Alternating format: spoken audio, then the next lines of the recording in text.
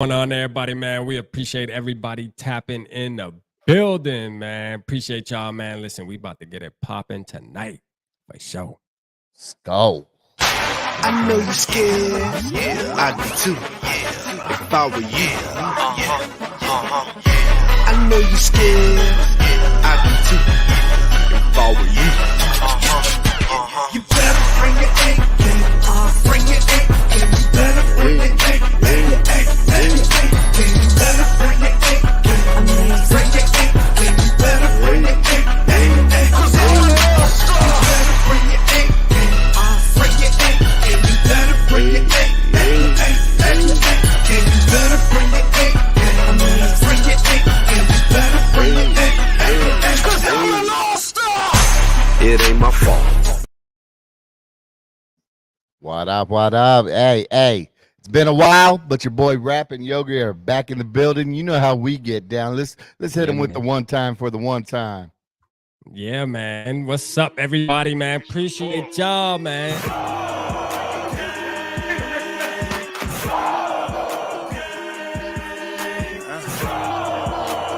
Yeah.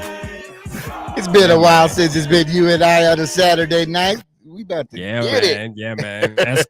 SK couldn't pop out tonight, man. You know what I mean? He's with some family, so hey, me and Yogi gonna hold it down, man. Which we've been doing this anyway, so ain't really no big deal. You know what I mean? We've been doing this, man. Shout out to everybody in the building.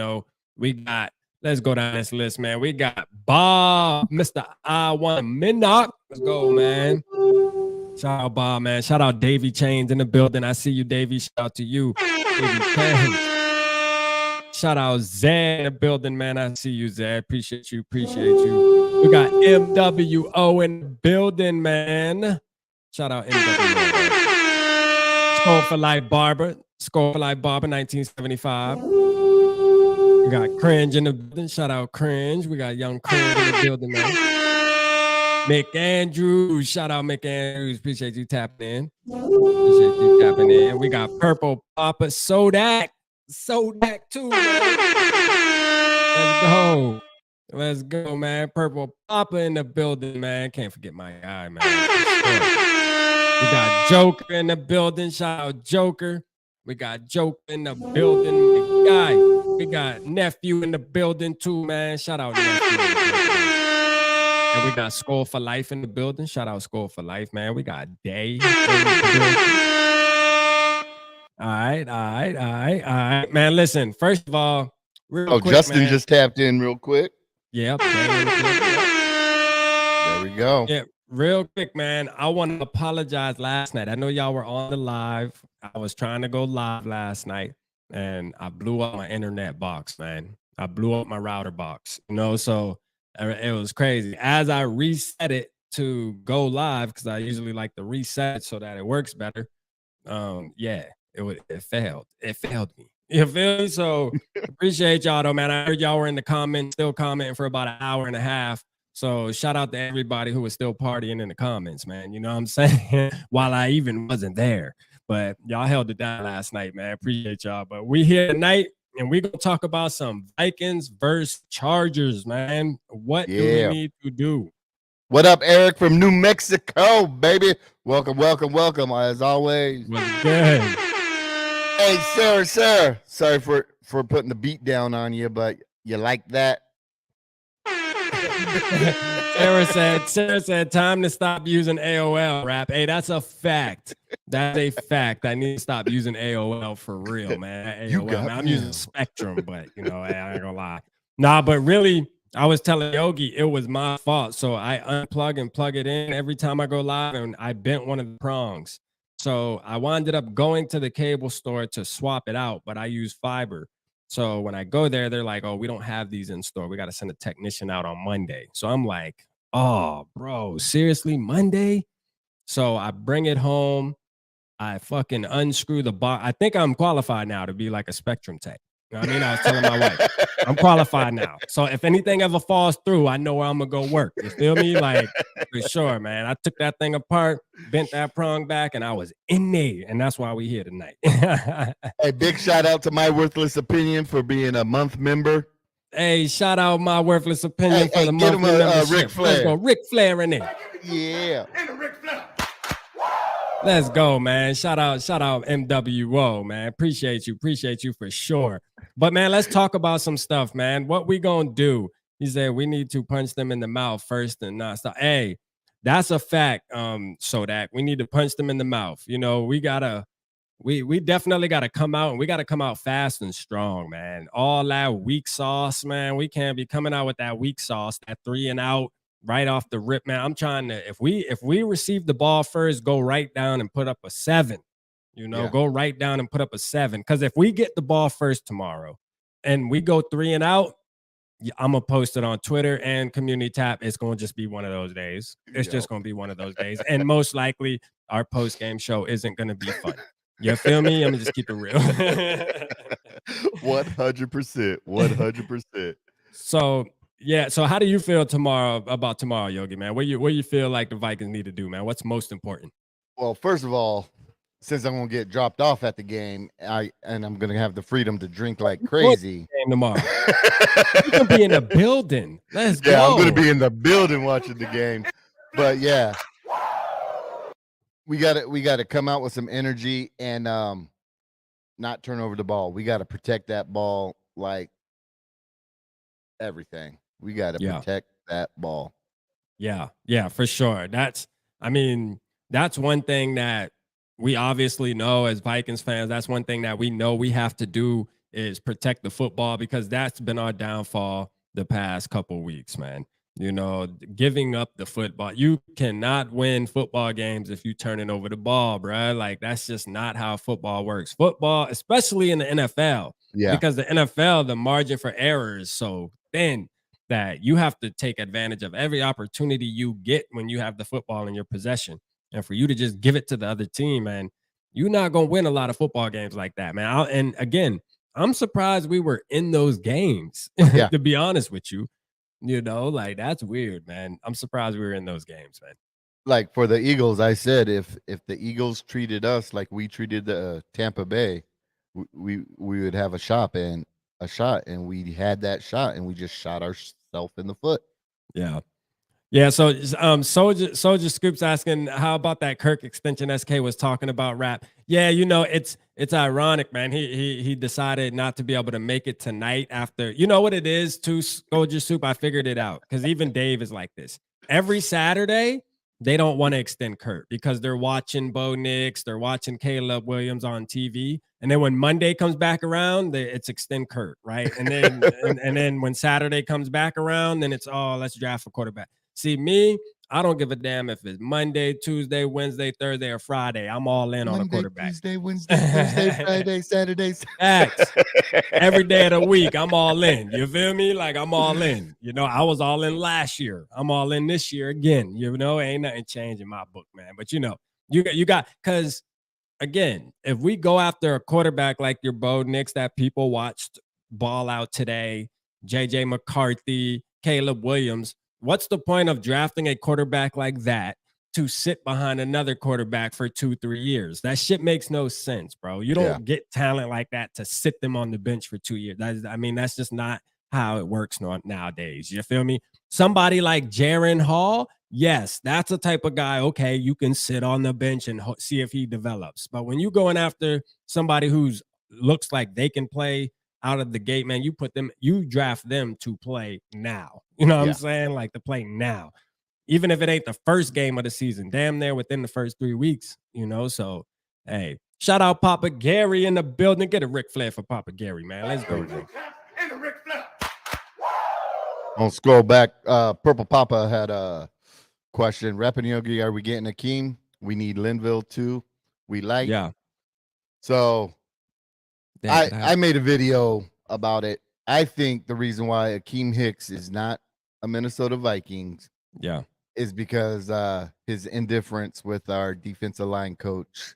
What is his name?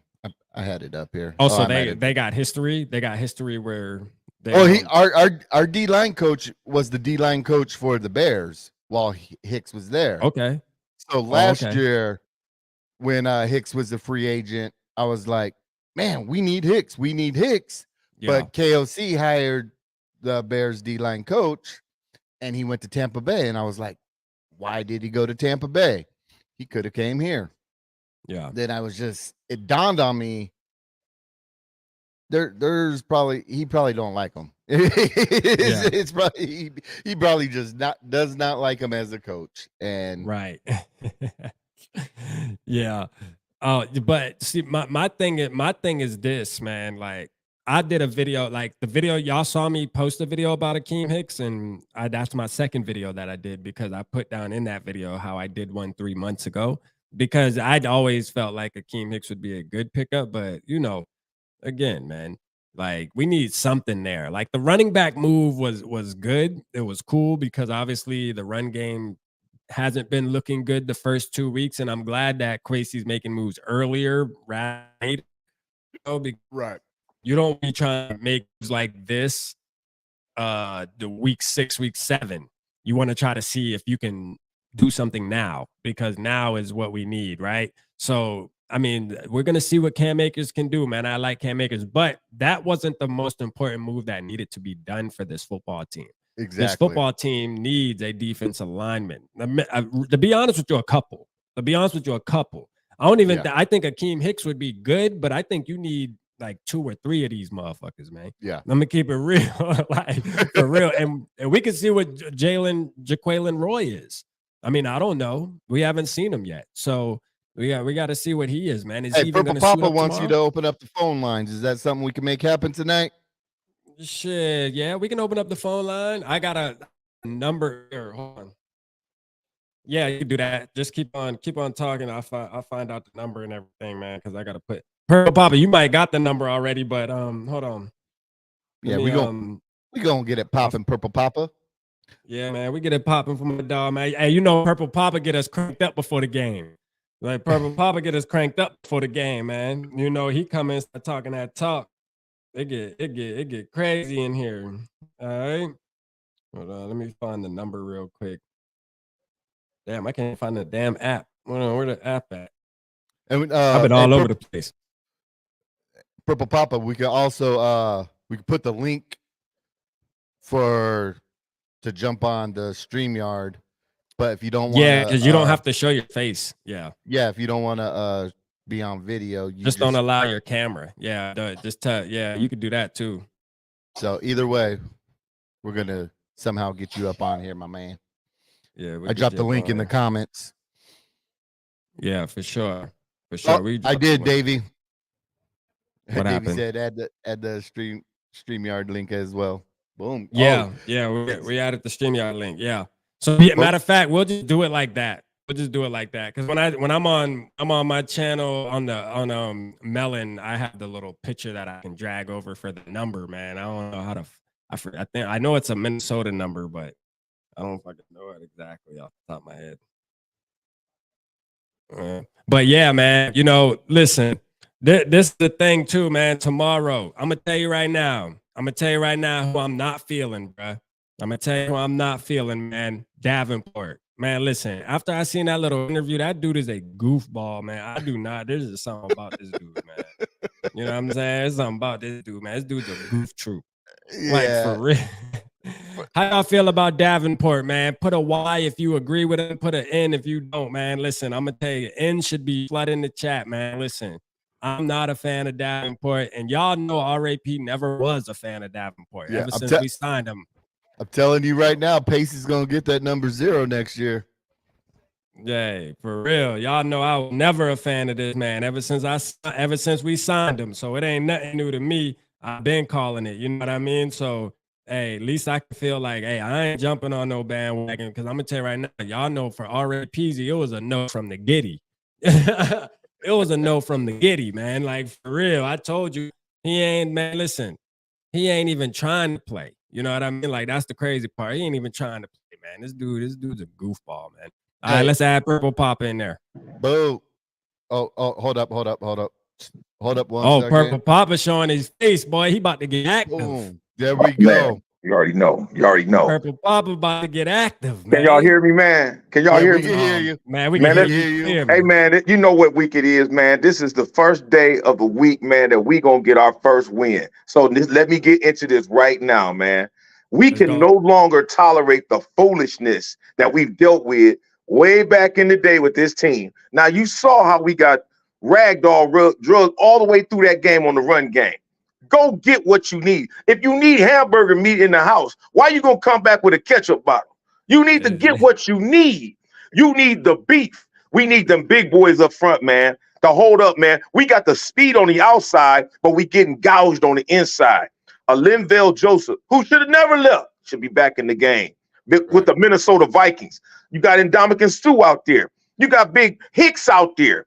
But you don't want to win because you're showing us right now, man, that the only thing that's important to you is keeping a quarterback relevant that's been here for 6 years who's done nothing. Man, we gave up what I consider to be the best situation we had when we had a #1 defense and we had Case Keenum.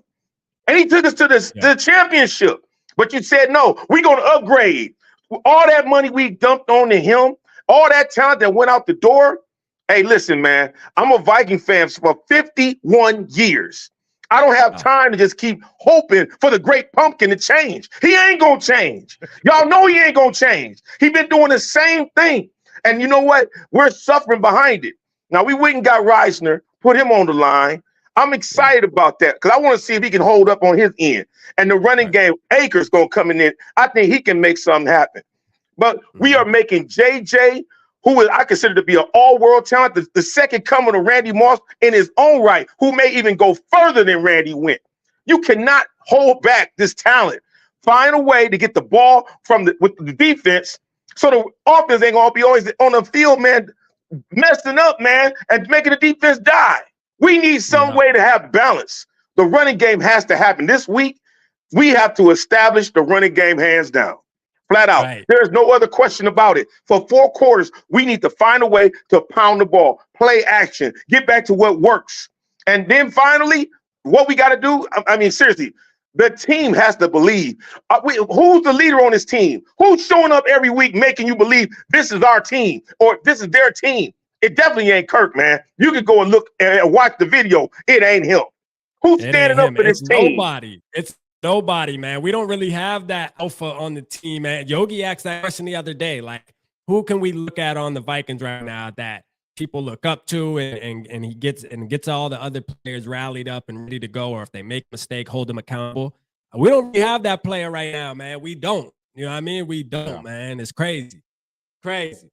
Well, my thinking is this. Tomorrow, somebody got to come in, set the tone from first quarter to fourth quarter and show this is who we are. Our identity can't be laying down, messing up. Man, all that stuff that happened last week was mental.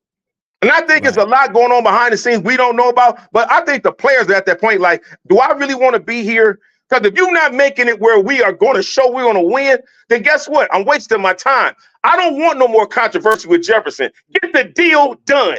Get it done. Make that happen. That's #1 priority.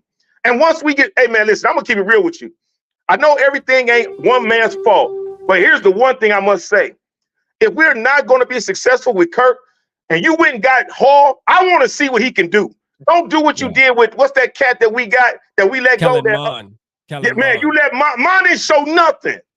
So let's make sure this was not another mistake. Put that boy in and let me see what he can do.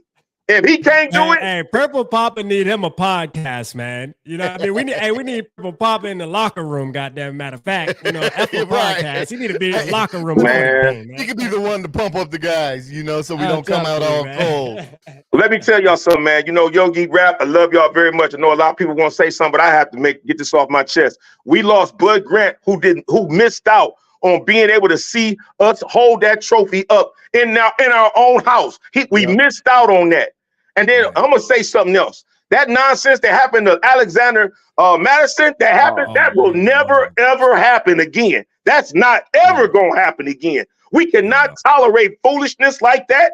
Hey, man, listen, if you don't want to be a true Viking fan, then get up out the house because we're not rocking with that no more. You're going to have to accept who we are. Hey, man, listen, we ain't got time for racism, dividing the team. We ain't got time for fattening up one player with all the money and losing players. Hey, get the process going. Make it where we got what we believe in. If this quarterback can't get it done, you got to start thinking, who can? There's got to be somebody out there that we can get. And if not, hey, man, listen, the draft is coming up. I'm telling you right now. And, hey, if we don't get a quarterback this year coming up, we're doomed for another 5-10 years. We're doomed. Get a quarterback now. We built this stadium for what? You built this stadium for what? To be mediocre. Man. Preach, What's up with you, Purple Papa? Hey, you know what? Dang, dude. You have to come on my channel and lay it down sometime, because man, he be laying it down, man. He be laying it down. Good to see you. Good to see you, man. I'm glad to be able to come out here, man. Hold on, let me kick this light bill so y'all can see me a little better. Hold on. I was about to say, come with it, man. Don't come in the dark. There you go. Man. Hey, my man, Rap, man. Listen, me and Rap gonna do something, y'all. Hey, I ain't talked to you yet, Rap. What we gonna do? But we gonna do something real special, bro. And Yogi, hey, Yogi, I want to tell you something. Keep on doing what you're doing, OG. Absolutely. Yeah, man. Oh, hey, man. And Purple and Gold for days. Hey, all four of us, man. When I come to Minnesota, man, listen, man. I'm telling you, I'm a truck driver, and I also do security, man. So when I get a chance to come there, I want to see all three of y'all all together, man. Because it's time, man. Hey, we gonna be like the Wonder Twin powers, and we gonna explode up in there. I'm trying to tell you. Yeah. Hell yeah. Yeah, we definitely Gary already said it, and a couple other people said it too. You damn sure better be at SNL Fest next year. We're gonna make sure you get I'm coming. Sure. I'm coming. Hey, what day? Let me know that date. I'm taking off work. I will be there. Well, we'll say it right now. What our most likely be the home opener? The home opener, whether that's week 1, 2, or 3. Because that's the latest your home opener can be is week 3. Because sometimes you get 1 or 2 games on the road, but it'll be the weekend of the home opener most likely. But once we get the schedule, that's what we said on our mega show that we did, was once we get the schedule, we'll have Skol Fest announced a lot earlier than we did this year. This year it kind of came together like real quick, and we got what we got. But everybody who wasn't there, y'all got to come out there. It was a lot of fun, and we're gonna keep on doing it. Look for me next year. Purple I'll be Papa, there, man. Listen, we love you, man, on this channel, man. You know I love you, man. You know me and you locked in for sure. You know me and you locked in, OG. But hey, look, man, I'm gonna tell you, everybody be rocking with you, man. When you come on, every single time you come, whether it's on the phone line or how you did tonight, man, the people love you, man. I'm telling you right now, you got that energy, bro. Hey, man, I love y'all, man. And listen, man, next year, pencil me in. Purple Papa will be in the building representing. And my brothers right here that you see, we going to get it popping, man. Next year, when we kick the season off, this same energy, 17 games all season long into the playoffs and beyond. I'll see y'all there. Much love. Thanks, Purple and Gold for days. Vikings for life. Love you, man. Appreciate you, boss. Yes, sir. Man, love you, the bro. chat just lit up when the brother came on. It just lit man, up. Hey, my brother be going in, man. I'm telling you, man. Purple Papa. Hey, listen. He be bringing that energy, man. Like all the time. You can tell, like that's what you call a OG passionate Vikings fan who's sick of the bullshit, bruh. Like for real, like he's somebody who been probably putting his emotions into this team for the longest and sick of the bullshit. Like straight up, like that. You can hear it. It's funny. Voice, I was in. I forget whose chat I was in. I can't remember if it was 2 old bloggers earlier today, or if it was somebody last night. And they're going on and on about, well, you know what? It's not mediocre to get to the playoffs every year. I'm like, it is if you're losing in the wild card round. Here's the thing. Yeah. You've got, I've said this, there's 3 categories: 6 wins or fewer, 11 wins or more, and then that group in the middle that are 7 to 10. If you think mediocre is a 7-win team, no. Mediocre are the teams that don't make the playoffs. Those are the bad teams. And the mediocre teams are the ones that lose in the first round. Okay? Right. There's now 14 teams in the NFL that go to the playoffs every year. 14 out of 32. That's almost half. Half your teams go to the playoffs. Doesn't mean you're successful if you make the playoffs and lose. You're really successful if you get to the, let me put it to you like this. When Tom Brady and Aaron Rodgers were in their prime, okay, so from like 2012 to 2019, those guys, the minimum expectation you have for a team when you have a quarterback like that, or now a Patrick Mahomes as an example, you got to get to the NFC or AFC championship game. If Patrick Mahomes and the Chiefs lose in the divisional round of the playoffs, that is a failed season for them. That's where their level of expectation is that you at minimum got to get to the conference finals. A team like the Vikings, yeah, if you get to the divisional round, that's like good, but it's not great. And losing in the wild card round is mediocre. Okay. A team that goes 7 or 8 wins and just barely misses the playoffs, that's not a mediocre team. That's a bad team. And there's a very thin line between teams that just barely miss the playoffs and get eliminated in the first round. And yes, some in this fan base are so attached to, hey, we were competitive for that division. Oh, goody, whoopty ding dong. We won a freaking division. Big deal. Set your standards higher than winning a division. I get it. None of us on this panel, none of us content creators, and none of us in this chat want the Vikings to be a 4 or 5 win team. None of us want that. Hell no. But you have to, at some point, for yourself. No, I'm just fucking with you. Right. We don't want that. But I'll put it to you all like this. If I told you right now, 2024 and 2025, we were going to be god awful, 3, 4, 5 wins for 2 seasons. But then in 26, we get back to 10 wins. And then in 27, 28, and 29, we're going to the NFC Championship game all 3 years. And 2 of those 3, we get to a Super Bowl, and one of them we actually win it. Would anybody in here not sign up for a Super Bowl victory by the year 2029, even at the cost of being bad for 2 years? Because what's the difference between being a 4-win team and a team that loses in the wild card? Nothing. Except that you got a lower draft pick and you can't rebuild your team. None of us want to be bad, but it's one of those deals where I'm willing to accept it if that means we get out of being mediocre. I mean look at this. Let's think about this right now with the Rams. All right, because this was a big discussion about how the Rams did what they did.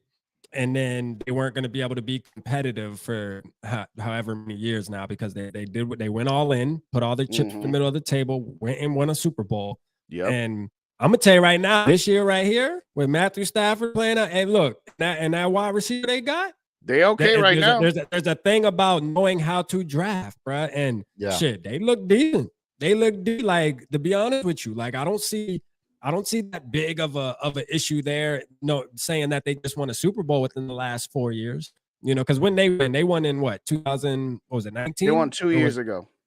Okay, so yeah, so Kansas City won last year, and then the year before that, the Rams won. The thing is this: you can't be scared to put your chips in the middle of the damn table, man. You know but what I mean? Here's the thing, though, Rap. Here's the thing: the Wilfs have put their chips in the middle for 7 straight years. At some point, you tap out and you top out when you put your chips in the middle of the table every year. The problem with the Wilfs is they're never taken a year or two where they say, you know what, this is not the year to put all our chips in the middle. This is the year to save some of our chips so that we have a lot of chips in the next year or two to where we can make that move that you've been talking about. That's what the real issue is. Antonio backed me up on this. Look at the Wilfs over the last 18 seasons. This is their 19th season they've owned this team. They have had 6 wins or fewer 4 times. They've had 11 wins or more 4 times, and they've had 10 seasons in that 7 to 10 mediocre range. Their problem is that they push their chips in, and as Tony and I have both said, they spend their money in the wrong places. They spent money. Shout out Tony in the building, man. Tony in the building. Hey, what's going on, Big Tony? What's up, everyone? What's up? For y'all that don't know, Tony B, Tony Bell, whatever you want, Hell's Bell 66. He'll be a part of Purple Rain 247, so be sure to like and subscribe. He'll be dropping some Tony's takes. Hey, and to be real, I watched that show, man. Shout out to that. Hey, that was a good ass show you had, Tony. I went and watched that episode before the Bucks game. Thank you.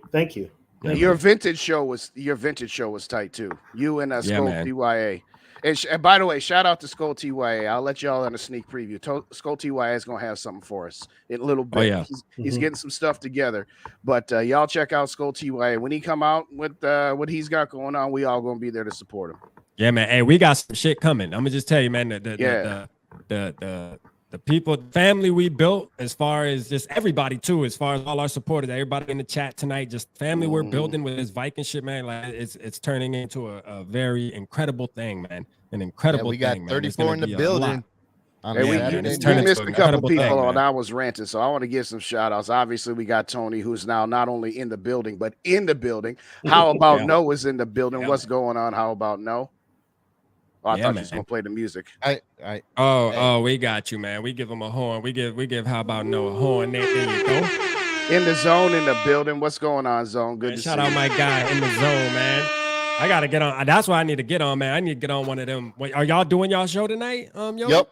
I need to get on one of them hoes, man. Y'all asked me. I need to get on one of them hoes. Maverick, our boy Maverick in the building. What's going on, Maverick? We see you. Yeah, man. Shout out my boy Mav, man. Shout out my boy Mav. Dino 21. What's going on, Dino? Dino, Pacino Dino, man. What's going on, dog? For sure, man. But yeah, man. So Tony, man, what do you feel like, since you just popped in with us, man? What do you feel like needs to happen tomorrow, right? What is the most important thing for the Vikings to get a win in the win column, man? What needs to happen? Play like they got some balls. All right, let's go. Right off the rip, let's go. Go out there and kick their ass. Just control the line of scrimmage. Look dominant. Don't look like this passive, whatever the hell you've been for the last. Hold on, let me turn my phone off. God. I was gonna say we got the Jetsons team again. Dang, he's getting that early night. You know what? That's usually at 9 or 10 when you get that call. It's not even 8:01 and you get the call. You home? You home, baby? You home? Yeah, she off work right now. So no, it's this team. This team's got somebody's got to light a fire under this team tomorrow. This team is soft. This team is soft, and that starts with the head coaching. I'm hoping with Brian Flores' attitude that it transfers over to the offense. I hope it transfers to the team. Because I tell you right now, if Brian Flores shows some fire, get out there and kick some ass with his defense, they're young, they're going to make mistakes, but they're going to play their asses off. That offense is going to have to step up its game, run the damn football. You got Dalton Reisner now. You ain't got no excuses. You got Josh Oliver. You've got Akers. You've got reasons to run the ball. Run the damn ball. Mm-hmm. And if worse comes to worse, like I said, KOC needs to give a play calling. That's all I got to say. But take it to them. The Chargers are hurting. Take it to them. Yeah. You know, I agree with that, man. I think Wes Phillips should take over the play calling for a little while. At least let us see the difference. Because didn't he call a game in the preseason? He called the Arizona game in preseason. Yep. Yeah. He did. He called the Arizona game. And I've been talking to people connected to the team. So I'm hearing some things. And I don't like what I'm hearing. I'm just going to put it out there about what's going on. Break the news, man. All right, break it down. What you got? This team has no direction. We already knew that, but yeah. No, it's obvious now. It's real. Yeah. Even the people in the office. That no more. Yeah, even the people in the office have that. There's no direction to this team. Also, I forgot all about this guy being in the organization. Kwesi's got a guy, his right-hand man, who's a football guy, and it's Grigsby, that idiot from Indianapolis. He's helping Kwesi with the football decisions. Yep. You want to know what the real problem is, Tony? They don't know whether they're coming or going. Well, and here's my thing, too. Could it be that Grigsby is sabotaging Kwesi to get his job? Ooh. You know, here's the thing. You have presented about 3 different sabotage conspiracies. One is that Kwesi is sabotaging the offensive line because he wants to move off of Kirk. Now that I was big on that. I actually agree. I actually agree with that. And now you're telling me that the assistant general manager is sabotaging the general manager. How many more sabotaging we got going on here? Bro, we got 14 more games. Stick around. Oh my God! Hey, real quick. Shout out to man. Shout out to Evil, man. Shout out to Evil in the building, man. Shout out to Evil, man. Shout out Dave from Purple and Skol'd. Shout out my boy AJ, man. What's happening with you, man? For sure. Shout out No Yap. Shout out No Yap in the building. But on a serious note, like I said before, there's really no direction. And seems to be the only real person with any football background calling any kind of shots is Grigsby. and we saw what he did to the Colts. So hold on. I'll Is say Grigsby's in the building? Like Grigsby's in the building? Grigsby is Kwesi's right-hand man. Yeah, he's the assistant GM. He's the assistant GM. Okay, he's the assistant GM. Okay. Oh, by the way, don't forget O'Connell's got an assistant HC in Mike Pettin. Yeah. Yeah. So everybody's got an assistant. Yeah, we got like 35 coaches. There are 35 assistant coaches. Funny. We got a whole lot of Michael Smiths and a whole lot of Dwights, the assistant to the regional managers in the building right now. It's exactly. But that gets to what I was saying. What up, Sean DeBomb? What's going on? Good to see you. There was one more that just came in. Young Cringe. I don't know if we shouted you out, but I'll get Young Cringe in there as well. We shouted him out way earlier. All right, we got it, bro. All right, that's cool. That's cool. All I'm saying is just like, make up your damn mind. They make these moves of signing Reisner and trading for Akers. Okay, those are, hey, we're trying to fix the problems. Okay. Yeah. Why the hell didn't you do it in the offseason? I mean, we were talking in July, get Reisner in the building. That's what upset me, because you knew going into training camp you had these problems. And if you didn't know, then there's something seriously wrong. Yeah, then you're not looking at the whole damn team. What's up, AJ? How you doing? But like I said, they're good at signing fantasy football players, but they can't sign anybody for the offensive or defensive line. That's the biggest problem. They have ignored the lines, and we can talk about JJ and Addison, and to a certain extent, you know, I hear what Papa was saying earlier about Cousins, and we all know I agree with everything he said. But through 2 games, we got bigger fish to fry than Kirk right now, but we'll save the Kirk talk for the offseason and whatever. But the point I'm making here is that when you neglect the trenches, you can have all the star wide receivers and pass catchers that you want. It doesn't matter. There's a reason why Dallas always beats the snot out of us, is because they have better offensive and defensive lines. There is a reason why San Francisco, with a mediocre at best quarterback in Brock Purdy, the only thing they ask Brock Purdy to do is not screw it up. Yeah. Just drive the car at 55 miles an hour. Don't crash the car. That's all they want from Brock Purdy, because that's all they need from him. Oh, yeah, they signed Dean Lowry. Yeah, they signed Dean. Okay. And I said it at the time. It's like, are we bringing over Kenny Clark too? Because I'm pretty sure Dean Lowry is only successful because he's playing alongside Kenny Clark. And you know what's crazy? Us as Vikings fans, we damn near get excited about every damn body we bring in too, man. We looking for somebody, goddamn. We looking for the good. Some Viking fans are excited about who they bring in. I'm optimistic at the beginning, but then I watch one game, I'm like, nah, get him the fuck out. I was not excited about the Lowry signing, because I saw what he did in Green Bay, which was very little. So what's he going to do here? Yeah, you know what he reminds me of? He reminds me of DJ Wanham. DJ Wanham had that stretch for like 8 weeks where he got like 7 sacks, and they were all cleanups because all of his teammates did all the work. DJ Wanham, boy. You hate some DJ Wanham. I'm just saying he is what he is. He's a guy that fell into a bunch of My boy bring up DJ Wanham every live for the past couple weeks. That is exactly what Lowry was. He was a guy you had Kenny Clark and you had Preston Smith, and at times you had Zadarius Smith. He was just a guy on cleanup duty. That's all he's ever done. And now we're trying to bring him in here acting like he is somebody. But here's the thing. But like Yogi has said, and I have said, I'm sure Justin has said it too. Abandon the 3-4, go back to a 4-3. Yeah. Yeah. And don't abandon the damn run game. And don't abandon the run game. It's not rocket science, folks. It's not rocket You can't abandon the run, man. I know it's 2023. And I know people think, oh, it's a passing league. And yes, part of that might be true. But you still have to run the damn football, man. You know what I mean? Big shout out fan Since McMahon.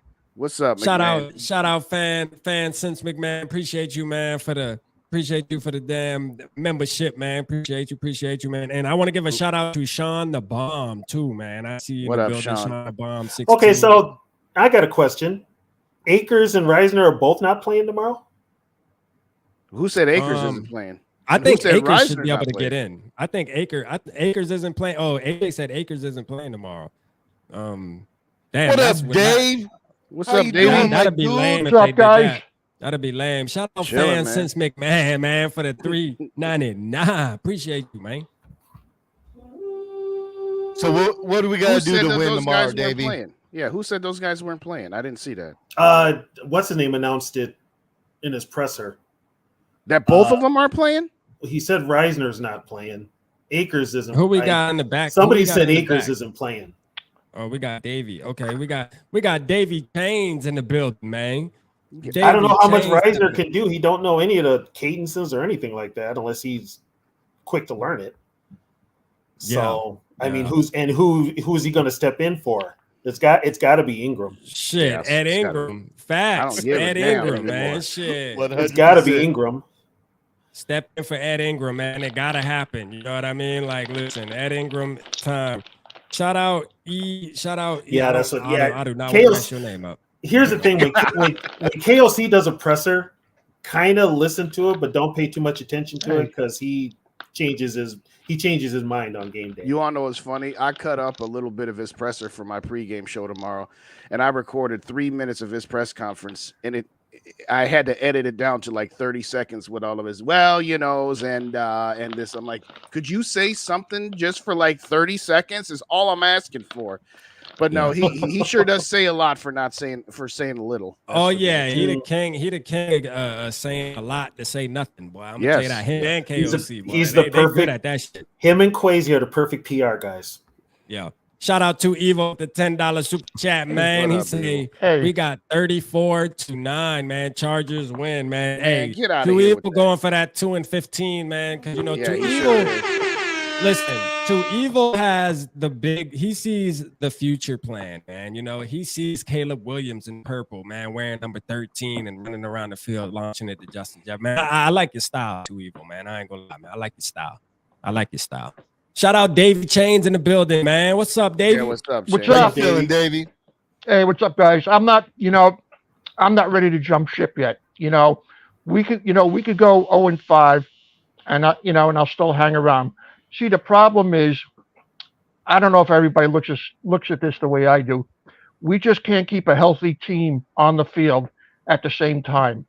As long as we've got guys out, there's not going to be any continuity. No cohesion, and you can't expect the guys to win every week. Right. It's just that simple. Yeah, man, it's true, man. And so, at what point, Davey, would you say, all right, it's time to fire sale, time to, pack the bags up and get it moving on to next year and seeing what we can do in the draft? At what point are you going to feel that way? Well, injuries are part of the game. A lot of people want to point fingers at Quasi and KOC, but something? They don't play on the field. Quasi picks up the guys, KOC coaches them, and it's up to the guys to perform on the field. If they get hurt, then you bring in somebody else of lesser quality. You can't expect them, to be competent players and have the team perform as one. Hey, I don't want to wax philosophical here, but I'm a lot older than everybody else. I got to see the Vikings, in the 60s and 70s. And one of the things that Bud Grant always preached was he wants a healthy, durable team.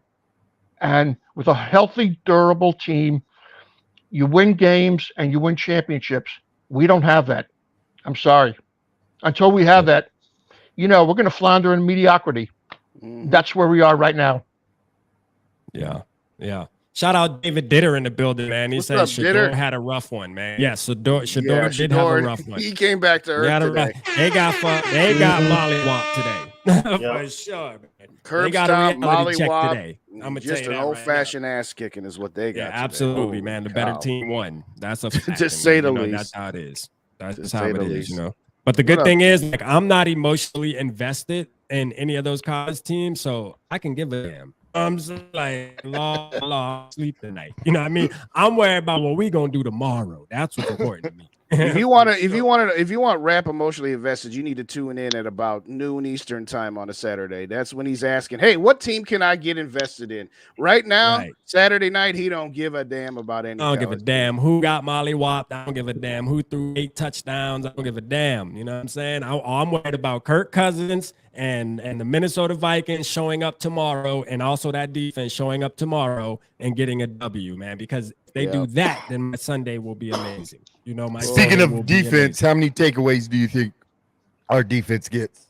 Let's go around the horn, man. I'll start it off. All right. And then we'll go down the list. We'll go me, Tony, Yogi, Davey, and then Day. All right. So defensive takeaways, because how many have we had so far? I know Theo had an interception. That's it, right? So that's the only damn. Boy, it's a damn shame, man. And we turned it over 7 times. Oh, that's a damn shame. What surprisingly, I was telling Yogi when the show started, turning the ball over that much and still being only down 1 possession in those games is amazing. Like that right there don't happen. You know what I mean? But I'm gonna say we're gonna get 2 tomorrow. I'm gonna say there's gonna be an interception and we're gonna force a fumble and get a ball, man. Whether that's a muff punt or whatever. So I'm gonna call 2. How much you got, Tony? 2 turnovers, 5 sacks. Okay. 2 turnovers. Oh, so we're gonna get busy. Oh, you got us winning this game tomorrow. Then you got us winning this game. We'll wait to the end to hear that score prediction. But you talking like that, you got us playing a damn hell of a ball game then. What you got, Yogi? 3 turnovers, 4 sacks. Okay. What you got, Davey? I got 6 sacks, a pick 6, and a block punt for a touchdown. Damn, we about to have a blow. Man, listen, if that happens like that, we going crazy. Is the Purple People Eaters playing tomorrow? I'm telling you, that's what it sounds like. It sounds like it. Hey, I'm going to run to the stadium and give them some yum juice. There, you give them some. Yeah, Yogi going to be in the building. So, hey, Yogi, if that happens, bro, we calling your phone. We going to call your phone. We want to hear the crowd. You ain't lying. I'm gonna say 3 sacks and I'm gonna say 1 turnover. I'm gonna tone it down a little bit. What I am gonna say is offensively, we finally take advantage of mistakes from the other team. That is one of the things that has always driven me nuts. Is we either after a turnover go 3 and out and punt, go 3 and out and kick a field goal if we got the ball in field goal range, or we turn the ball right back over. To me, as much as I want to see the defense get turnovers, I want to see the damn offense take advantage of extra situations and not be content. Yeah. If you told us a week and a half ago that at the half at Philly, we'd be down 13-7 without any context of how many times we turned the ball over, without the context of JJ fumbling the ball out the back of the end zone. If you didn't know all of those things, and I told you we was going to be down 13-7 at half, most of us would be like, okay, we sticking around. But that 13-7 at half, when you put the context of we should have had way more points on the board. We shouldn't have let that team, after turning the ball over, march right down the field to kick a field goal with time running out in the second quarter. It's one of those things. I want to see the offense take advantage of their opportunities tomorrow. Start out with the offense, Dave. Start out. So we're going to start with you. Start with the offense. How many touchdowns? Who scores them? You know, what do you expect out the offense, man? Drop some names. We got a name drop tonight, man. We want to see if we can keep. What I'm saying is this. I'm saying this is a game for Alexander Mattison to get on track. I'm not saying he needs to be 25 carries for 130 yards and 2 touchdowns, but what I am saying, KOC, you gave him 11 carries in the first game. You gave him 8 carries in the second game. He is not the type of running back that's just going to bust off a bunch of chunk plays. You need to get him lathered up. You need to give him consistency. You need the ball control so that come fourth quarter, you can just run the ball down their throats because their defense is tired for a change instead of us. I think Kirk Cousins this is a noon kickoff game with Kirk Cousins against the last ranked defense overall and the last ranked passing defense. This is a game where Kirk Cousins needs to ball the hell out. So I'm going to say at least 350 and 3 for him. I'm going to say JJ going to get in the end zone at least once. And probably, you know what? I'm hoping for Addison because he's 2 games, 2 touchdowns. I hope he can keep that streak going. So that's where I'm about going. But just for once, dominate a game. For once, win time of possession and keep your defense off the field. Good take, man. What you got, Dave? I say Kirk's going to throw for 400 yards, a couple of TDs. And we should win. We should win by 17. Okay. All right. So let me get this right. Davey has us blocking a punt, pick 6, 6 sacks, and Kirk gonna throw for foot. Man, shit. I hope you. We should have 50 at that point. Tomorrow gonna be a good damn Sunday, boy. I'm gonna tell you that right now. Tomorrow gonna be a hell rapping for days gonna be lit if that happens. Oh, I'm gonna be lit up if that happens, man. We bringing Davey back on for a show tomorrow night, man. We got to celebrate, man. Shout out Sarah in the building. What's up, Sarah? What you got, man? What you got on the offensive side of the ball? Who'd you say? I say, what you got on the offensive side of the ball? Like, who you got getting in the end zone? What you got going on, man? How we going to perform? I think we're going to go deep to Addison first play. Okay. Kind of like the Tampa Bay game, you mean? Like, give him a touchdown again? Like, that's going to be the first score? Gotcha. We're going to throw 3 tight end screens the whole game. Oh, come on, man. Don't do us like that. No. Don't do us like that, man. Yogi. No tight end screens. Hey, 3 for the whole game? I'll be okay with that. Nah. Man, fuck that. Did we even do one? I don't think we did one in week 2. So that's 3 too many. Yeah, that's 3 too many, to be honest. That's 3 too many. If you're going to screen, I said this in one of my videos, though, real quick, Yogi. I said, if you're going to throw a screen, why not throw them to Addison and Jefferson? Like somebody who can actually make somebody miss. That's what the screen game's good for. When you have speed and somebody who can make a tackle. They did that in the first game of the year, and Addison got laid out for a 4-yard loss. I did remember that. Get out there and block. I did remember that too. Yeah, but I mean, you still got better chances though of throwing it to your skilled players at least, rather than Johnny Munt on a fucking tight end screen. You know? They need to look at that Oregon tape and see how quick Bo Nix got his ball out of his hands and got into the hands of his playmakers, because they did that about 6 or 7 times and it all went for positive yardage, even though some of it was only like 5 yards. So went real quick. Yeah, Bo Nix. Hey, we were just talking about Bo Nix too, because Yogi on our college show. You know, Yogi was, and shout out to everybody in the chat, man. Real quick, man. I want to give a shout out to our college show. Me and Yogi did our first episode today, man. The 5th down. So make sure y'all go over there and subscribe, man. The 5th down. Matter of fact, Yogi, if you can find it real quick, man, drop it down in the comments, just so while we got a crowd in here real quick, man, make sure everybody go hit the subscribe button. If you want to talk college football, you're more than welcome to come over there and tap in with us over there on Saturdays, man. We're just trying to do something new, a new adventure, just having fun with the shit, to be honest with you. But nothing comes before the Vikings, though. You know what I'm saying? I'm going to just keep it real. But it's the pipeline to, we're going to look at players and talk about them on that channel to get over to the Vikings, players that we expect, players that we want. But, yeah, man, so, Yogi, were you done? So, what'd you say? You said... KJ Osborne's going to go for 100 yards with 0 drops. KJ Osborne? Yep. Oh, he going crazy, man. Yogi asked him bumped his damn head tonight before he got on this damn show. All right, what you got, Tony, man? What you got for the offense, man? All right, I'm just gonna put it out there. Addison gets a rushing TD tomorrow. Okay. Addison gets a rushing. They're gonna do an end around. Addison's gonna get a rushing TD. Okay, I go for that. Okay, I can see that. Madison will get a goal line TD. Okay. Jefferson will get a touchdown. He will. And Oliver will get a touchdown tomorrow. All right. Oliver will get a touchdown. Okay. But the biggest problem is KOC is still calling the plays. So once again, this game will come down to the last 2 minutes. This will be a game just like last year. We know how last year went. Yeah. Doesn't matter if the Chargers are 32nd in defense. Mm-hmm. KOC will find a reason to make them look like they're number 1.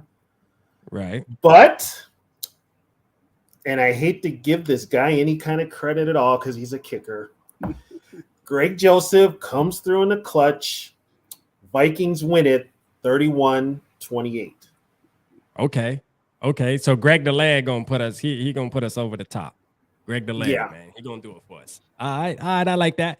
Man, that Shane, means listen. That Kirk will have another fourth quarter comeback. Kirk will be Kirk. Kirk is going to do Kirk things. That sounds like a fourth quarter. That sounds like a type of game that I don't feel like watching tomorrow, but yet I'm probably going to be forced to. You know what, though? Until KOC proves me differently, it's the same script. Yeah. He hasn't strayed from it. That's the funny thing about it. Yeah. We said this for years for Mike Zimmer as a defensive coach. He always played to keep it close to give himself a chance to win at the end. Yeah. Yeah. And you could understand that when the majority of the talent was on the defense and not the offense. That's not the case right now. The majority of the talent is on offense. Yeah. You shouldn't be content. Oh, our defense has only given up 7 to 10 points, so we can be conservative. We don't have to worry about the fact that we ain't scored yet. No. Part of the reason you get in all these close games is because you don't step on somebody's throat. They should have been up 21 to 10 on Tampa Bay or 24 to 10 on Tampa Bay. Your defense got you 5 3-and-outs in that first half. You should have points. And that's what I was talking about earlier. It's the purple Kool-Aid flowing tonight. You know that, right? You know we desperate. We desperate for a dub, man. You know how it is, man. We desperate for this dub. And look, and Shane, I'm not hating on KJ. All I'm saying is, if KJ has 100 yards tomorrow, like Yogi stating, that means on a must-win game, and we're gonna throw the ball to KJ enough times where he can get 100 yards, man, I'm nervous. That's all. KJ needs to just hang on to the damn ball when it gets to him. That's all I'm saying, man. That too. Your job is to catch the ball. That's your job.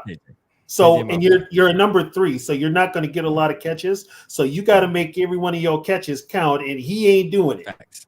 Shout out to Gary too, man, in the building, getting me the autographed KJ jersey, man. So I'm repping KJ, man. Believe that, man. I like KJ, but he do need a bounce back though. He needs a bounce back game for sure. No, he needs a bounce back game. There's no reason for this offense not to execute tomorrow. There is absolutely no reason. There's none whatsoever. None whatsoever. KLC needs to just go for the throat. Just go for the jugular. Yeah. Call the game of his career and not make it close. Blow them. He can score. He can blow a team out. He doesn't have to keep it close. He can run up the score. Matter of fact, I'd prefer to see him run up the score. It's in the damn theme song. You'll hear us yell for more. God dang it. So my way is this, man. This is what I see happening tomorrow, man. I'm more with Day. I think that Alexander Madison, this needs to be his game to get his 100 yards at least, right? And I think it's time for him to kind of play with the chip on his shoulder. We know the stuff that happened. We're not going to talk about that right now. No, we're not giving that clout any more clout. Yeah, but all of that, just the motivation behind everything, team rallying behind it. We got, or did anybody say Dalton Reisner wasn't going to play tomorrow? Is he active tomorrow or no? Don't know. All right, so we don't know about that. But that's neither here nor there. Either way, I just feel like we're playing a team that has one of the worst run defenses. All right. So that right there tells me that the Vikings need to control the clock, play a gritty game. I mean, you can try to run up the score, but I'll be okay with a 21-10 win. You know what I mean? I'll be okay with that, like defense out there flying around and we're controlling the clock. Like control the narrative of this game and let Alexander Madison cook. And, don't try to force our superstars the ball like JJ and try to get them 200 yards. I mean, if you can win running the damn football, win by running the football. You know what I mean? That. Go back to the old school, man. That's exactly. An old school game tomorrow wouldn't bother me at all. Would 21-10, 17-3, 17-10. Yeah, exactly. Right. I'm okay. But you're controlling the line of scrimmage, you're controlling the ball, you're taking time off the clock, and you're letting that young defense be on the sideline, which also means your offense is controlling that line of scrimmage. For one, since we haven't seen that or heard it or said it in how many years as a Viking fan, the offensive line is actually running over somebody. Right. That would, I mean, I could live with that. But you know what? Beat them 42-10. I'd love that too. I'd love that. But we all know the Vikings are not giving us that. So we might as well throw that shit out the window. We're not blowing out nobody, man. The Vikings just Can I ask you guys something? Yeah. When was the last time we gave up less than 15 points? Last year, week one. Yeah, because we against Green Bay, right? Yeah, they only gave up 7 points. You're right. Yeah, they only. And that was the only time the whole season. Yeah, that was the only time for sure. Yeah, everything after that, for sure. All right. I think the Bears got 13 in the last game. But to your point, outside of those 2 games last year, we've never held somebody. Yeah, everything since was like 2019. And this year is not looking. I mean, well. We held Tampa. Tampa scored 20, and then the Eagles. What was that score? 24, 20. What was that? 28, 35? 34, 34. Yeah. So I mean, we allowed some points on that game, but I think and that's what scares me about the Chargers too, though, is the Chargers. They can put up some numbers. I'm gonna tell you right now. They offense. They can put up some points now. They don't score. Well, they can't. They're not going to be able to run. Their biggest threat on offense was Eckler. He's out. So they're going to run it with Kelly. The offensive line is so-so, very so-so. Right. But, with our defense, anything's possible. And Herbert is a statue back there. He really is. Yeah. So I think I called him. I say Herbert's overrated, man. Herbert, they be boosting up Herbert, man. He ain't winning shit yet, man. But he's got tall physical receivers. Yeah. And So I mean, that don't could get be me a wrong, problem. Herbert's not a bad quarterback. I just don't think like some people rate him in like the top 3, top 5, and I'm like, yo, this dude. I was on that train last year too. You know what I mean? So I got him in the top 10. Yeah, I was on that train last year of Herbert's better than this guy and that guy, but now I'm like only because he's young. Oh, no, That's man. it. That's right. Yeah. Pace gang. Pace is Pace going to get a sack. Let's go, man. Pace gang in the building, man. Yeah, man. Pace. I'm excited. Pace will get 10 tackles and 2 tackles for loss. Okay. I like that. So let's go around the horn again, man. We'll start with you, Dave. Who's gonna be the offensive MVP? And then we'll do defensive MVP after we go around. Offensive MVP. It should be Kirk because he really should be cooking against that defense. It should be Kirk, but I'm gonna say Jordan Addison because Jefferson is too too obvious a pick, and I think that the Chargers are gonna say, you know what, we're gonna try to keep Justin under 100, and if everybody else beats us, then everybody else beats us. So I'm gonna go with Jordan Addison. That's where I'm going with offense. Okay, who you got, Dave? Well, nobody's mentioned Hawkinson at all. Let's go. Hawkinson. Yeah, Hawkinson could have a big game here. But okay, I'm not ready to commit on Hawkinson just yet for MVP. I would say you should get on Zone's podcast. I would say between Kirk and JJ, and our defense. I think Hunter will have another good game. Yeah, man. Shout out Hunter, man. He's about the only defensive lineman we got right now. Yeah, man. He is the only one. He getting to it. Yeah, he getting to it, man. Shout out him. Who you got, Yogi, for offensive MVP? KJ Osborne. Josh Oliver. No. Johnny Munt. I'm gonna go Addison. CJ Ham. Addison. Okay. All right. I can see that. Addison can be balling. Yeah, he'll be balling, man. We definitely.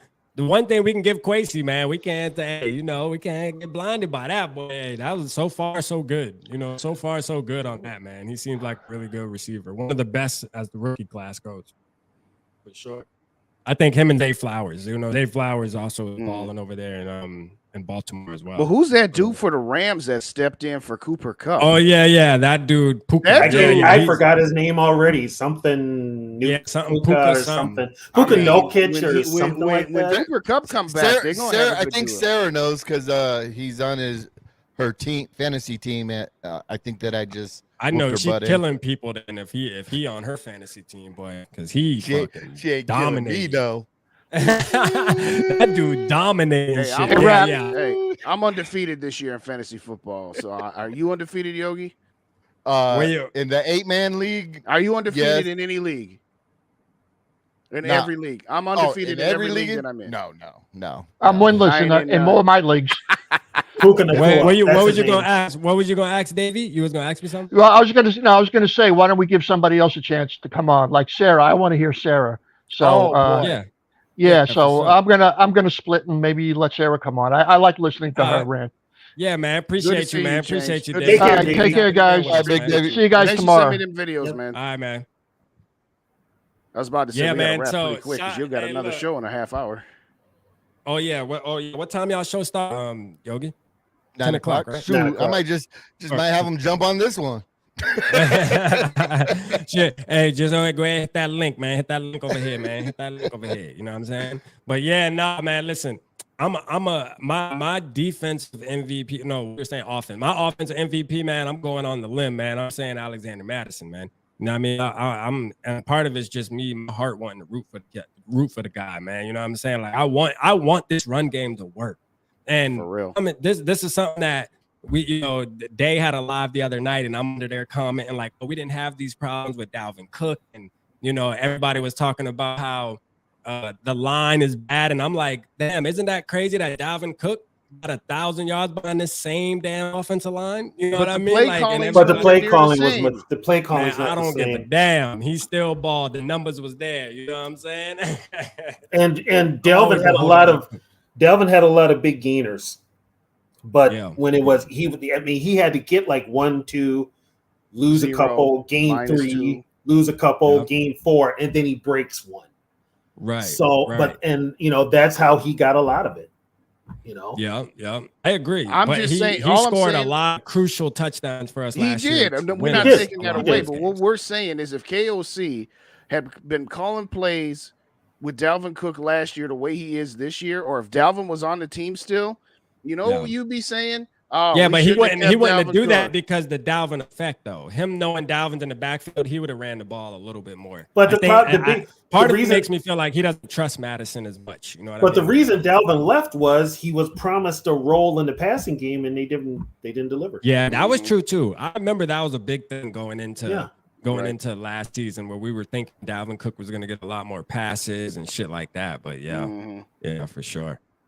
Yeah. All right. Sarah says she's in the car waiting for her food. That's the only reason she says she ain't tapped in yet. So, all right, we'll give Sarah a minute. All right. I'll give my offensive and defensive guys. Let's go. Offensively, I'm leaning between Addison, Jefferson, and Madison. Okay. And Tony got no love for Kirk Cousins. No love. Is it obvious? I mean, we can curb stomp. If they lose tomorrow, everybody's getting stomped. We're doing a curb session. Yeah, but I'm gonna go with somebody gives KOC a wake up call. He runs the ball. Madison's gonna have a good game. Okay. Defensively, now this is where I'm conflicted. I got Pace getting like 10 tackles and 2 tackles for loss.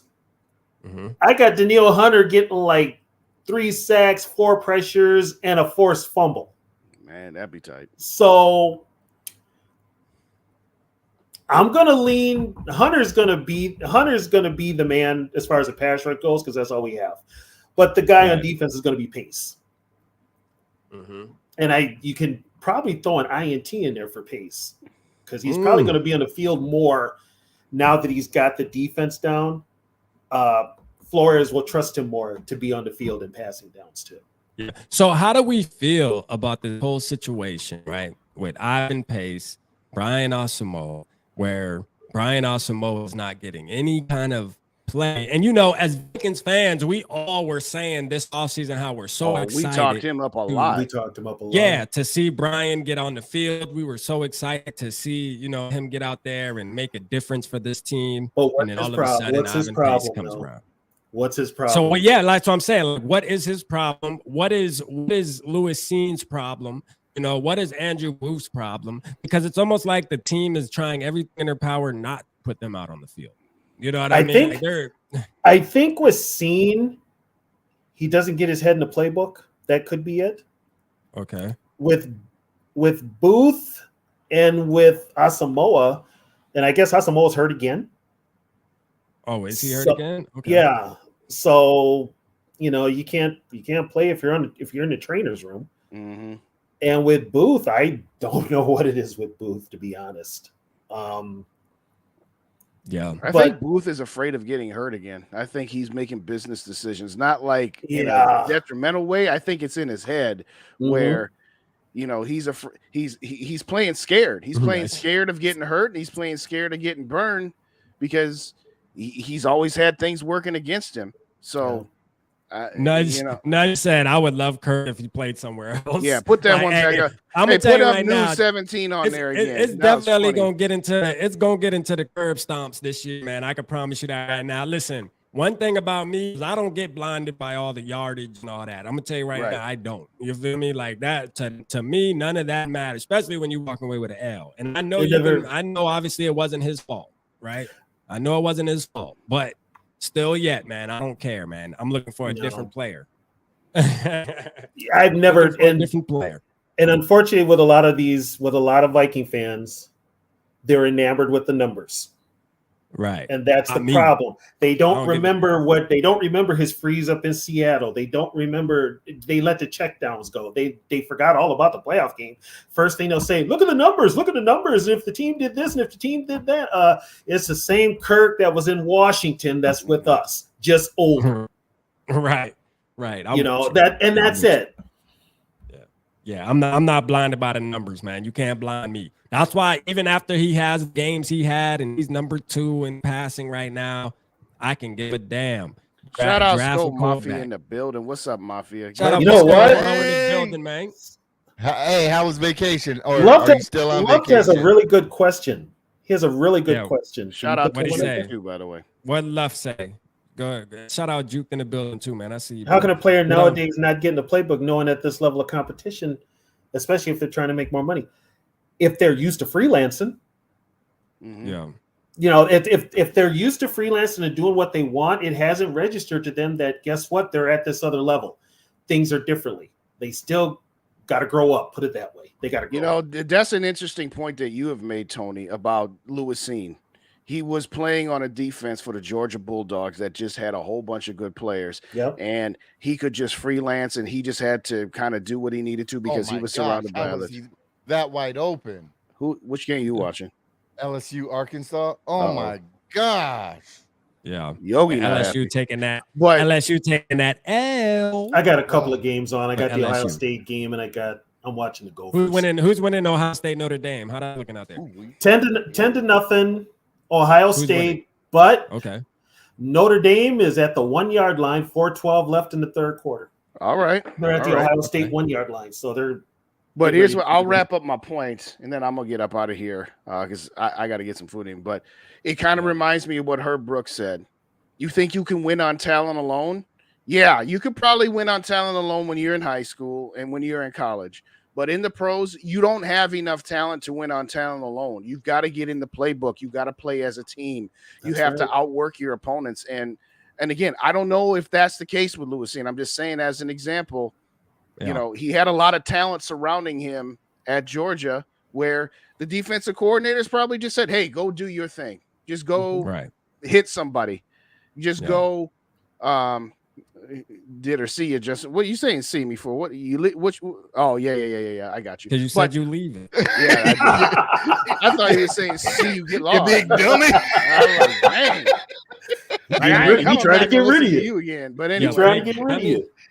But the point I'm making is that a lot of these guys seem like they're just guys that might have looked good in again, it's like Kirk. If you surround him with a bunch of talent, you surround him with a great offensive line, he look good. It's not about what you look like when you are surrounded with greatness. It's what you look like when you're surrounded by mediocrity. Can you elevate your teammates? Can you overcome deficiencies in the rest of your team? And we just got a lot of guys that, if you put them in the right system, surrounded by enough other talent, they'd be all right. But you asking them to elevate, they just don't have it. They just don't have it.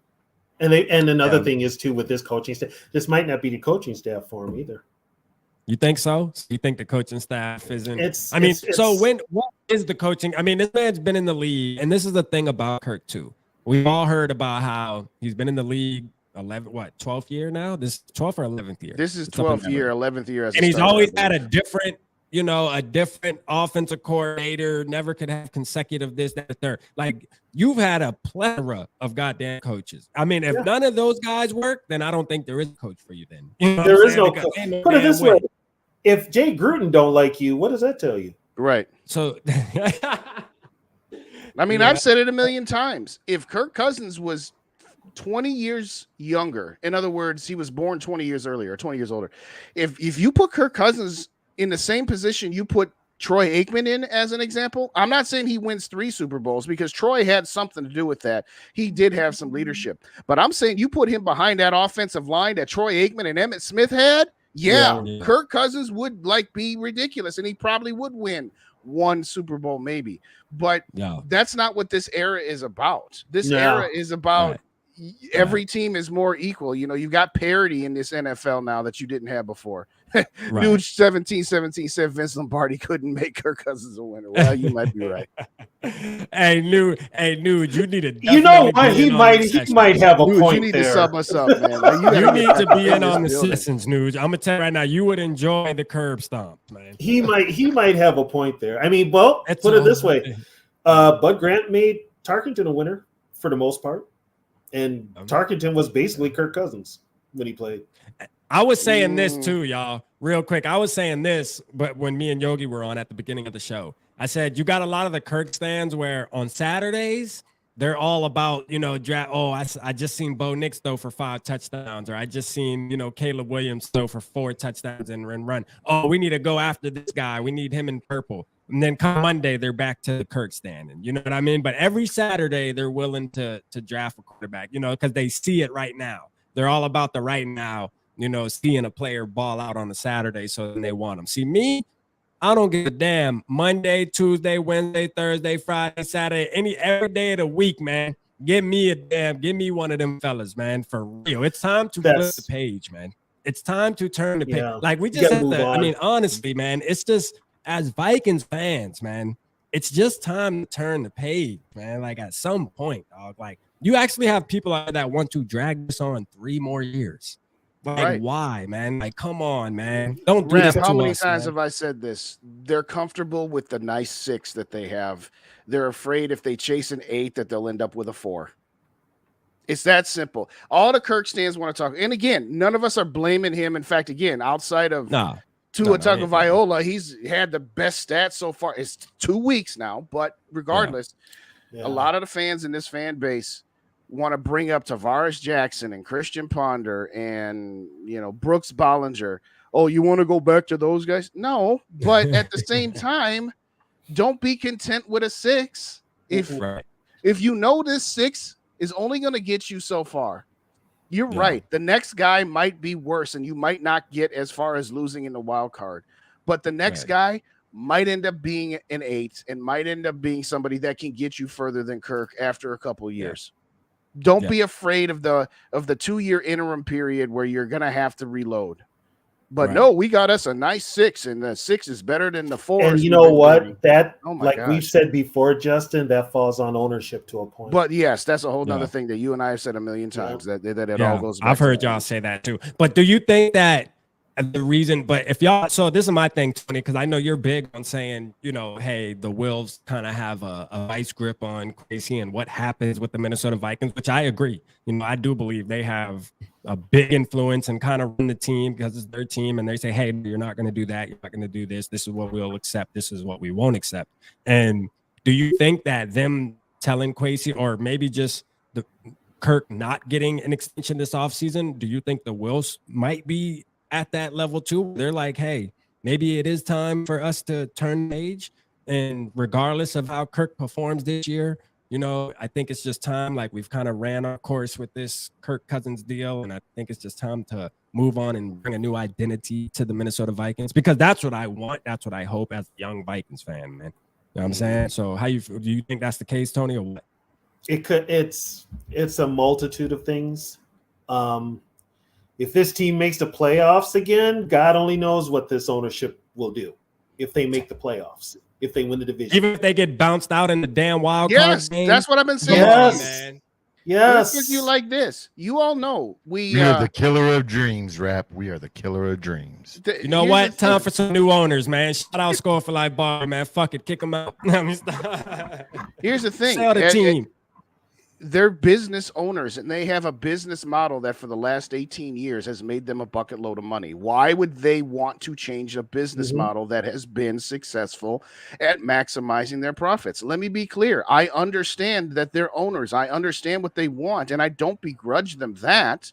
I begrudge them of being content with it. The Wilfs are content with the status quo. So until they get motivated, to answer your question, Rap, I hope that they finally recognize this. I hope that their threshold of success is at least an NFC championship game. If you win a garbage division because the Packers, Lions, and Bears are all trash, and you win a division at 9-8, that is not, and lose in the first round, that's not success. I agree. It's not. But a lot of the fan base would say it's success because they don't want to be. No. But Justin, you know this. Just you and Yogi know this. Mediocre sells in the exactly. Scold your soup. Just run it. They want butts in the seats every game. And that stadium but you don't think will never be. That stadium won't be empty for the next 5 years. Let me throw this at y'all. Let me throw this at y'all because this is something I'm gonna have to disagree with, though, right? Because I feel like this as a business person myself too, right? you know, I'm not the Wilfs, obviously, but I still feel like, you know, I got a couple little businesses that I've had my hands in and things like that. And what about this?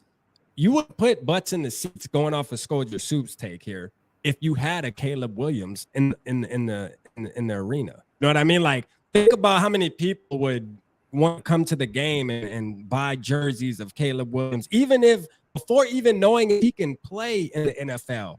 I mean, his jerseys would probably sell out and shit like that if the Vikings went and, you know, made a move on something like that and actually took it up. See, here's the one thing too. Okay, you get Caleb Williams. What's the product around him? You gotta have a setup. But here's the thing: am I going to pay my hard-earned money to go watch Caleb Williams get his ass kicked because he's behind a terrible offensive line, and you're not winning? Winning. Let me ask you this: can the offensive line get any worse than what the hell it already is? Like, so I say that to say, I think Caleb Williams would perform better behind this offensive line we have right now. Yep. Yeah, he would. He's mobile, but who's calling the plays? Yeah. Who is going to put the handcuffs on him where he can't do what he does best?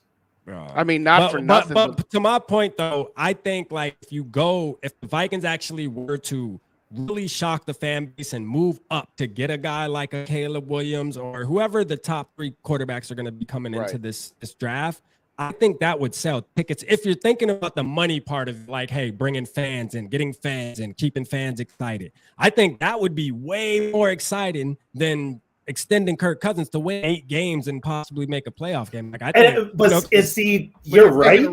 You're right to a point, Rap. But you gotta. If you know the Wilfs, the stadium's paid for. Right. They own the property around the stadium. They just put that new complex out there in Egan, TCO, and they've built a hotel, shopping area. They're making money up the wazoo. Plus, they've got a soccer team in Miami. So they have to. Hold on, they own that soccer team in Miami. Yeah, they own the MLS team. Yeah. Oh wow. They own that soccer team. So the Wilfs dollar bills, y'all. So the I'm Wilfs, telling you, goddamn. Yeah, the Wilfs have got money. They got Messi, right? Messi's on their team then. Yeah, the Wilfs got money. So it's like, and like Justin has said before, the Wilfs are not afraid to spend money, but they need to start spending the money in the right places instead of just throwing it out there. So and here's the thing: we let Kirk go. We're still on the hook for him next year. But let me ask you this, Tony. Right? So, I mean, what is your plan at quarterback? Like, what is your ideal plan at quarterback? Because what I get is you're not a fan of Kirk Cousins, right? Am I wrong? Well, I ain't hiding it. I ain't hiding it. So what would be your plan, you know, going into next season? What is your plan? Like, what is your ideal plan for the Vikings to do moving forward at the quarterback position? Move off of Kirk. Bottom line. I mean, and what though? And what? Draft a QB or look like around. Draft high, like what? Like I'm saying, like actually trade capital to move up. But here's the thing. Here's what people need to understand about the draft. It's a crapshoot. Mm-hmm. These quarterbacks that are coming in now, there's no guarantee that any of them are going to make it. They look good in college, but when they get on that main stage, do they still look good? It all depends. You have to put the right pieces around them, and that's where you build the offensive line, the running. You build a team around that quarterback. That's with anybody. Because put it this way, Brock Purdy is mediocre as hell, but he's got pieces around him. That it works, and that's the whole thing. I agree. If you don't put the pieces around the quarterback, that quarterback's going to fail. I mean, it's kind of like what they did with Lamar Jackson. You know, the Ravens knew that they had to revamp their whole offense around the type of quarterback they had, rather than trying to keep the same offense they had when they had your boy Flacco. But here's the thing, though. Here's the biggest thing that we don't have with Kirk. Kirk is not a leader. I agree. Oh, but all his teammates say that he's a great leader. Man, now he ain't no like fucking Zimmer leader, here. man. I don't give a fuck. He not okay. Say what you want when Everson Griffin was here, but when he said that Kirk Cousins is ass, he wasn't lying. He wasn't lying. And I'm gonna tell you what, I said this before. Good take, Tony, because I said this before too. By Everson Griffin saying that, I'm telling you, there was other men in that locker room that felt the same way. Everson Griffin just came out and said the shit. You know what I mean? It's been known about everybody else. It is known about Kirk Cousins. This is what Minnesota Viking fans don't understand. What was said about Kirk Cousins has been said in every locker room in the NFL by NFL players. Mm-hmm. It's that's the way they feel. You know, but you know how some Viking fans are, they get this us against them attitude. Oh, the national media, screw them. They don't know nothing about us. Whatever, dude. Shut up. But to circle back to your question, Rap, and to circle back to what Tony was saying about the draft being a crapshoot, this is the Wills mentality. I've got a quarterback that's going to most likely keep me competitive for the division. And I've got the mindset because I saw my New York Giants, the team I grew up with, squeak into the playoffs twice and twice win a Super Bowl. So anything can happen. If you were to move off of Kirk Cousins, you take the risk of drafting another quarterback that might get you further along than where Kirk Cousins does, but also might completely bomb out. And now you waste a couple more years. They don't want to take that risk. But think about this real quick, Dave. Think about this real quick before you keep going. Think about, I can agree with you that like being a little concerned about doing that when we had Aaron Rodgers in our division. And but think about the quarterbacks we have in our division right now that we got to compete with. Justin Fields, which is a fucking nobody. Next. Keep it real. Jordan Love, which still, we don't know what he's gonna be. You know what? After he took that drunken stumble behind the center last week, I don't know. Did you see the clip? And Jared effing Goff, bro. Did you see the clip? Goff. Are you gonna tell me that if you were to draft a Caleb Williams or a Bo Nix, that they wouldn't be able to come in year one and at least play similar to the level of those three quarterbacks? You're preaching to the choir. You're preaching to the choir. You're preaching to the choir. I'm not saying that that's what I think. I'm saying that's what I think they think. We're just telling you. We're not telling you. We're telling you what the fan base and what this organization is thinking, because they kind of put it out there. Real quick, that Jordan Love. Do you see that one on TikTok where somebody put because I got high, the music behind him? When he did that snap at center, they put oh hell no, I gotta see that one. It was funny. It's because I got high. I'm like, okay, now that is genius. I'm mad I didn't think of that. Oh my gosh, that was funny. Yeah. They were laughing at Bryce Young for lining up in shotgun. He was kind of standing behind the guard. And I did see that. I did see that. Push him. And somebody, I think Mike, matter of fact, Castellino was saying something about it, like why did they ridicule Kirk or something? And I'm like, I don't know. Maybe Kirk is an 11-year vet and did it. Oh you know what I'm saying? Mm-hmm. And he actually went up and put his hands under the ass. He was in shotgun. He was a step and a half over. And he's looking around, pointing stuff out. And you're going to try and say that that's the same thing as lining up square ass under the guard. Give me out. I was like, Mike, come on, dude. You're trying too hard, man. Yeah, he tried too hard, man. You know what I mean? Tried too hard, man. Hey, Yogi, I hope you moved your show back, by the way. Huh? I hope you moved your show back because you got 2 minutes if you didn't. No. I'm just going to blend it in. Transition, baby. I do this, man. Well, let's talk about history because Zoe's in waiting. Hey, we got Zoe in the building. What up, though? Yeah, man. What's up, Zoe? What's up, Zoe? What going on? Zoe in the building. Let's Rap, get it, what's man. the deal? What up with y'all? I added your channel, Zoe. Okay, back. Good looking, Yogi. I got you, man. Man, I can't see it. I can't see him yet. You can't see who? No, you good. It's on my side. Yeah, my shit be taking. All right. No, you good. Yeah, man. What going on with you though? Man, y'all got this boy jumping. Yeah, man. You know we jumping in the building tonight, man. You already know what time it is. So how you feel about tomorrow, man? How you feel about tomorrow? You know Zoe, man. He'll trade every damn body. You know what I'm saying?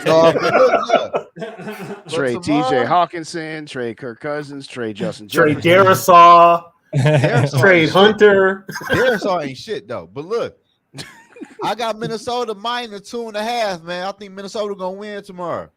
All right. So you got us catching the dub tomorrow. Man, I got the game going over. Okay. All right. Hey, shit. Hey, we definitely need that dub, boy. If we don't win tomorrow, man, I'm gonna tell you right now, it's gonna get ugly. Yeah, it will be. It's the finger pointing starts if we lose.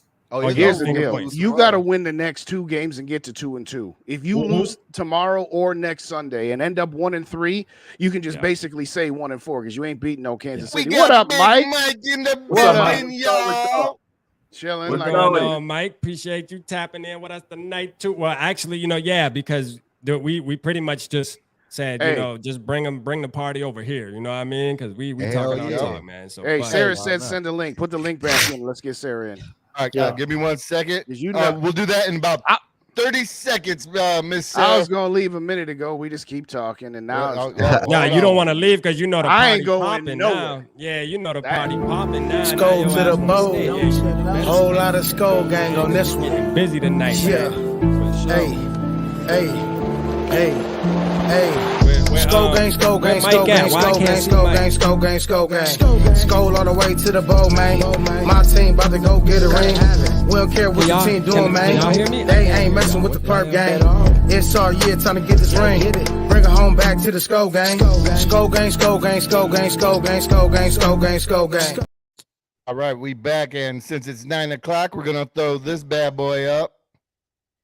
There we go. I was about to say, man. Parental advisory. Explicit content is about to go down. Welcome to Purple Vibes in the Zone. Let's go, man. Hey, Purple Papa, we got it. We about to add her. We about to add Sarah in here. We're gonna let Sarah. All right. Boom, boom, boom, boom, boom. Fuck around and draft a Zach Wilson. Hey, that's a fact. Fuck around and draft a Zach Wilson. But at some point, you got to take the risk. You got to take the risk. Fuck around and draft a Joe Burrow. Yeah. Hey, Rap, I'm going to use the restroom, so add Sarah when she jumps on. Oh, all right. Let me see if I can see it. Hey, Rap. Yo. What's up, nephew? Hey, how y'all feel about Bo Nix?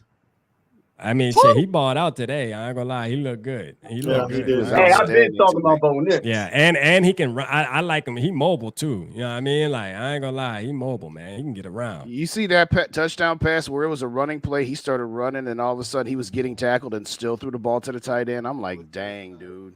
Yeah, like he get around too, man. I like him. I like him. It's about time for us to look for a quarterback, man. Man, it been time. It's been that time. What you talking about? Where you been? No, it's been time, man. Since 2019, it's been time. Hell, you talking about?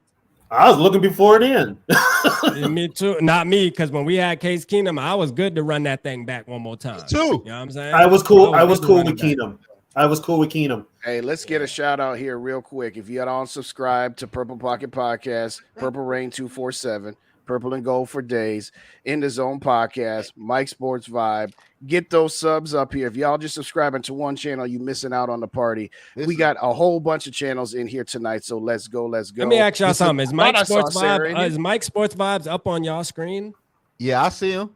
Yeah. Yo, what's up, Mike? What's up? I can't hear you, man. What the hell? Why I can't hear or see him on my side, man. My shit. You can't hear me? All right, the link up though, man. Tap in, Sarah. Tap in. Everybody waiting for you to tap in, Sarah. I thought she was on. She was on for about 10 seconds. She was on for about 10 seconds. Is she? Oh. Can y'all hear me? Yeah, we can hear you. Rap can't hear you though. I don't know what. Yeah, I can't. It's all right. My shit probably just delay. My shit be fucking up sometimes. I ain't gonna lie. Maybe I can start cursing. I can start cursing now. You know what I mean? We done transitioned over to Purple. Yeah, hit all them like hit them like buttons on all the channels, ladies and gentlemen. Make sure you ain't here, man. Nephew, go sleep. And hey, speaking of that, shout out Nephew for going. Shout out Nephew and his live today. If y'all didn't catch his live after the show or tomorrow morning before the game, go check out his live. He threw it down all by himself. He was just like, he tried to get me on, and then we didn't connect, and then he had to start the show over again. But yeah, you know what? I say, you know what, Nephew, you don't need no help. You don't need no crutch. You got it. Yeah, that's a fact. Yeah, Nephew got it for sure. Nephew be holding it down. Yeah, Nephew be holding it down. All right, how do I get? All right, Sarah. Y'all see Sarah on there, right? No. Oh, y'all don't see Sarah on there? Hold on, I just add her. Man, where the hell Yogi at, man? Yogi need to hurry his ass up, man, because my side acting crazy, man. I don't know what the hell going on. It say she on my shit. I still can't see Mike, but I don't know what the hell. You took Mike out. You took Mike out. I took Mike out. Yeah, I took Mike out. I ain't take him out. Shit, he's still on there on my shit. Hold on. Is he in the? Is he? Yeah, you got him in the back room, but all right. Now Mike's back. There's Mike. All right. Can you hear me? I don't know. You got them. You got them horns on. You might want to get rid of them. Nah, that's yellow. That's yellow. No, them horns you got on your head. Your hat. Oh yeah, you know the vibes. I'm getting ready for the game. We trying to get that first dub, man. Oh, that was we better. All right, let me just make sure. I'm trying to make sure everything working on my end. My shit looking crazy. Was Sarah? Hold on, Sarah. My bad, Sarah. Hold on. We're gonna get you on there. Give us 1 second, man, because I thought I added you on there. I seen you in the back. She did for a minute, and then she disappeared. Yeah, she said it was on her end. Oh, okay. All right. Okay. As Yogi Batman, Yogi, hurry up and get back so you can DJ this chick, cause my shit. I'm trying to move that. I'm trying to move the comment. It won't let me delete this comment off of here, man. We need to get these comments. We don't even need to pin no more comments because we got too many people on. You know, shout out there's FJB. no reason why we should lose this game. Shout out FJB in the building, man. Shout out What's my guy, on? man. Appreciate you tapping in. Appreciate you tapping in, man. We get that Vikings horn, man. All right, there we go. Sarah's back on backstage. All right, let's get this. Let's get it popping, man. Let's see. She's not there yet. Oh, she not on my side. It's showing she's there, bro. That's crazy. I don't see Sarah. What shit doing? Me neither. Nah. I'll throw her in when she pops back up. All right. All right, cool. I got you. All right, cool, man. Let's get it. All right, so vibes and zone. Who you guys? What you give us your scoop on the game tomorrow? Since we already kind of did that on the other side. What are you guys thinking here? Shit, Minnesota get this W. A big day for JJ and Ja and TJ. It's gonna be a big day. Kirk Cousins gonna throw for down there 400 passing yards, 3 touchdowns. He gonna throw. Kirk gonna get them passing yards. He better. I got on my parlay going for 350. Oh, okay. We see the real reason why you want that to happen. I was about to say, who did the body swap with Zoe? Where Zoe pumping up Kirk Cousins all of a sudden? No, for real. It's a Chargers. Like, right. We should be all right. Kirk Skol Mafia with the $9.99 super chat. Shout out Skol Mafia. But Kirk ain't doing nothing but facing a younger Kirk Cousins. Yeah, for sure. Basically, he's looking in the mirror tomorrow. Like that Spider-Man meme. Yeah, that's it. Yeah, I agree, man. I think score update. Notre Dame just scored a TD. They've taken the lead on Ohio State. All right. Oh, okay. We got 50 people in the building. Be sure to hit that like and subscribe button. I think let's go, like man. and subscribe to all the channels. You know, most of you are here from Purple Pocket Podcast, and we thank you. It's a big family. Check out Purple Rain 247 in the Zone podcast and Mike Sports Vibes. You know, we do this every Saturday night. Purple Vibes in the Zone. Let's go.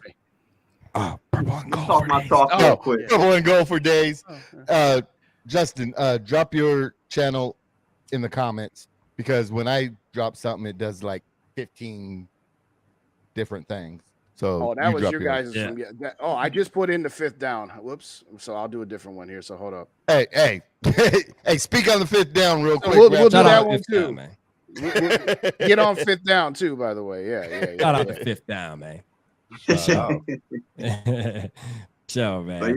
But yeah, man. So Zoe you got us catching the dub, right? So you got us winning big. What's up with Mike, man? Is Mike here, man? Well, I don't hear Mike talking, man. Is Mike talking? Go ahead, Mike. Y'all hear me?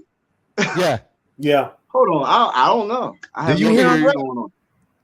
No, I'll leave and come back in. I'll leave and come back in. I can hear him. I can hear him. No, it's only Rap that can't hear you. But yeah, it's only me that can my channel, Purple and Gold for days. Hey, while I'm at it here, I'll be live tomorrow. Pregame show at 11 o'clock Central Time.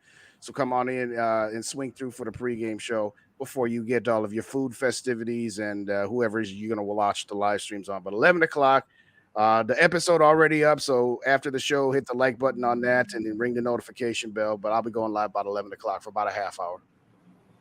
Yeah, man. Make sure I'm tapping in. Shout out Skol Mafia, man. My Skol bro, man. Shout out Skol Mafia, man. Hope you had a great vacation, bro. Hope you had a great Yeah, man. My boys in Florida living that best life, man. You know what I'm saying? He said he gonna move down south. You got to come down here, man. That good weather. No, none of that bull crap. You know Shout out Two Tone Tony in the building. What's going on, Two Tone? Yeah, man. We ain't with the snow stuff, man. So, Mike, what you seeing for this game tomorrow? Who you looking for? I feel like it's gonna be a beat down for that. We're gonna beat them down. There's no excuses for this game. Like, I understand the offensive line's in shambles, but they don't got their best running back.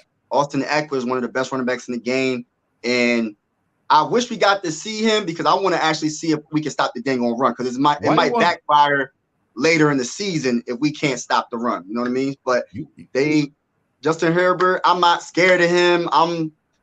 Their secondary, what's his name? Asante Samuel and they got Michael Davis.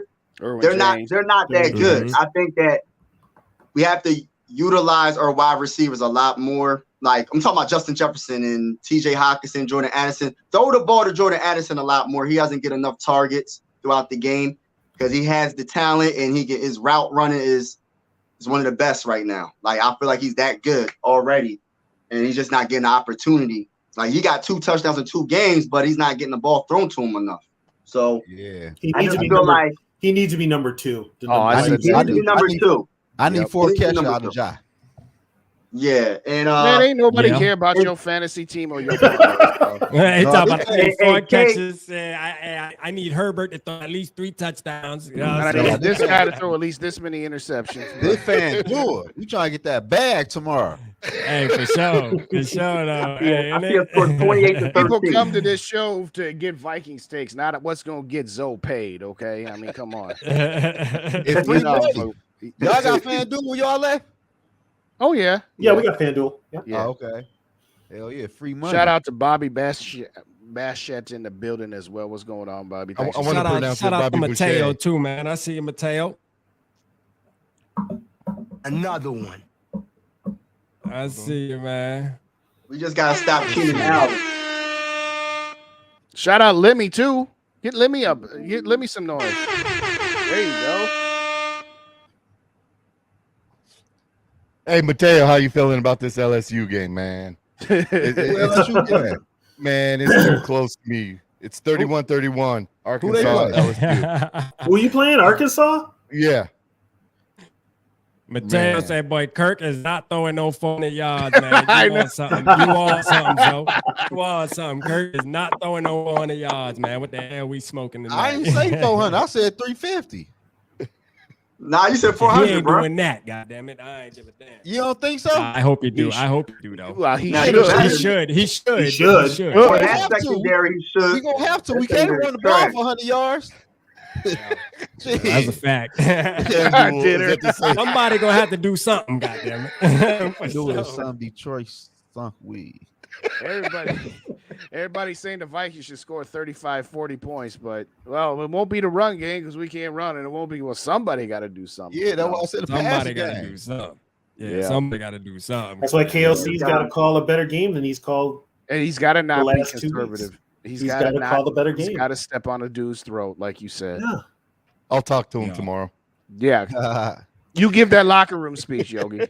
Yeah, man. Go down there and talk to his ass, man. And you know what I mean? Let him know what the hell going on, because we got to make something happen. I'm tired of seeing KJ ass out there. Yo. Oh, so you ain't no fan of KJ. You ready to trade him? I've been trying to trade KJ. You've been trying to trade him for 2 months. You've been trying to trade KJ ever since I've known him. But this KJ last year, though, like, we not going to re-sign him. Why not trade him, get a draft pick? Because we need him so we can go 9-8 and win this garbage division and lose in the Hold on, I'll be right back in. Hold on. Yeah, sure. Like, get a draft pick for KJ. Trade. Shout out Ron's opinion. Don't matter what's going on. Ron's opinion. Well, if they're going to get rid of anybody, they need to get rid of Jalen Naylor. Well, he's hurt now. He's always hurt. Tony, he's hurt. He's on injured reserve now. He's on injured reserve now. Tony, what's up with your guy? I thought you said he was all right. Who? Jalen Naylor. Yeah. I never said Jalen Naylor was all right. Somebody said he was all right. I'm like, I never seen him play. Well, and that's Keenan McCardle's guy. Yeah, it's Keenan McCardle's guy. But Tristan Jackson got elevated. Yeah, yep. Tristan Jackson got called up. That's good. So I don't know why they keep him around. Like, what's the point? Like what are we doing? Nuge said 350 yards, about 75 checkdowns. I don't care how you get and that's pretty accurate. That's not that far off. And there we go. Now I see my boy. And the 75th check down will lose us a game. Yep. Shout out Roger in the building. What's going on, Roger? Man, Good we to see need you. this Thanks for W, joining man. us. I think tomorrow though, we get to W. I think Detroit and Green Bay gonna lose tomorrow. Who did Detroit play? Who's Detroit play? Detroit got Atlanta. Yeah. Bayjohn going for it's in Detroit though. So yo, he broke Bull's ankles last week. I don't know who he did dirty. He broke somebody's ankles. I said, "Oh my gosh!" I think it was Savage. I think it was Savage D-back for the Packers. Yeah. Oh my God! I said, dirty. The Packers got the Saints, I believe. Yeah, the Packers got the Saints. They're both at home, both Detroit and Green Bay. And the Bears are about to get bitch slapped by Kansas City. They're gonna get destroyed. Because Kansas City's not happy with how they've been playing the first 2 weeks. They're gonna just take Chicago out behind the woodshed and go Adrian Peterson on them. And guess who's calling the plays for Kansas City besides Andy Reid? My man was the head coach. What's his name? Doug, not Doug. What's his Bob, name? The ex-Bear coach, right? Yep, Nagy. Yep. Oh, he's actually calling plays? Well, he's got the clipboard like he's doing something. I don't know. it looked like KC might be missing my man that went to Washington. Who? The enemy? Yeah. Maybe. Yeah. I can listen to that. I can actually listen to that. Hey, that offense ain't been right none this year yet. Yeah. It hasn't been right. I don't know how they barely beat Jacksonville. Is Dalton Reisner going to play, y'all? Probably. Somebody in the comments said that Dalton Reisner's already been ruled out, and none of us could find out where that came from. And I'm hearing, and if you listen to what's his name's presser, KLC, he made it sound like neither Reisner or Akers were going to play. Yeah, Akers ain't playing. No, which press conference you talking about? Is there one today, or are you talking about a couple days ago? Friday. What up, Skol World? Friday. That's what's up. He had one on Friday. Skol World in the building. What up, my man? Shout out Skol World in the building, man. What up, Shout out yo? my guy, man. For sure, man. Yeah, I don't know. We'll just have to tell you what. Join the Purple and Gold pregame show at 11 o'clock tomorrow, because we'll have the inactive list by then, and we'll get that situation squared up. I seriously doubt that Reisner's not going to suit up. I'm not saying he's going to start and he's going to get in. I hope so. I'm done with he better be. With all the issues and the injuries we've had on the offensive line, he absolutely needs to at least suit up. But here's the thing, though. He's not in game shape. No, he's not. I think Bradbury's starting too. No, Bradbury's out. Bradbury's out. Need to play. He's out. Bradbury is probably going to IR. Should you think so? His ass. You think they're going to IR? There's been talk that he's going to IR. He can't. Yep. This back is. I ain't gonna lie, and that back issues, crazy. But why would we resign him if he messed it back up last year? Hey, hold up. Hey, GG. Shout out GG in the building. Hey, you ready to come to the barber shop? Just let me know. GG, man. Join the barber shop, man. Come get your hair cut by a black man. I'll drop the link in. Come get you a black haircut, man. You ever had a fade before, GG? Yeah, boy. I'm here in the dreads, man. Unless you want to join the Locket gang, join the Locket gang. He ain't getting no locks. I don't know you can do locks He now. get an uptown fade. He get an uptown fade. And my dog gave me a Friday. I'm saying that right now. My dog, he like that, man. Hey, look, let me ask y'all the question though, man. Yeah. Like we all been making videos last year and this year about the Vikings offensive line. Why are they just not trying to address the offensive line now? We said that earlier. I always ask that same shit. Like I don't know. It's somebody's gotten somebody's ear and said something about it. That's all I can think of. They really don't. They don't know what they're doing. They're winging. It don't make sense. They're winging it. Yeah. You could tell too. Like what? Like we need for real. We need another nice offensive lineman for real. Yeah, we need some defensive tackles. We need some defensive linemen too. Oh my gosh. A couple of them. Get Hicks and Sue. But look though, like everybody was talking about Hakeem Hicks gonna get signed to the Vikings. Hicks okay, let me just put this out there. Yeah, put that story out there. Hakeem Hicks is not coming up here because Hakeem Hicks does not get along with D-line coach Chris Rumpf. They didn't get along in Chicago. But did he tweet something about the Vikings though? I seen. Yeah, he's tweeting something, but he probably knows he ain't gonna sign with them. But my take was he's also 34. Yeah, he was too old. KLC like young players.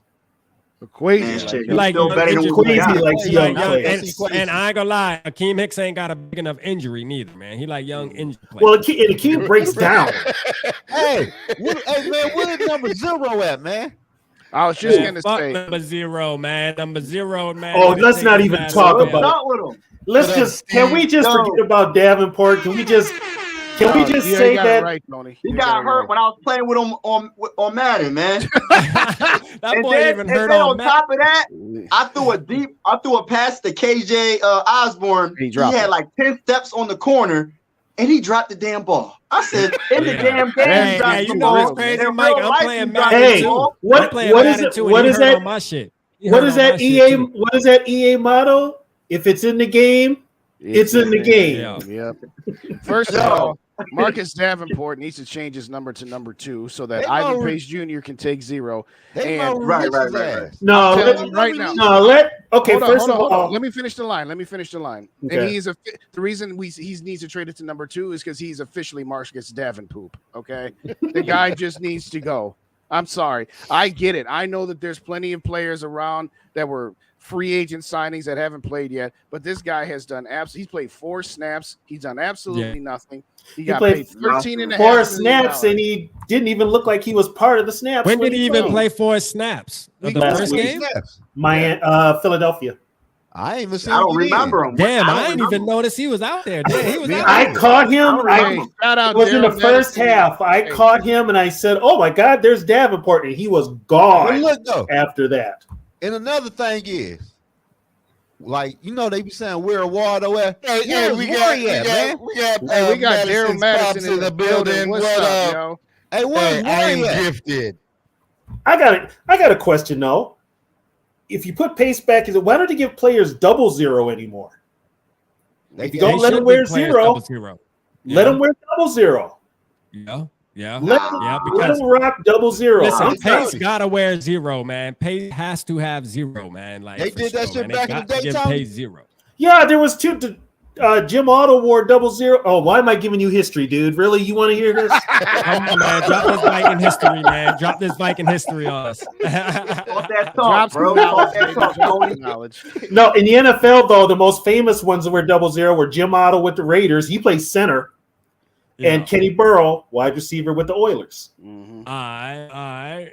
See, so, man, but I like the history, man. Shout I love it too. I love it. You know what I mean? Yo, so who do we have to stop on the Chargers, man? Who's the number 1 player besides the quarterback? Who on the team are you like? Allen Williams and Everett, the receiving core. Keenan Allen. Shit, the running back. Keenan Allen and Williams, right? Right. Put Everett in there too, the tight end. Yeah, their passing game, basically. Their passing game. I'm not scared. I think our corner's been playing really good. I was more concerned about the stopping the run more than anything. But they don't got their running back. Running back might get off. Shit. Well, you know what though, Kelly? Who's their second string running back? Joshua Kelly. I think. went for 160. That's true. That's true, bro. Swift is a bum. Hey, that's true. I can't. And here's the thing too. After 2 weeks, the Vikings are number 32 against the run. So guess what? If Brandon if Staley wants to say, why do you keep calling on Tonga, dude? He played last week. It was invisible. Mike kept on talking about him all offseason. I was hyping him up all offseason. I said, yo, we got something down. You find Tonga. He's going to stop the run. Yeah, I was on him too. Don't feel bad, Mike. No, I ain't gonna lie though. Hey, Mr. Madison, this link is for you in case you want to jump on. Yeah, man, shout out to Darrell Madison, man. Shout out to you, man, for the show, man. We with you and your son, man. That's a fact. You already know that, man. Let me get a couple more in here. His family here with me in Detroit and Southwest. Let me get a couple more in here. Shout out to Steve Barrett in the building. What's going on, Steve? We see you. Hey, and Darrell, go back and check the stats at the beginning of the show, man. I said your son gonna ball out tomorrow, man. It's time for him to act football, and he about to have his game tomorrow. That's a finnack. Know what I'm saying? He definitely gonna do his thing. Shout out to Bob Sacramento as well. Shout out, Bob. Thanks for joining us. We appreciate you. Man, shout out, Bob, man. Shout out to My Words is Opinion for the $5 super chat. What's going on again, Worthless? Worthless Opinion. Dropping that bag. Shout out NWO in the building, money. Oh, somebody naming NWO is. What? MWO. MWO, man. My worthless opinion. That's our boy, man. He was at Skol Fest. He cool as a fan, man. Shit. Hey, just cool shout out to Gary for the $9.99 super chat. Hey, Rat. Shout out Gary, man. What's up, Yogi? Oh, we got to give him that Saturday night vibe real quick. Hold on. Yeah. Let's go stupid. Let's go dumb. Let's just party. Let's have fun. A night to remember. Let's get drunk. Let's take. Yeah. Hey guys, I gotta leave. I gotta leave for a minute. I shall return though. All right, man. I shall return. We'll be here. Better win this damn game. We got to win. That's the show I've ever seen in the chat, packing fun left and 2-2. right, family. Hey, man, shout out to Gary, man. Yeah, man, we got a big community here, man. We having a good time tonight, man. Appreciate everybody, too, that's tapped in, man. You know what I mean? That's what we do it for, man. We love y'all, man. We need the energy because, look, we got to win this game tomorrow, man. We need the energy, man. That's a fact, man. Hey, listen, Zoe got us doing all type of shit tomorrow. That's not normal for me, man. You know, Zoe got Kirk going 350 yards. You know, hey, he got 4 touchdown passes, man. It's in there, man. He got body snatched by some aliens and replaced by a doppelganger. I don't recognize. Is that you, Zoe? Is that you? Like Kirk Cousins? I know. Hey, if it gets him paid, he do. That's the real reason. We all know that. But look, though, like, I ain't gonna lie, though. The Charge defense ain't good, and this a defense Kirk Cousins will light up.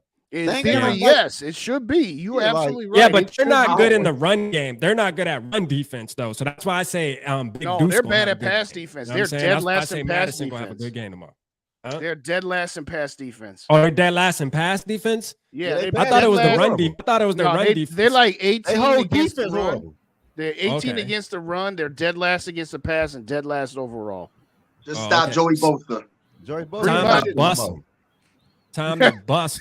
Sarah says so positive about Kirk. That's a red flag.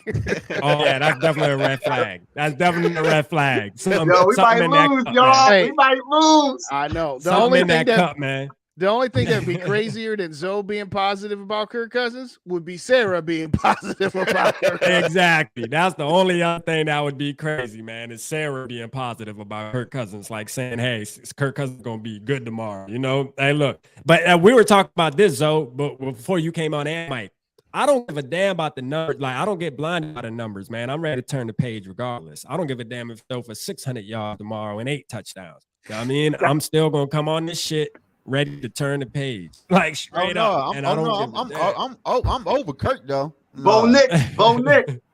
And let's be clear, because Lemmy's got a point in there. Put up Lemmy's comment. Kirk is actually second in passing. We gave Kirk his props earlier. We said it. Tua Tagovailoa is the only quarterback that's like been better this year. But let's be clear. What does that mean, though? Like, but we got 3 turnovers. We're not really dissing right now. We just saying, hey, it is what it is. And our point is that he should be going for 350 tomorrow. Absolutely. Yeah, like what the fly shit. Yeah, he should. Dang, Gary. Yo, Gary just said enough's enough. I ain't even playing anymore. Holy cow. Hey, shout out to Dave from First and Skol'd. I got your video. Did you guys see that catch in the Florida game? Oh my goodness. Did you see that? Yes. That was insane. You're not talking about the overtime. It wasn't the overtime. No, the Gators.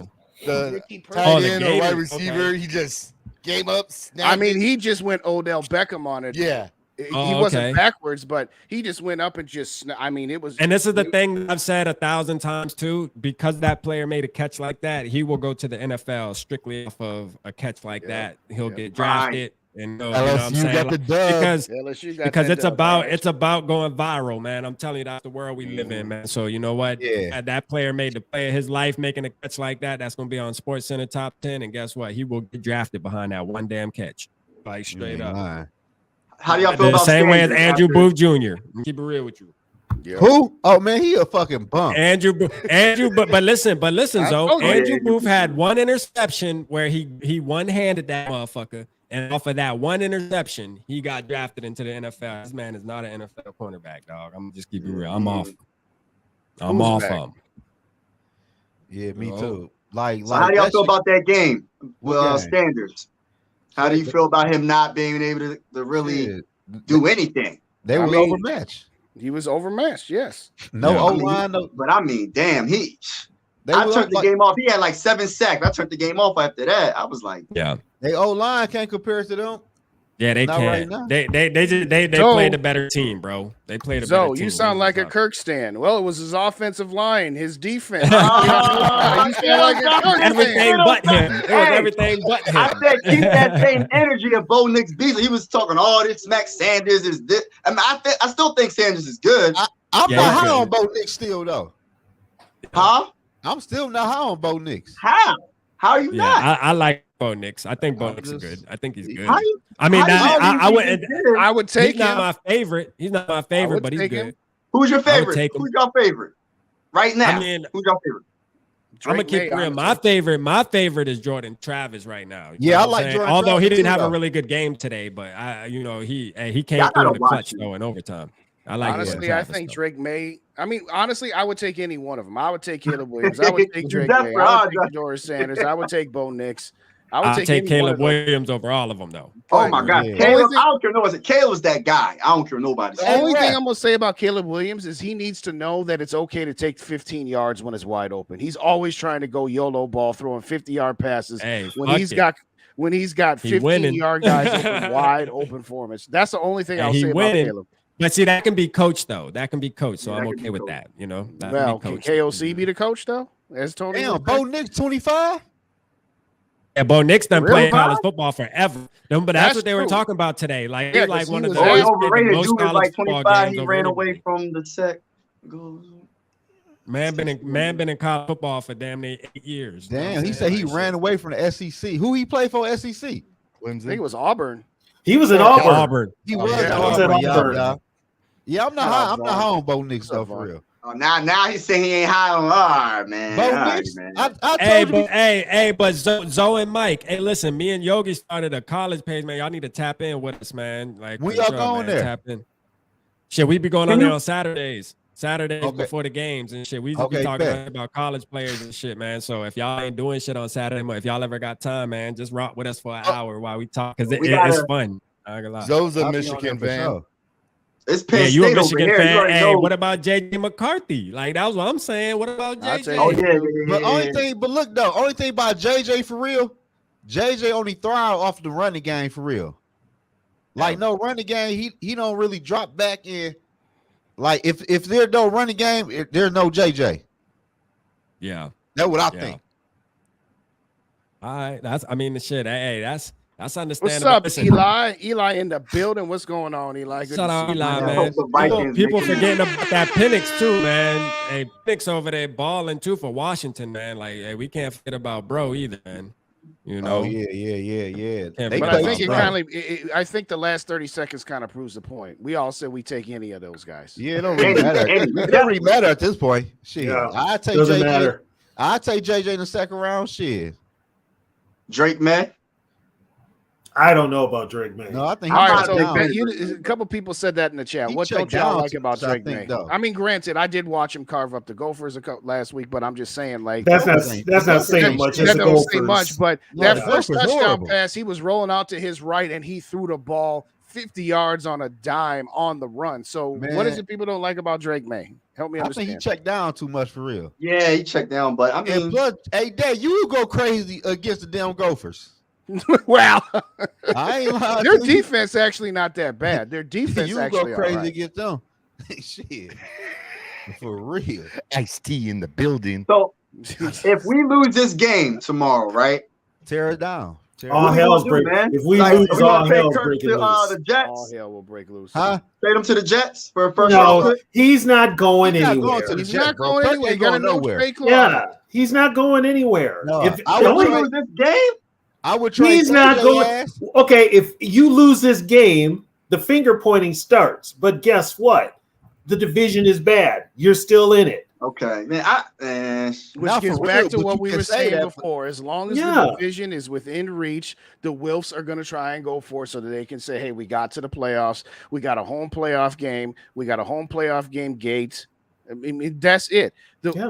But let's talk about that from both perspectives. Number one, as I said, the Wilfs would never go for that. The Wilfs could be eliminated from the playoffs, and they probably still wouldn't do it. But more importantly than that, he's got a no trade clause. Kirk Cousins finna be a free agent. So you have to give him a situation where he would accept a trade to a team that is willing to re-sign him, because he doesn't want to move his family once. He sure don't want to move his family twice. If you trade him to New York, you know it's a rental player because Aaron Rodgers is going to come back next year. So he's not number three. Kirk Cousins is not finna accept a trade to the New York media. Okay, that media will eat him alive. They will eat him alive. Like I'm not talking about trade Kirk. I'm talking about trading them. I'm talking about trading people like KJ and the damn TJs. You trade the whole team except for Kirk. Our reality though, we not gonna Kirk not getting traded. No, you don't trade JJ, but. I ain't say. I said TJ. And, no. I'm saying to Tony. Tony said everybody but Kirk. I said no. You don't trade JJ. No circumstance. Like for real though. We paying TJ 17 million. We paying Josh Oliver 10 million. Like what the fuck? Like, and we need O-line and D-line help. TJ ain't going to really start getting his money until next year and the year after. They did kick so much money down the road. It's not even funny. I ain't like that trade from the get-go. You thought your Lions gave up too much? Y'all came with that line. That shit crazy, dude. That's crazy. Who started though? That was D Woods. Yeah, dude, that's crazy. Hey, shout out to Young Cringe. No team's gonna offer 4 first-round picks for Justin Jefferson. No team would offer that. Shit, you offer 4, his ass gone. And here's a problem with that too. Even if they, Quezzy's not a. He's not a wheeling dealing guy anyway. Right? Yeah, he's not a. He'd get played. These owners would play him for like a first and a third. Even if we have 4 first-round picks, will we get it right? That's the number one question. We can have all the first-round picks in the world. If we can't draft, it don't matter. You know, the whole draft class last year was a bust. It is. Yeah. I'm trying to think of who got drafted besides Ed Ingram bum ass. Oh my gosh. Let me say this about Ed Ingram. Let me say this about Ed Ingram. I agree he sucks. But there's part of me that I'm not going to say I'm giving him a pass, but there's part of me that's just like, they drafted him and put him in way too early when he needed time to develop. They put him in a position to fail because they were trying to be better than Dakota Dozier and Drew Samia, and they haven't coached him up for nothing. I'm not saying he's off the hook, but what I am going to say is that he should have been drafted and he shouldn't have been forced into play last year. He should have been developing. So, and this is like whether he can be salvaged or not at this point, I don't know. But all I'm going to say is let's save some of those nails for the people that drafted him too high and then put him in there too soon and haven't coached him up worth a damn. That's all I will say though. And like I said with Justin, I agree with Justin. Here's what I've been saying. When do you start blaming coaching? Yeah, we need new. You got put it this way: you got 33 some odd coaches on the friggin' team, and nobody's working with him. Nobody can coach. Give me a job. Nobody. Give me a job. Well, you know what? You know one of the reasons Reisner came here, right? Because he knows he doesn't have much to point out. Because he's very good friends with the O-line coach. Right. That's one of the reasons he came here. And he gonna play. He get here though. Here's the thing, though. You put him out there tomorrow, and he's coming off an injury. He'll probably get another injury because he's not in game shape. Damn, Tony! I can't afford no more injuries. I'm just telling you. I'm just being honest with you. When you put somebody out there like that had no training camp, they don't know the cadence. They don't know Kirk's cadence. They don't know the snap count. They don't know the audibles, and you're just gonna throw them out there and just don't know the playbook, and you're gonna throw them out there? Yeah, man. Somebody said, "What about the scouting?" You ain't lying. That too. This bigger than Nino Brown, man. Come on. I mean, put it this way: for a professional football this shit bigger than crazy. This organization is damn near Pop Warner with the shit they're doing right now. Sarah, hey, that wasn't my fantasy team. And Yogi, man, I can't get on my. You gotta resend me the link. Oh, now the excuse. There's an excuse. I didn't pick none of the players. Yogi did some shit I couldn't get in there. Yo, I gotta see what I'm doing. Everybody else was able to get in. I couldn't get in there for shit, though. I still can't get in right now. Shout out Gary in the building with another $5 super chat. What's up with you, Gary? Gary acted bad tonight. He acted bad with that young lady on the side of him tonight. Turn that up, Yogi. I don't know. I can't. Yeah, man. But Let's go to the ball. Purple rain. This way, we're supposed to win tomorrow, and we should win tomorrow. We should blow them out tomorrow. Exactly. What up, Angel? But shout out Mark. But with the coaching, we have and the way they've done things, it puts a big question mark there. Yeah, it does. Shout out Alexander, even though you got that damn Dallas Cowboy stuff. Hey, we got a Cowboy fan in the building. Still shout you out anyway. Cowboy fan in the building. Hey, Alexander. Hey, let us get some of that Martin. Come on, trade him. Y'all don't want no Zach Martin. Y'all don't want Zach Martin. Trade him over. We'll give y'all KJ Osborne. KJ Hey, y'all, wait. Y'all just lost Trayvon Diggs. We'll send you Andrew Booth Jr. We'll give you Booth. You can have Booth. Second round pick last year. And we'll give you Harrison Smith. KJ Osborne. You ain't lying. And Marcus Davenport. For Zach Martin. Like what do you say? Straight up. And we'll get a first round pick from y'all too. As well. What's up, man? What's up with Hitman? He's old. He's 34. He's old. That's my guy, too, man. He's old. Hey, Tony, look though. See, that was my whole issue on bringing a Hitman back. We could use that money on the D line or the O line, man. Why do you bring Harrison Smith back at the age of 35? That could have, and you know what? That could have been a Flores signing too.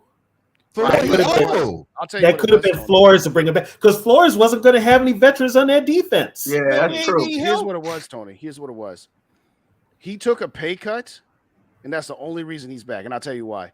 If they had cut Harrison Smith, they would have taken a dead cap of about $10 million. When he took a pay cut, he kept no. When he took a pay cut, now his cap hit is $10 million. So the amount of pay cut that he took was the exact number for him to have the same cap hit to be on the team or to not be on the team. They weren't going to accept a penny more or a penny less of cutting. If it was one of those, well, it's $11 million to keep him or $10 million to cut him, they were going to cut him. They took his pay cut to be the exact number that his dead cap hit would have been, regardless, to keep him or to send him away. That's the only reason they kept it, is because Harrison agreed to a big enough pay cut where it was the same amount of money, because they were ready to move off of him. But then they should have moved on. And then they said, well, if it's going to cost us $10 million to keep him or $10 million to get rid of him, I guess we'll keep him, because then we'll have a veteran presence, as you said about Flores having some veterans on the defense. But if he didn't take the exact amount of money cut that he did, he would have been gone. He ain't our best safety right now. And I still want to. Question. So, what do you have more faith in, the offense or the defense right now? Right now, who do you got more faith in? The defense. I say defense. Defense. All right. Kick it to me. Why you think that? Everybody, welcome to the building. D-Wood. What's up, D-Wood? What's up, fellas? 1,000 Hills tonight. What's up? I'll put it this way: it's with the Vikings. I trust Brian Flores' play calling more than I will ever trust KOC's play calling. That wasn't the question. Even with the weapons he has. You know why though, Dave? Because the Vikings gave up 200 yards on the ground, and they had 4 turnovers on offense, and they still kept it a close game. All I was going to say is this: if you're asking me which unit I trust, which talent I trust the offense. But you have a good point. If you're asking me which coach or coordinator, as it were, between KOC and Flores, it's absolutely Flores. And I've said that this defense has been hung out to dry, and that this defense deserved a lot better. They deserved a lot better in the Tampa Bay game. They certainly deserved a lot better in the first half of the Philadelphia Eagles, where you got a bunch of stops and you gave your offense a chance to have more points on the board. So all I'm saying is that at the end of the day, over the course of the rest of the season, I have to trust the offense more, because, again, you're talking about Justin Jefferson, Jordan Addison, TJ Hawkinson, and company. What that be? And I agree. I agree with you, Justin. I agree with you. I trust the personnel. Personnel. That's the better way to say it. Yeah. I don't trust the coaching. Yes. It all comes down to coaching. Hey, Day.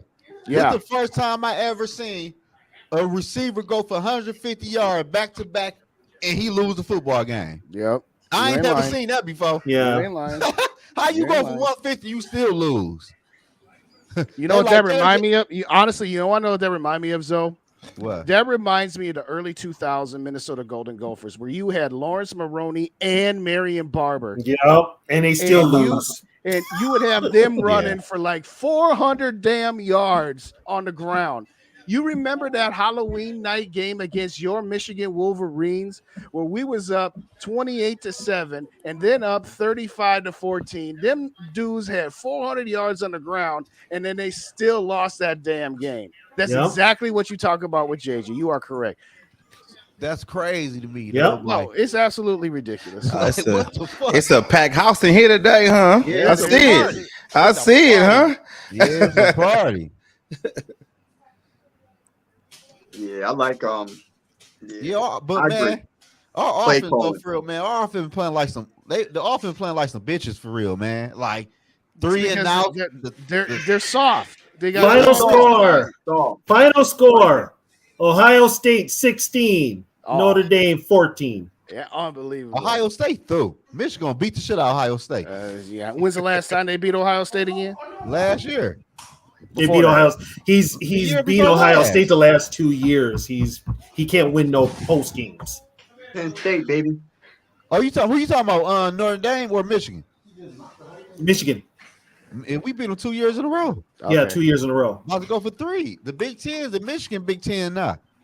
Y'all about to lose to the Gophers in 2 weeks, boy. We're gonna beat the shit out the Gophers. If they lose to the Gophers, if you lose to the Gophers, dude, I'm just capping right now. I'm sure. Ain't you a Michigan fan, no Day? I thought you was a Michigan fan. Who the hell? Where's the other one? Rap, you a Michigan fan, right? No, that's Rap. Rap. I can't hear Rap. Rap, you muted, bro. You muted. Yeah. You muted. Hold up. He's right there, boy. Oh my! Talking about? Yeah, That's keep that shit.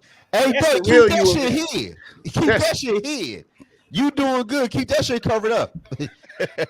Watch. I'm just telling you right now. Talk that talk, Justin. Talk that talk, Justin. I'm just telling you right now. You think you got that game all wrapped up? I'm telling you right now. Man, we gonna dog walk them, man. Tell them, Justin. They not getting over 14 points on us. I'll take that bet. They will get at least. We could bet that week. We'll talk offline. Offline. I don't want this show recorded. They gonna win. I don't want this recorded. People gonna be like, "Why were you talking all that mess?" I was just messing around. I mean, my phone just died. All of a sudden we let Northwestern back, and we was up 31-10. Yeah, it's 31-24 now. How much Damn, y'all was? Yeah, we was. Yeah. And Northwestern got the ball. I ain't gonna lie to y'all though. I'm gonna keep it real, man. The Gophers ain't never been shit since I've been watching college football. No, they haven't. No, they haven't. They haven't. I'm talking shit right now. I thought Tony might give me a history report. No. Hey, don't get him started because you know he gonna go in this bag on you. You gonna be like, all I know is we got 7. Okay, so this is how I put how well. Said that. I ain't say nothing. This is how I rate the Gophers. Okay, in my lifetime, keep in mind, in my lifetime, the Gophers have beat Michigan 5 times. Damn, for real? They beat Ohio State 3 times in my lifetime. I will be 57 in October. What does that tell you about the Gopher football team? There'll be some bitches. Thank you. I'm just why saying. they so bad though? Put it this way, we're good until we play Michigan and Ohio State. Nowadays it's Michigan, Ohio State, Iowa, Penn State, Wisconsin. And we beat Penn State in 19. And they alternate years. One year they'll beat them, next year they'll lose. One year it's off and on. So here's the thing. You know how and I said this the other day. is for somebody like me and Tony and Yogi that lives in Minnesota and follows most of, if not all of the other Minnesota sports teams. And we say that Minnesota mediocrity doesn't just apply to the Vikings. It applies to every team.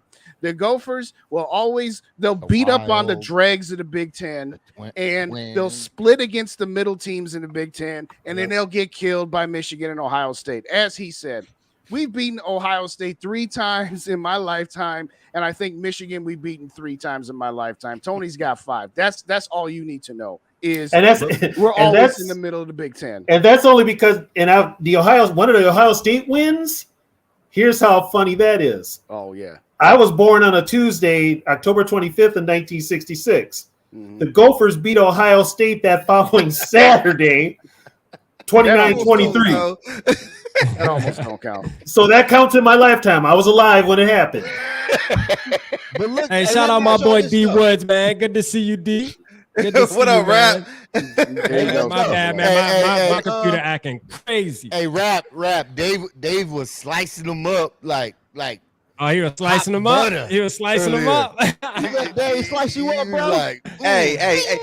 It's like this though. You win some, you lose some. All right. There you go. Yeah. Honestly, in 1999, the Gophers went into Happy Valley. I'm gonna get you now, Mike. I'm gonna get you for this. The number 2 ranked Penn State with LeVar Arrington and company, and we went in and beat those guys, and that was just like that was almost like Michigan losing to Appalachian State. I was so heated. Man, we talking Vikings or we talking Gophers, man? Which one we doing, man? Gophers, he started talking that talk. Well, no, Yogi started telling us about the final scores. We don't want to talk shit about no damn Gophers, man. I ain't even damn about a Gophers. So you brought it up, dude, because you was talking trash. Yeah. What's up with D Hunt with 4 sacks? What's up with D Hunt with leading the whole NFL in sacks, man? Hold on, real He's quick. tied with TJ Watt. Watt's got 4 Yogi, too. I'm gonna tell you. I'll be back in a few. I gotta get something to eat. I'll be back in a minute. They want to get rid of him. They want to trade him. Zoe wanted to trade him. He's still gonna get traded. I still do want to trade him. He's still gonna get traded. Zoe want to trade every damn body, man. Yeah, here's the thing. Right now, because everybody, he's a free agent next year. So if you want to get something for him, trade him now. I'm just talking about this year. Y'all, Zoe didn't want him. If we didn't have more D line, we don't have no pass rush. We don't have nobody. Man, we could make some. We don't. It don't even matter. We don't have anybody. Listen, what y'all think gonna happen tomorrow? We gonna win. Straight up. Vikings will win, but it'll. I say Vikings will win, but it'll be close. Hey, D, you got us losing tomorrow? No, I mean it's San Diego, man. We lose against San Diego, man. Blow it up. For real. Yeah. Blow it up. Blow it up. Let's get Blow it up. I mean, because the whole division gonna lose. Man, the whole division gonna lose. They the LA Chargers, bro. They probably your team. Nah, they the San Diego Chargers. No, they San Diego. San Diego. We don't call them LA here at all. Well, I see. But my thing is this though. Even if the whole division loses, Mike, like that's not the way we want to win though. Like I don't want to win by having to make other teams lose for other teams to lose, man. I want to win. You feel me? Like because we won, we control our destiny. Put it this way too. If the Chargers lose tomorrow, Staley's probably out. That's a fact. Yeah, I stated Staley's probably out. He should have been out after the Jacksonville game. If KLC loses tomorrow, you can start talking about the hot seat with him. For real? Yes. You think so? Yes. You think so? If we lose tomorrow? Because you lose tomorrow. You lose tomorrow. Put it this way: you lose tomorrow, and that offense has been playing like it has the last 2 weeks, and that defense has had to be out there more than it should. Like I said before, the finger pointing is going to start, and it's going to start with Brian Flores being vocal about KLC leaving his defense out there too damn long and leaving them out there to dry and not helping them out at all. Trust me, that is gonna be a problem. I could believe, but if you look at it, what had KLC did though? The only reason KLC will keep a job. 13 games. They won 13 games last season, though, man. I mean, yeah, you can look at it as a fluke, but you can look at it this way: they won 13 games, right? Man, no, you look at games. You won 13 games, which is nothing to sneeze at. But you know where you really pay attention to? Look at the 4 games they lost, including that playoff game, and how they started this season. And if you look at this too, though, the Minnesota Vikings probably from last year and this year They got to lead the NFL in 3 and outs. They do. They do. They do. Oh my God, it's bad. They do. Like the offense. And we wonder why our defense is so tired. Like the offense. The offense. And the crazy part is, last year we won 11 games, 1 score win. This year we 0-2 and 1 score win. But that's how the league is. It's gonna happen. The year before that, Zimmer lost the same amount of games, but by it 1 ain't score. It ain't. It's offense. The offense not. It's offense. But Zimmer's whole thing was he had a problem with Spielman. They didn't get along. I feel him. They didn't get along. Kirk Cousins either. Here's I don't like start with the Kirk Nobody Cousins, likes Kirk Cousins. Okay, nobody likes him. He was about to. Hey, he gonna represent his Kirk now. He like Kirk Cousins.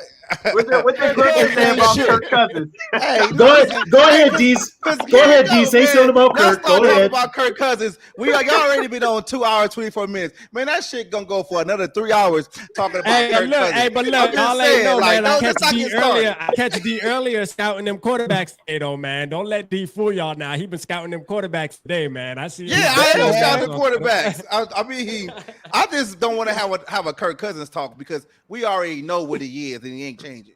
We just gotta roll with it. It is what it is. And that's a fact. He gonna be our boy. He gonna be our guy for sure. Until he ain't. This just happened. Exactly. That's my quarterback. Okay, you know what? That's your quarterback. You can have him. I'll take it. That's all I'm gonna say. You can have him. That's my quarterback. Hey, you can have him.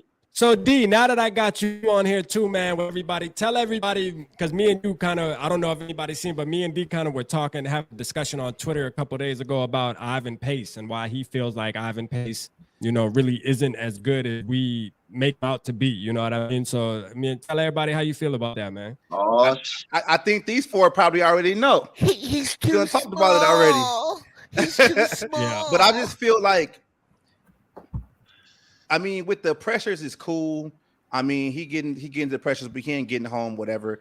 I just be like, he's an undersized linebacker, and when it comes to like stopping a run, he gets washed up and he gets swallowed out. So I'm just like, me personally, I like a thumper in a linebacker. I want somebody that's gonna come down and that running back or whoever is gonna be second guessing what they gonna do. And I feel like with Ivan Pace, it's kind of like we ain't really saw like him do anything else besides rushing the quarterback. So it's good that he getting the pressures, but at the same time, especially last week, you gave up over 200 yards as a defense. So the whole defense lost. We can't just point out and be like, oh yeah, he had all these pressures. Them pressures didn't mean shit because we still lost the game and y'all still got 8 up for 200 yards. If you watch last week's game, hey, I already got sliced up by Dave. I'm ready right now. No, I'm gonna put this out there as a defensive guy. Yogi knows I'm a defensive guy. Yeah. The problem with what happened last week was you're playing that sorry ass 3-4 defense, and guess what? Once you've got those 3 linemen engaged, you got 2 free offensive linemen and a tight end that can get to that second level and get the pace and engage him and make it so he's ineffective. And that's where you need that front, but you need the front 4 or 3 to gobble up blocks and create a lane for Pace to make those plays. And we don't have it because we don't have the right defensive scheme that fits him. We just don't. He can be that thumper. He can be that thumper. Yes, he can be that thumper. We're still right now only in week 3 right now. So we're gonna see what happens. Pace along. The problem ain't Pace. The problem is problem? Kirk Cousins. The fuck you talking about? So we on the other side of the ball. What are you talking about? We are on the other side of the ball. So you the offense, stay on the sideline. We're talking defense. I got a question for you, though. If we start 0-3, are you gonna start repping your real team? You want me to start? He can't answer that because you know it's true. You know it's true. You ain't like that. What's gonna happen though? We start 0-3. You gonna switch sides? What about you? You got 2 teams to choose from. Got two. The Rams and the Chargers. Never that. But I know for a fact though, LA don't claim the Chargers. We don't claim the Chargers. The only team they really got is the Rams, and some of them don't even claim the Rams. Yeah, the Rams is an afterthought. Man, don't get it no leeway, Tony. What? He just spitting facts. I'm just being honest because my girl lives in California, so she tells me all that. Yeah, no leeway, man. For First real. cousin, Captain Kirk. Captain Kirk. Pace is doing okay with that bum ass defensive line he got in front of him, man. He can, I was telling D on Twitter. I was telling me when we were talking. I was saying, the front is what it's a disservice. We have no defensive line, and we have no defensive line. It's actually unfair to Pace, man, to have to deal with that type of bullshit. To be real, you know what I'm saying? Like where Davenport and Rory at? Like what the fuck? We already talked about this Davenport. I'm just saying, like. I don't see Rory out there or nothing. We ain't got no detail. Roy's been inactive. They made him inactive the last 2 weeks. Boy out there, Tonga. Who? We got Mike Boy out there, Tonga. Yeah, Mike, that was your boy. You were talking about Tonga. The only reason I ain't gonna lie, I was wrong, y'all. Only reason you was picking names on the roster. Who should I talk about today? And the only reason Tonga and I messed up with Jordan Hicks. I thought Jordan Hicks was done, but he's balling right now. So Jordan. And in the off season, we be talking about every damn body like they gonna be somebody. You know what I'm saying? For real. I get his ass on the roster. Yeah, all me and Yogi have said it. Justin said it. We've all said it. They need to change the scheme. 4-3 to a 4-3 because that's what you had. First of all, Daniil Hunter is not a stand-up defensive end. Neither is DJ Wonnum. Neither is who's the other one they got? Jones. That's Tonga right there. Tonga's a nose. I don't know what the fuck he even look like, man. That's Tonga. He's a nose tackle. But look, my problem, man, the defense is what it is, man. The defense. No matter what, defense the defense kept us in the last 2 football games for real. But this is where it goes back to the offensive side of the ball, which is what I've been saying. If you're KOC and you know your defense is a liability, especially running the ball, play some damn ball control. Keep your defense off the field. Hold on to the ball. Stop the 3 and outs. Move the ball downfield, and when you do move down there, get some goddamn points. Yep. Yeah, they get mad at the defense in the fourth quarter at the end of the game, talking about they can't stop the run. Well, they're tired. They were tired by halftime last week. That's what I'm saying. And we shut the Eagles down in the first quarter, man. We really did. The defense really did good until they started running the ball, and then that's the kryptonite. Well, and you know what? Now that film is out there. Everybody's going to try to run. So Austin Eckler ain't playing tomorrow, right? That's why we're gonna win. It's gonna be Josh. It's gonna be Joshua Kelly. So what do y'all see? Like, what do y'all want to see differently from like KOC coming into this game? Like, what should he do differently? Like I said before, call a game like he's got a set of balls, and he ain't afraid to hit a motherfucker in the mouth, run up the score, take over the line of scrimmage. Don't be a bitch. Bottom line. Last time we beat a team bad, like when's the last time we won a game like we won by like 30 points or so? Like, week 1 last year, Packers. Yep. Oh yeah, that was like that don't count. I mean, when we really put a beating on somebody, that's got to be back in 2019. We thought it was a KLC been aboard. Since KLC's been aboard. It's only the Packer game. One-score games. One-score games. That's what I'm saying. So what had KLC done so far? KLC doesn't have it. Huh? Hold on. So Tony, you out on KLC? Like you don't like KLC? You think KLC is a bad coach? I'm done with him. Might be. I'm done with him. Damn. I think he all right, man. I ain't gonna lie. Okay, with as many head coaches that I've seen in my lifetime, that's a lot. Thank you. Thank you. And I'm proud to say I'm still here to talk about it. So shut the hell up and listen. Here's the thing. He's already proven, and there are certain coaches that have the makeup for an NFL coach. They have it. They get their teams prepared. Shanahan, other coaches. he has done some things in the last 2 years, and the biggest one, the glaring one I had was when he had the joint practice with the Niners. The joint practice. He got up there in the podium and said that the Niners were too physical.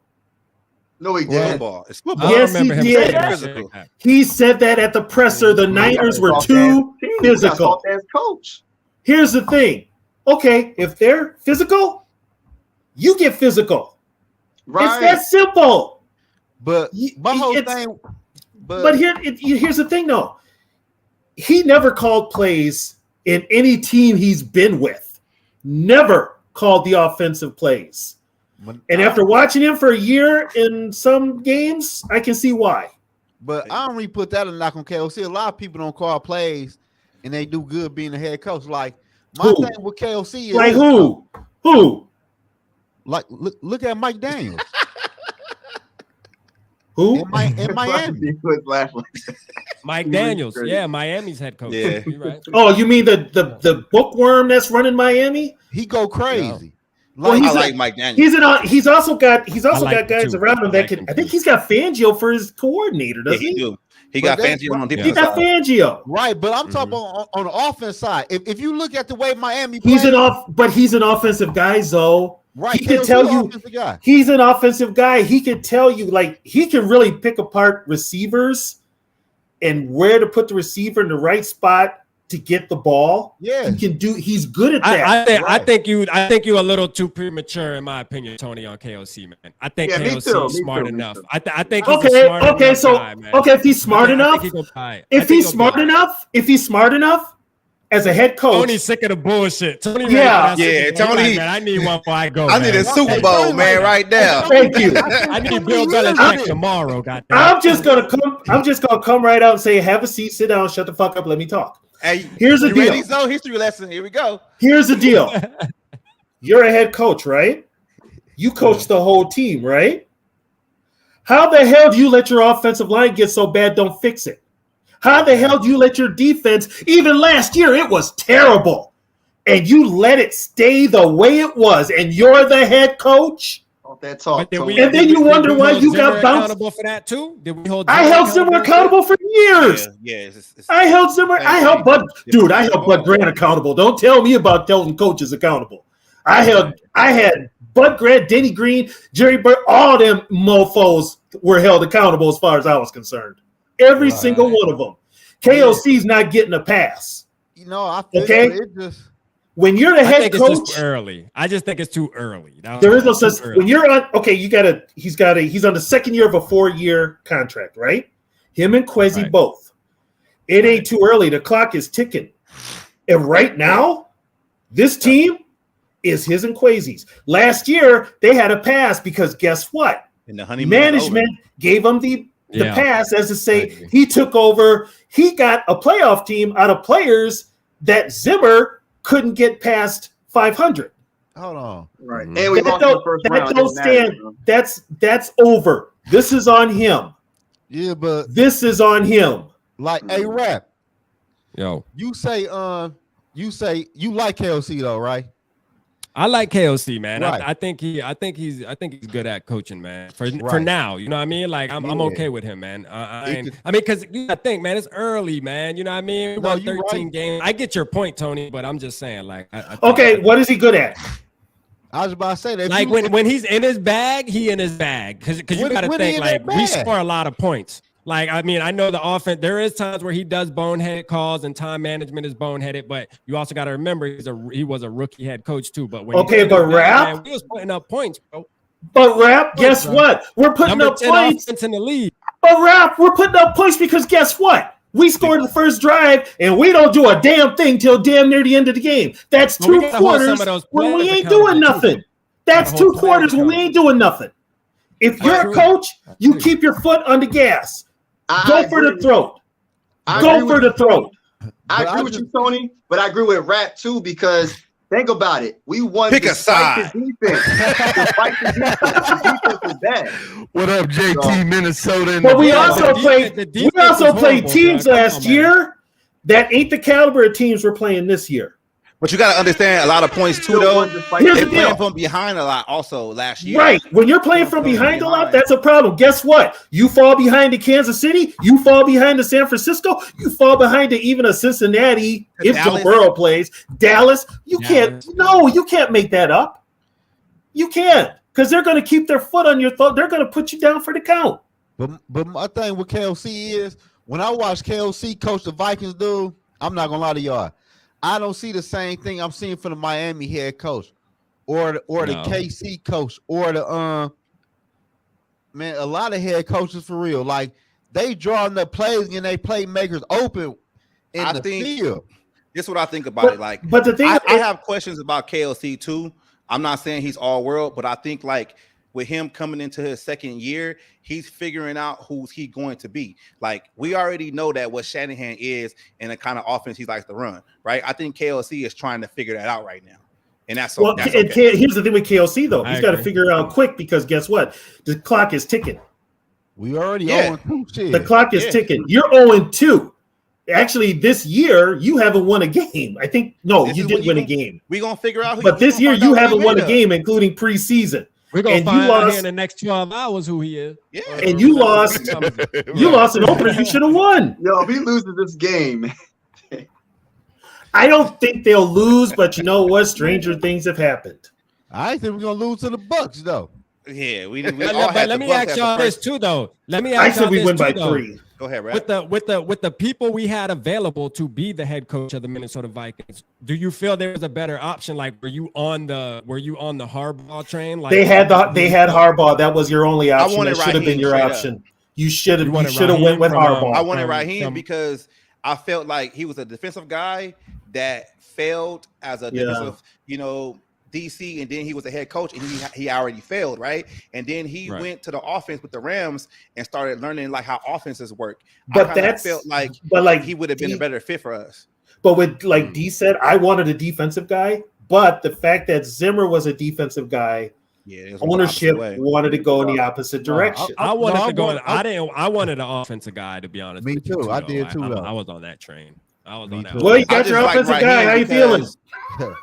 I just like Morris a lot because he was already a head coach. Like, if you think about the Vikings, like the past coaches that they had, like the past couple of coaches stints, they all been like first time head coaches, and they don't really get second jobs after that. Like the only unless you're Josh McDaniels, who somehow gets a job I don't know how he gets jobs, but he gets but like Leslie Frazier hasn't got a head coaching job. Childress didn't get a head coaching job after that. Dennis Green got one, with the Arizona Cardinals, which was cool. But Denny was the only one. That's the only one. So they were also older too. D Woods. They were also older. Yeah, they're also older. But I just felt like I wanted a coach that already knew how to head coach already. Like, not learning on the job. And here's with everything that happened with Zimmer and Spielman, that whole spiel, they wanted to go in another direction. Kwesi wanted Harbaugh, but ownership wanted to go in another direction because they said Harbaugh was old school. That's what they didn't want. They didn't want an old school coach like Zimmer. They wanted a new, younger, fresher ideas coach.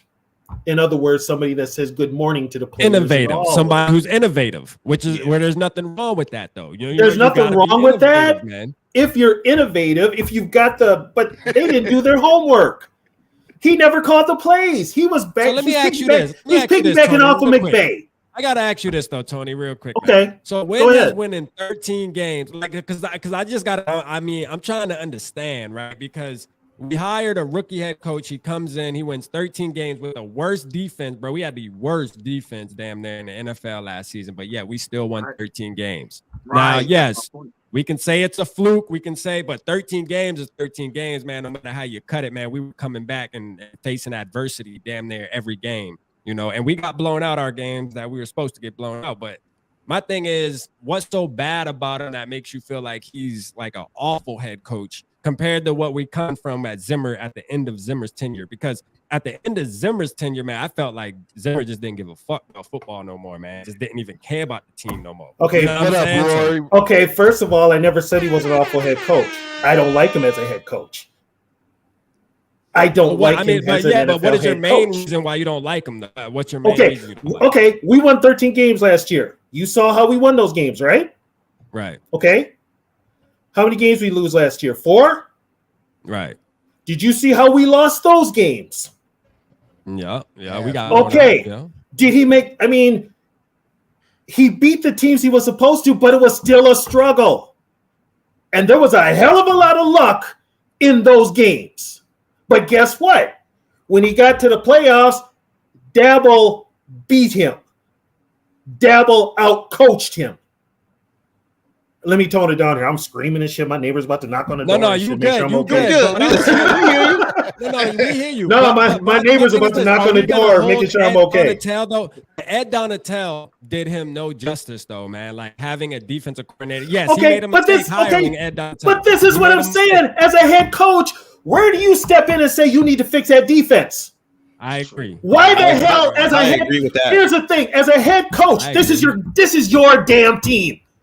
Yeah. This is your team. Your job depends on if they are successful. It's not rocket science. I got you. Okay, so guess what? Donatel's defense sucks. Change it. You're the head coach. I feel like they should have changed it in the middle. I think they should have changed around week 6. They should have said, you know what, get them the hell out. They should have for real. Well, here's the weird. They should have never hired Donatel. They hired Donatel before they hired KLC. Oh, yeah, they hired. Hold on, they hired Donatel before KLC. Yeah, they hired like 3 coaches before they hired KLC. Shout out to Dan. And then, but here's another thing too. Now, this is where KLC is probably getting his advice on defense, because I don't think KLC knows much about defense. Our assistant head coach is Mike Pettin. Yeah. So that's probably where he's getting his defensive ideas or how to run a defense. Pettin is the assistant head coach. So that being said, now see with Donatel, that might have worked. That ain't working with Flores. That is not where Flores is going to call that defense the way he wants to call that defense. Right. And he's going to hold KLC accountable. Here's the problem with a lot of Viking fans. Now I'm really going to go off. Y'all motherfuckers gave KLC a pass because he's a good guy. He won 13 games, and he's going to get us to the Super Bowl. Stop. Just stop. Okay? If you really want to gauge how good of a coach he was, you look at those games he lost. That's what I gauge him on. The games he won, yeah, maybe, whatever. Well, and here's another thing, too. One of them games you won last year, you were losing at halftime 33-0 to a 4-win team with an interim head coach. Good teams do not give up 33 points in one half to a undermanned 4-win team with an interim head coach. To Jeff Saturday. Hey, let's give a couple of shout outs. We got Jim, NFL 7 in the building. Danielle in the building. Shout out to Danielle, my girl in the building. Actually, Sarah, you can't justify it, but the record was there where they were still a bad defense. Hey, man, they were terrible. Sarah been tripping in the chat lately, dude. She said Kyle Shanahan ain't that good. Miami head coach ain't that good. Sarah tripping. So, Tony, what's your opinion on the Minnesota Vikings not making Mike Tomlin a head coach? Well, here's what happened there. Coordinator. Go ahead, Tony.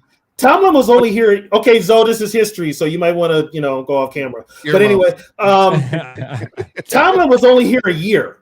Yeah, he was only here a year. He was only here a year, and the Wilks had been held hostage by Brad Childress anyway.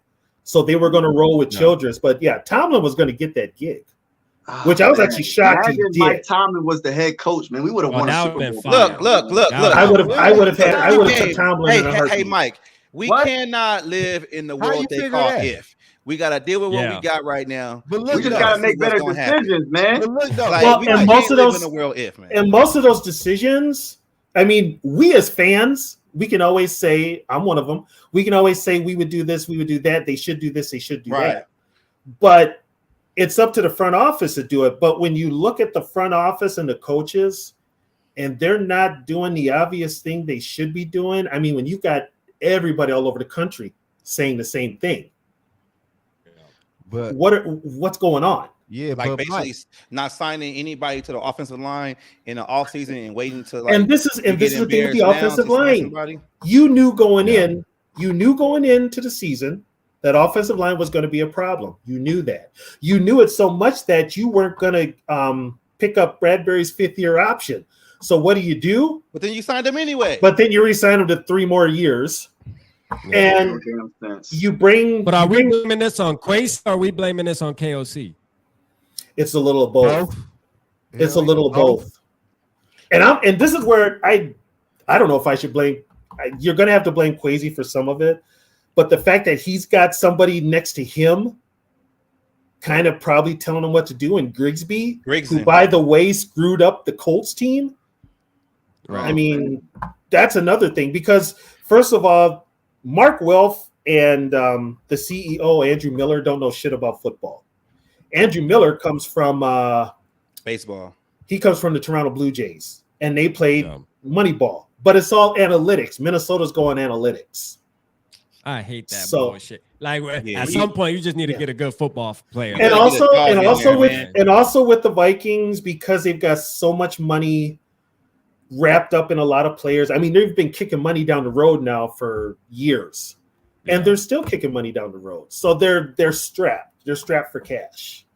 But real quick, man, before we continue, man, I just want to say, man, this panel right here is official, man. Like straight up, man. Everybody in the chat, man, we appreciate y'all, man. This panel right here is fire, dog. Like straight up, man. We bring y'all that real shit right now. You hear me? Like don't nobody get down like how we getting down, man. And we appreciate everybody in the chat, man. Y'all hitting that like button. Make sure y'all go support all these fellas on the panel. You know, everybody that's on my channel watching right now, make sure y'all go and subscribe, man. Subscribe to In the Zone. Subscribe to Mike Spoil Lives, Purple Rain, and Skol State of Mind as well. You know what I'm saying? Can I say something? Gonna be on Purple Rain, man. So make sure y'all tapping in for sure.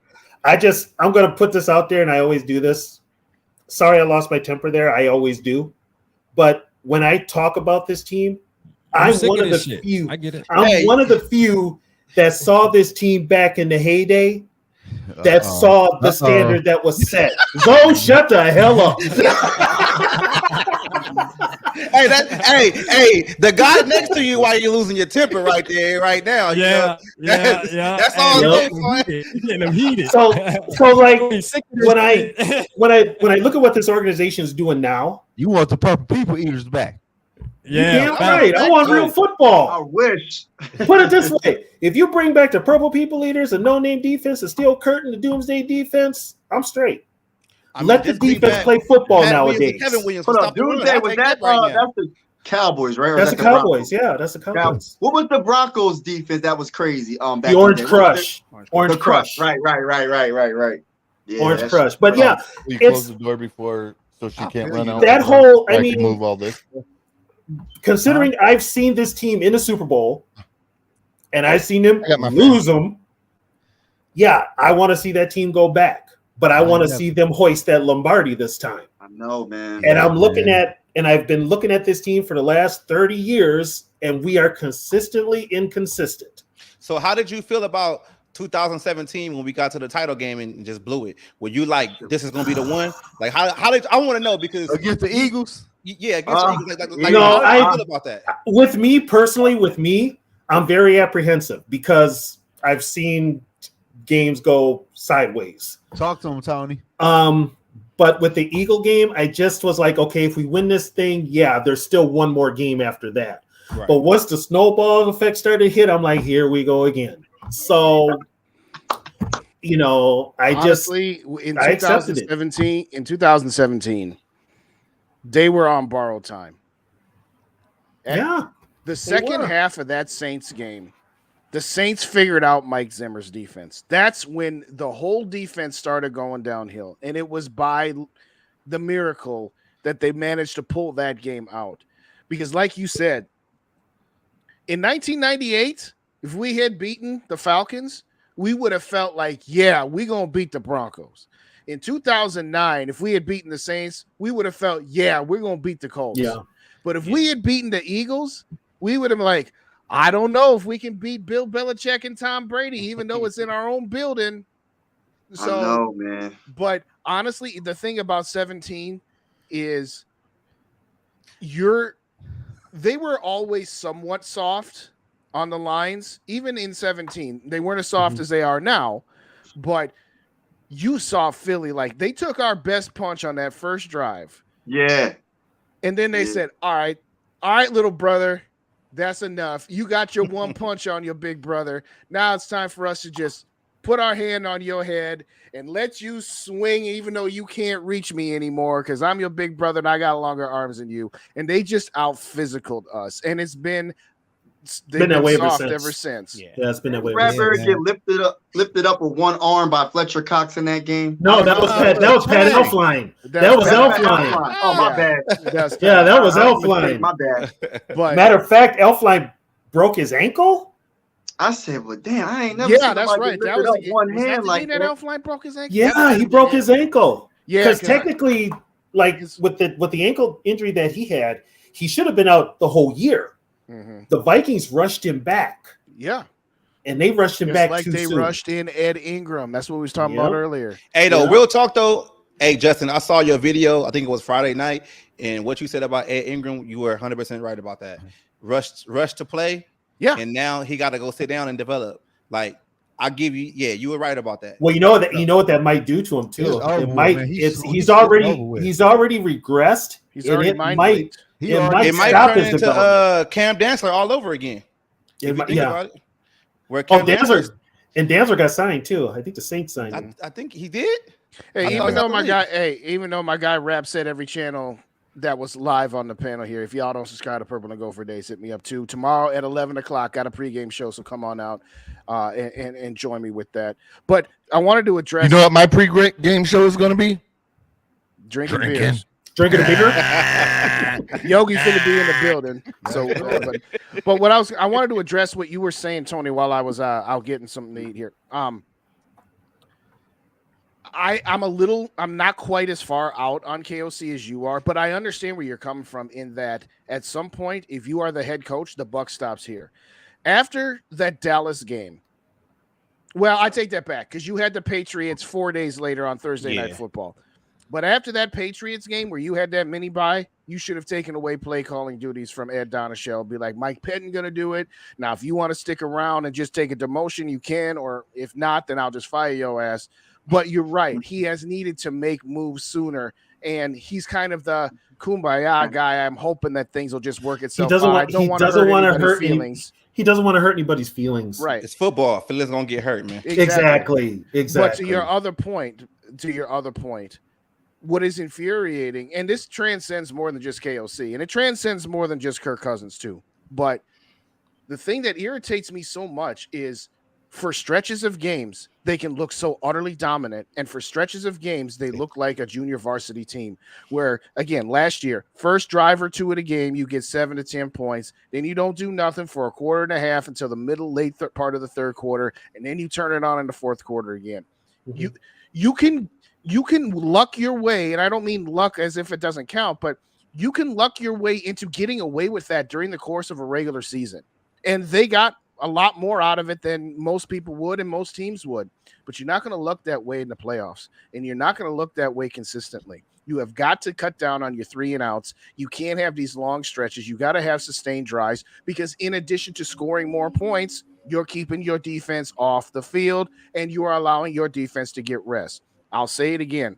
Against Tampa Bay, defense got 3 and outs on every possession up until the 2-minute drive. Now, yes, one of those was a 3 and out that resulted in a field goal because of the turnover, so it doesn't go down as a 3 and out. But my point is your defense gave you opportunities by giving you that many 3 and out, and they're not going to continue with that.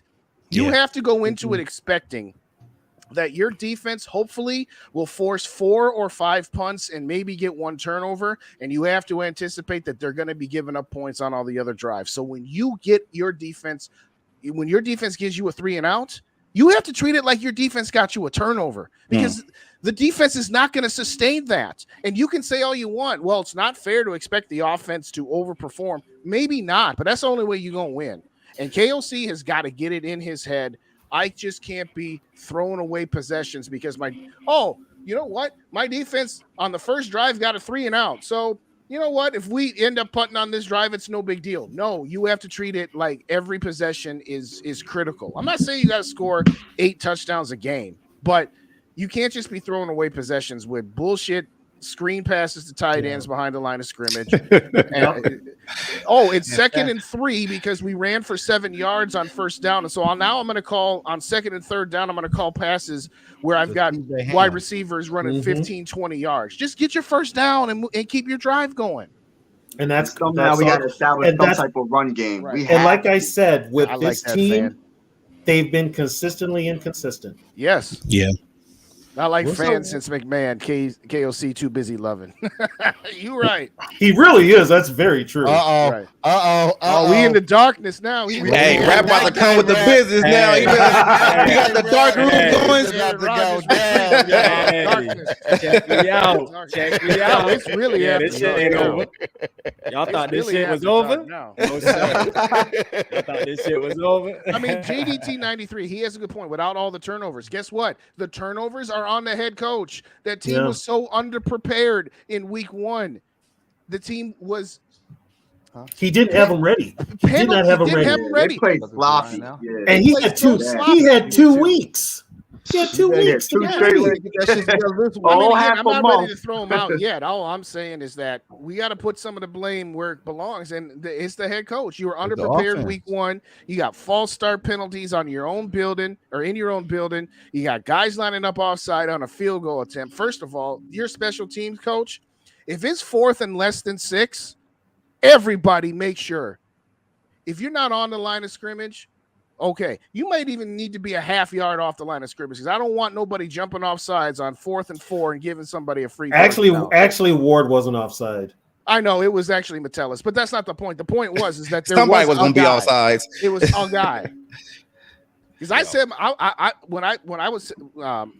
if I'm a coach of football, if it's 4th and 4 and your opponent's about to punt, don't come after a punt block. Make sure that punt gets snapped and just block the guys. Don't even try to block the punt on 4th and 4 or less because I don't want nobody jumping offside.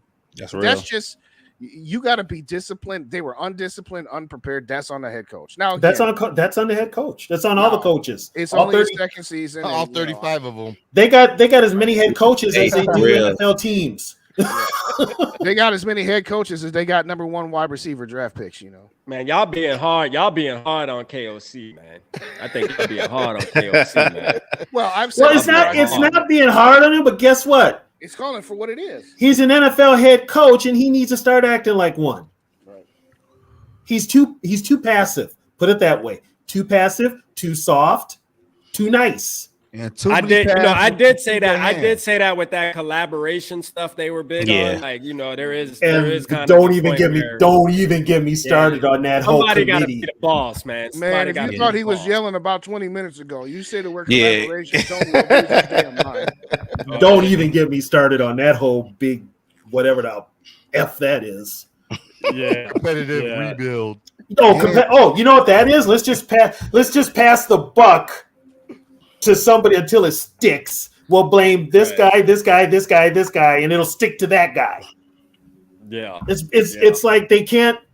You've got a bunch of people that are running the football team that don't know anything about football.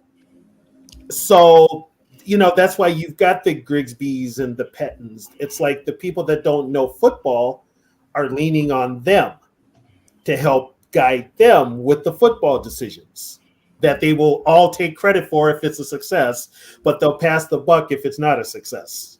There's too many cooks in the kitchen. Yeah, that's my opinion. for real. And the food sucks. Yeah, they need to trim. It don't suck. It's hit or miss because you got too many cooks in the kitchen. Okay, that means it sucks. That means it sucks. If it's hit or miss, you might as well be at Burger King. Hey, I like Burger King. Let me ask you this, D. What do you think the team going this year? Like what's your projection of the team? What do you think? 9-8 wins the division. 9-8 wins the division. Big deal. Do they win? Yeah. All right, but on that note, they've got to show some consistency. Here's what I mean. If they win tomorrow and they win handily tomorrow, They've got to take that into Carolina and do the exact same thing. And you might be playing against a second string quarterback next You're year. probably going to be who's a backup quarterback? Andy Dalton. Well, If you don't beat if you don't beat Andy Dalton, come on now. Hey, that's what and we said about we Baker lost to Mayfield. Andy Dalton. I was about to say we said that about Baker Mayfield too. Yeah, Andy Dalton beat us with the Cowboys. Yeah, but that was with the Cowboys. You know what? I think Baker Mayfield just loves Minnesota. I think he likes US Bank Stadium because that's the only stadium he wins in consistently. Don't say it. So Baker look good right now. Who looks better, Baker or Kirk Cousins? What? Who would I take? Baker or Kirk Cousins? Hey, this is my best Zoe. This is my best Zoe impression. I ain't gonna lie to y'all, but Baker Mayfield been looking pretty good. I put a couple bets on him, and he's helped. He's got me. That's paid, exactly so. what he was gonna say too. What were you gonna say, Zoe?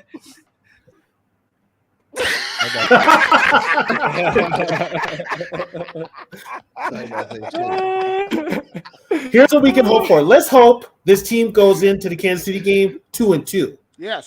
But but here's the thing: in beating the Chargers and the Panthers, offensively, you have to dominate. I got a question for Justin though, real quick. Yeah.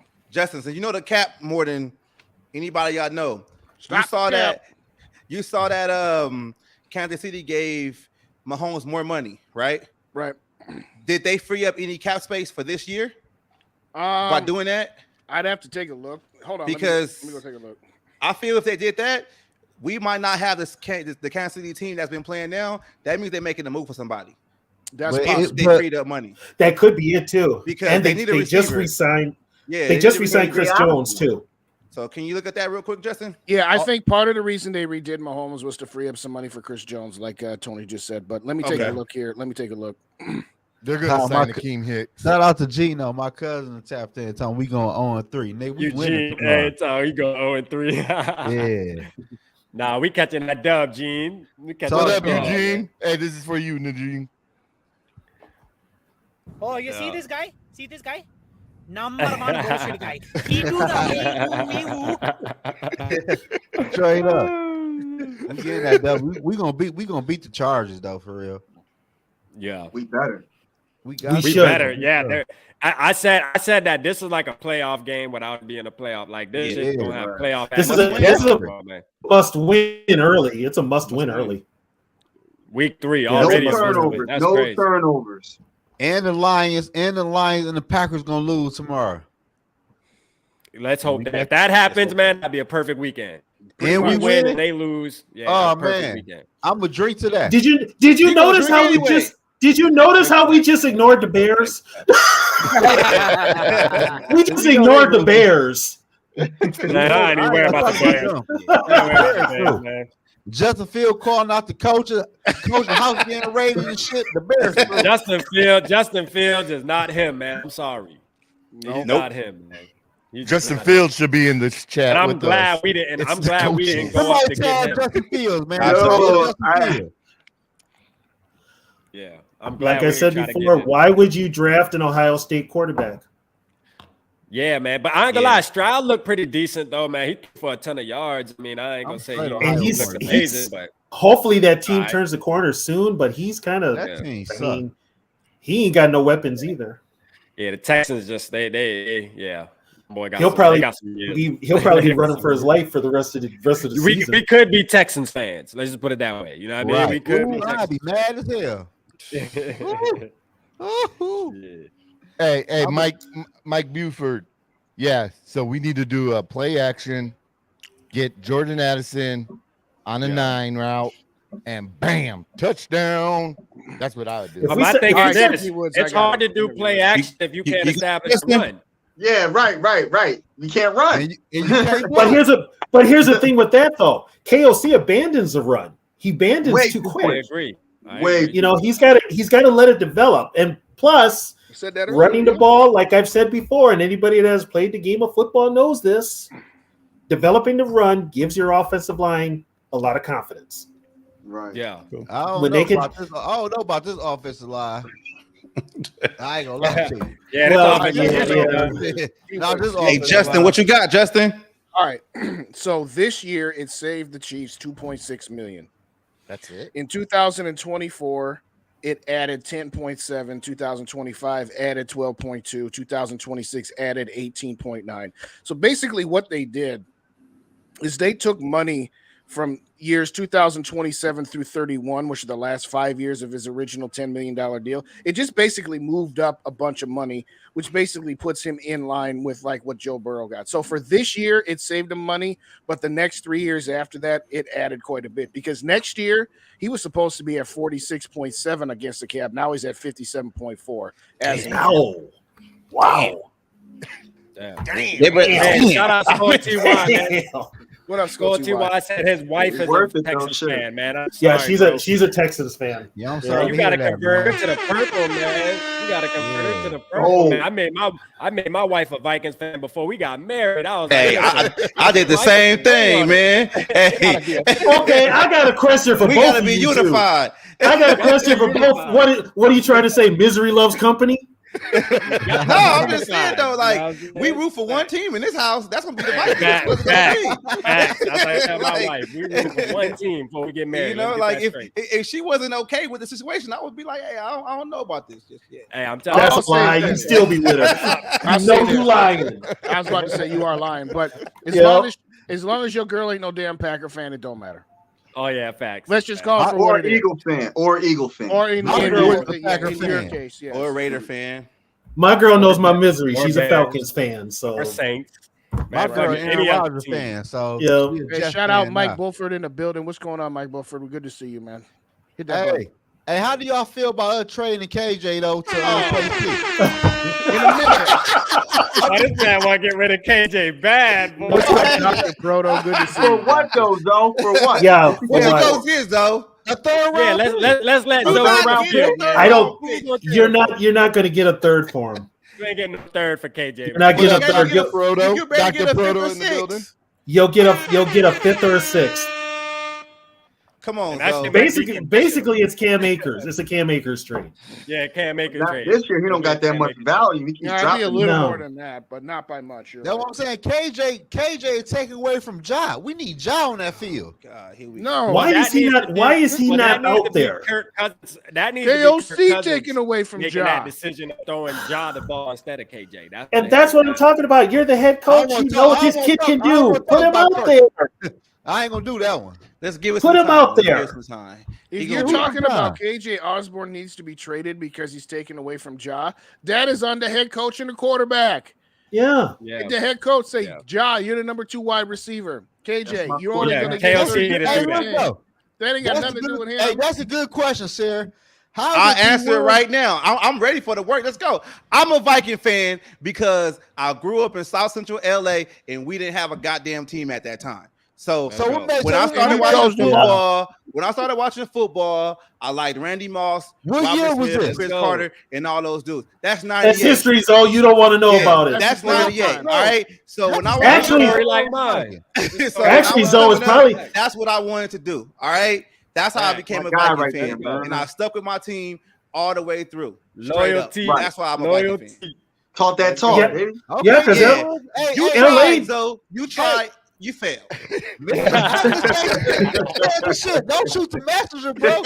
I'm just reading the comments in the sections. That's all. Yeah, because LA didn't have a team from 95 until what? Until the Rams came back. Okay, yeah, the Rams came back. Yeah, Rams came back. I wasn't about to jump ship and go to the Rams. Like, hell no. I'm invested in this, man. This is what it's gonna be. It's Vikings all day. Okay, D Woods, tell me something. There's still a lot of people in LA that are not Rams fans, right? No, it's more Raider fans, Dallas fans, and Niner fans out here. That's what it is. Dude, every time you go to an LA game, there's more away fans. And that don't mean for the Chargers or because, for the Rams. Right. I mean, especially the Chargers. The Chargers. God. They shouldn't have stayed in San Diego, man. They shouldn't stay at Qualcomm, straight up. Well, you know why they moved? It was Jerry Jones. Wow. Jerry Jones got to do with it. Jerry Jones. It was Jerry Jones' idea to put 2 NFL teams in LA at the time. And he talked San Diego's team into going into the stadium with the Rams.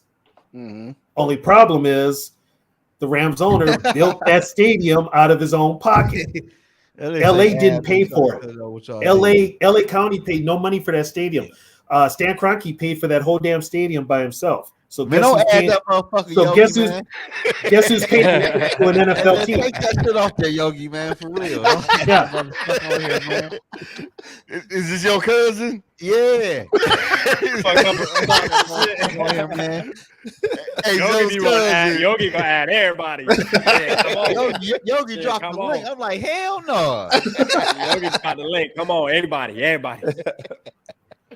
Yeah, and I've heard that too. Yeah, California's not a football state. It's a basketball it's not a town. football state. No, it's an Oakland Raiders though. When the Raiders, it's Raiders, but when it comes to football, it's SC. Especially where I'm. Oh yes, it's SC. Yeah, it's SC all the way through. Like, but they've always been a basketball town. By the way, D Woods, you're welcome for that. Hey, I told you thank you last time. I appreciate it. You know. Hey, me and D Wood's story is the same exact, to be real, because I'm from South Carolina, so like it's the same thing. Like people always ask how I became a Vikings fan. People say why you ain't become a Carolina Panthers fan. Because shit, it just is what it is, man. I grew up watching Moss, and everybody know my story, and I loyalty, man.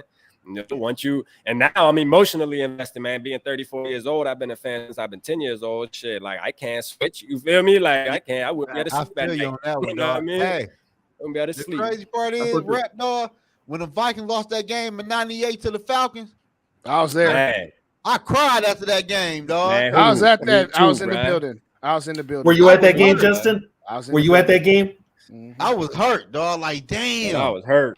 I looked Let me tell you that. I wasn't so hurt about that one. I was hurt about the 48 donut, the 41 donut against New York. I was hurt. How can you be hurt by that? I wasn't hurt by that. I was embarrassed. I was embarrassed. Goldpepper was gonna go out there and be throwing bombs, and that game you get past the 50-yard line. That one hurt to me. I was embarrassed. You know that story, right? What's that? Big shout out to. Big shout out to Gary, man. Shout out Gary. Gary dropping that bag with that lady on the side of him tonight. Mateo, she might not be at the side. She might not be at his side anymore if he keeps. Oh, she weighing on Gary. She weighing on Big G. Now, what were you saying, Justin, about that game, Justin? All right, so supposedly the Giants hijacked into the Vikings headsets and had their play calls the whole game. Yeah, that's Oh damn! Because if you watch that game, like every offensive play we ran, Didn't work. The old school Madden where you could only choose 4 plays, and if you chose the right one on defense, you always sacked the quarterback, and they could do nothing about it.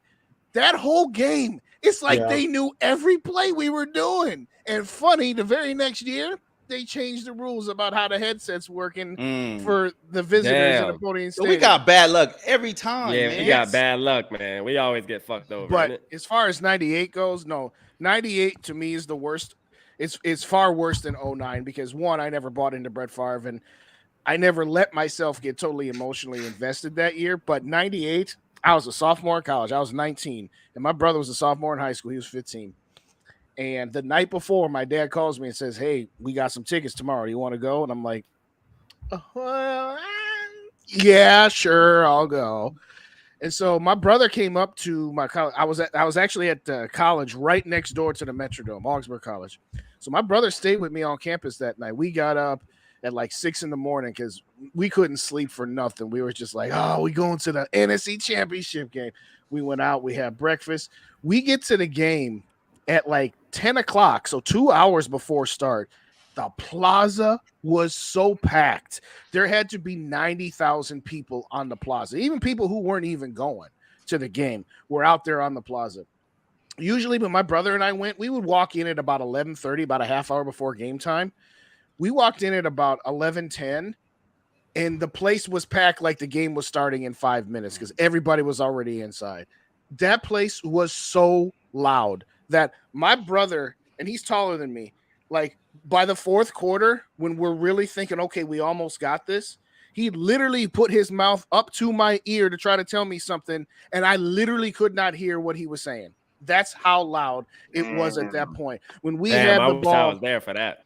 And when we had the ball and we were before Gary Anderson missed first down, okay, another first down, okay. It was just so deafeningly loud in that building.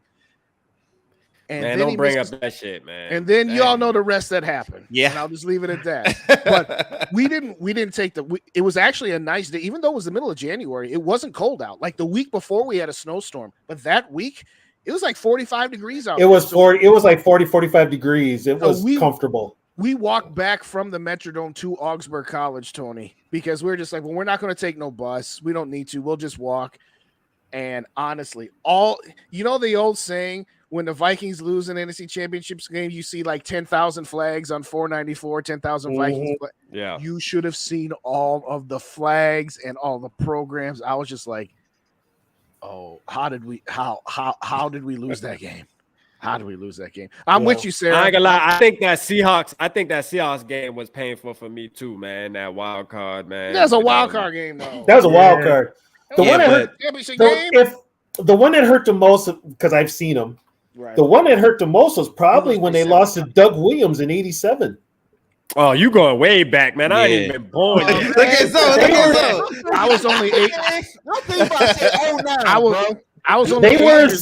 They were literally 6 yards away from tying the Redskins. Yep. Shut the hell up, Zoe. Don't nobody care. Just sit there and listen. They were literally 6 yards away from tying that game. That boy had the leather helmets on, man. God damn. Okay, Rap. That's the era I played in. Okay, I played in that era. What about you played in that era? Yeah, I was what? How old was I? 21, 22? Oh, for real? You had a leather helmet for real? You had the leather helmet? No, it wasn't a leather helmet. Damn. I mean, how I'm talking about the era. We believed you. Honestly, of course, though, you gonna believe anything I say because you think I'm older than Methuselah. I know. But Tony, let me ask you this. I can't remember if I asked you this one before. In my lifetime, we got 87, 98, 2000, 09, and 2017. To me, 98 was the best team, 09 second best, 87. And then between 2000 and 2017, I don't care which order you put 4 and 5. But one, do you agree with that assessment that 98 was better than 09? And two, actually answer that one first because I'll give you the second part. Because some people want to tell me that 09 was better. And I'm like, if 09 played 98, 98 would win. Here's the thing. 09 might have had a better chance of winning had they not lost. I'll grant you that. But 09 had a better defense. Shout out to my guy, JB. 98 had the better offense. So you would have had, basically look at how the offensive line would have lined up. You would have had Todd Stussy against Jared Allen. You would have had Jeff Christie against Pat Williams. Right. Randall McDaniel against Kevin Williams. But do you think it would have balanced itself that out? 98 would have been able to stop AP? Yes. No. The 98 team would be able to stop AP. Nah. No. I mean, he probably not on defense. Not on defense. Here's how I would see that game going. Nasty. Here's how I would see that game going. You're right. The 09 team was more balanced because 98 was 75% offense, 25% defense. Right. Yeah. 09 was probably 55-45. I will grant you that. But I agree. Yep. The 09 defense against Stussy, McDaniel, Christie, Dixon, and Stringer with rookie Randy Moss, Chris Carter, Jake Reed, Robert Smith. Here's how I see Robert Smith was my guy. And with Brett Favre, Interception City. Thank you. But look at only reason I say that though, the only person you had on defense for that 98 team, literally that scared me, was John Randall. That's it. John Randall going up against Brett Favre anyway. Yeah, exactly, because it always happens. My point is this. Here's my point. Here's my point. I'm not saying that 98 would win 48-0. I'm not saying it like that. What I am saying is I would see that game being like a 45-35. And here's why I say that.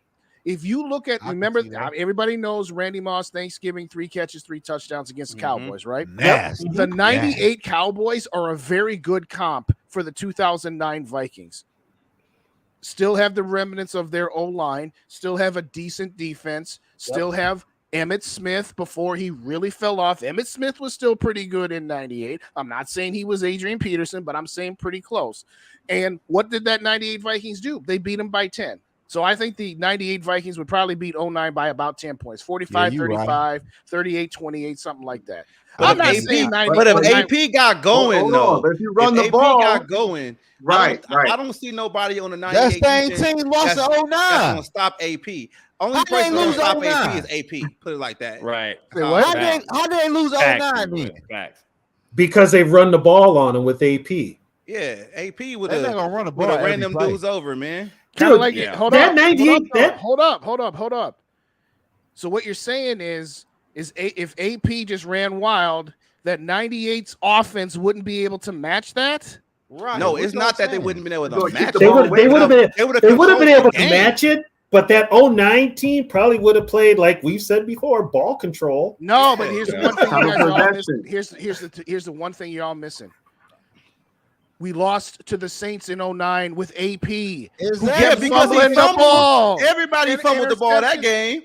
Say what? I mean, say what? AP fumbled, Berrien fumbled. They're going with the interception. Harvin fumbled too. Like Harvin had a fumble too. Yeah. That's all. It was like the Eagles game in there. But you know what though? AP put it on the turf 3 times. Yeah, true. That's what I said. Ain't nobody stopping AP but AP. That's it. All I'm saying is that if 98 and 09 were facing each other, it would be one hell of a fun game to watch.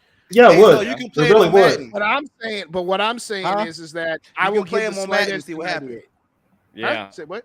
We should do a Madden simulation. We should do a Madden simulation. I'm just saying that, like, for example, the Vikings in 09 defense, again, Jared Allen, the Williams Wall, and Ray Edwards. Yeah. The 98 offensive line would be Antoine Winfield, right?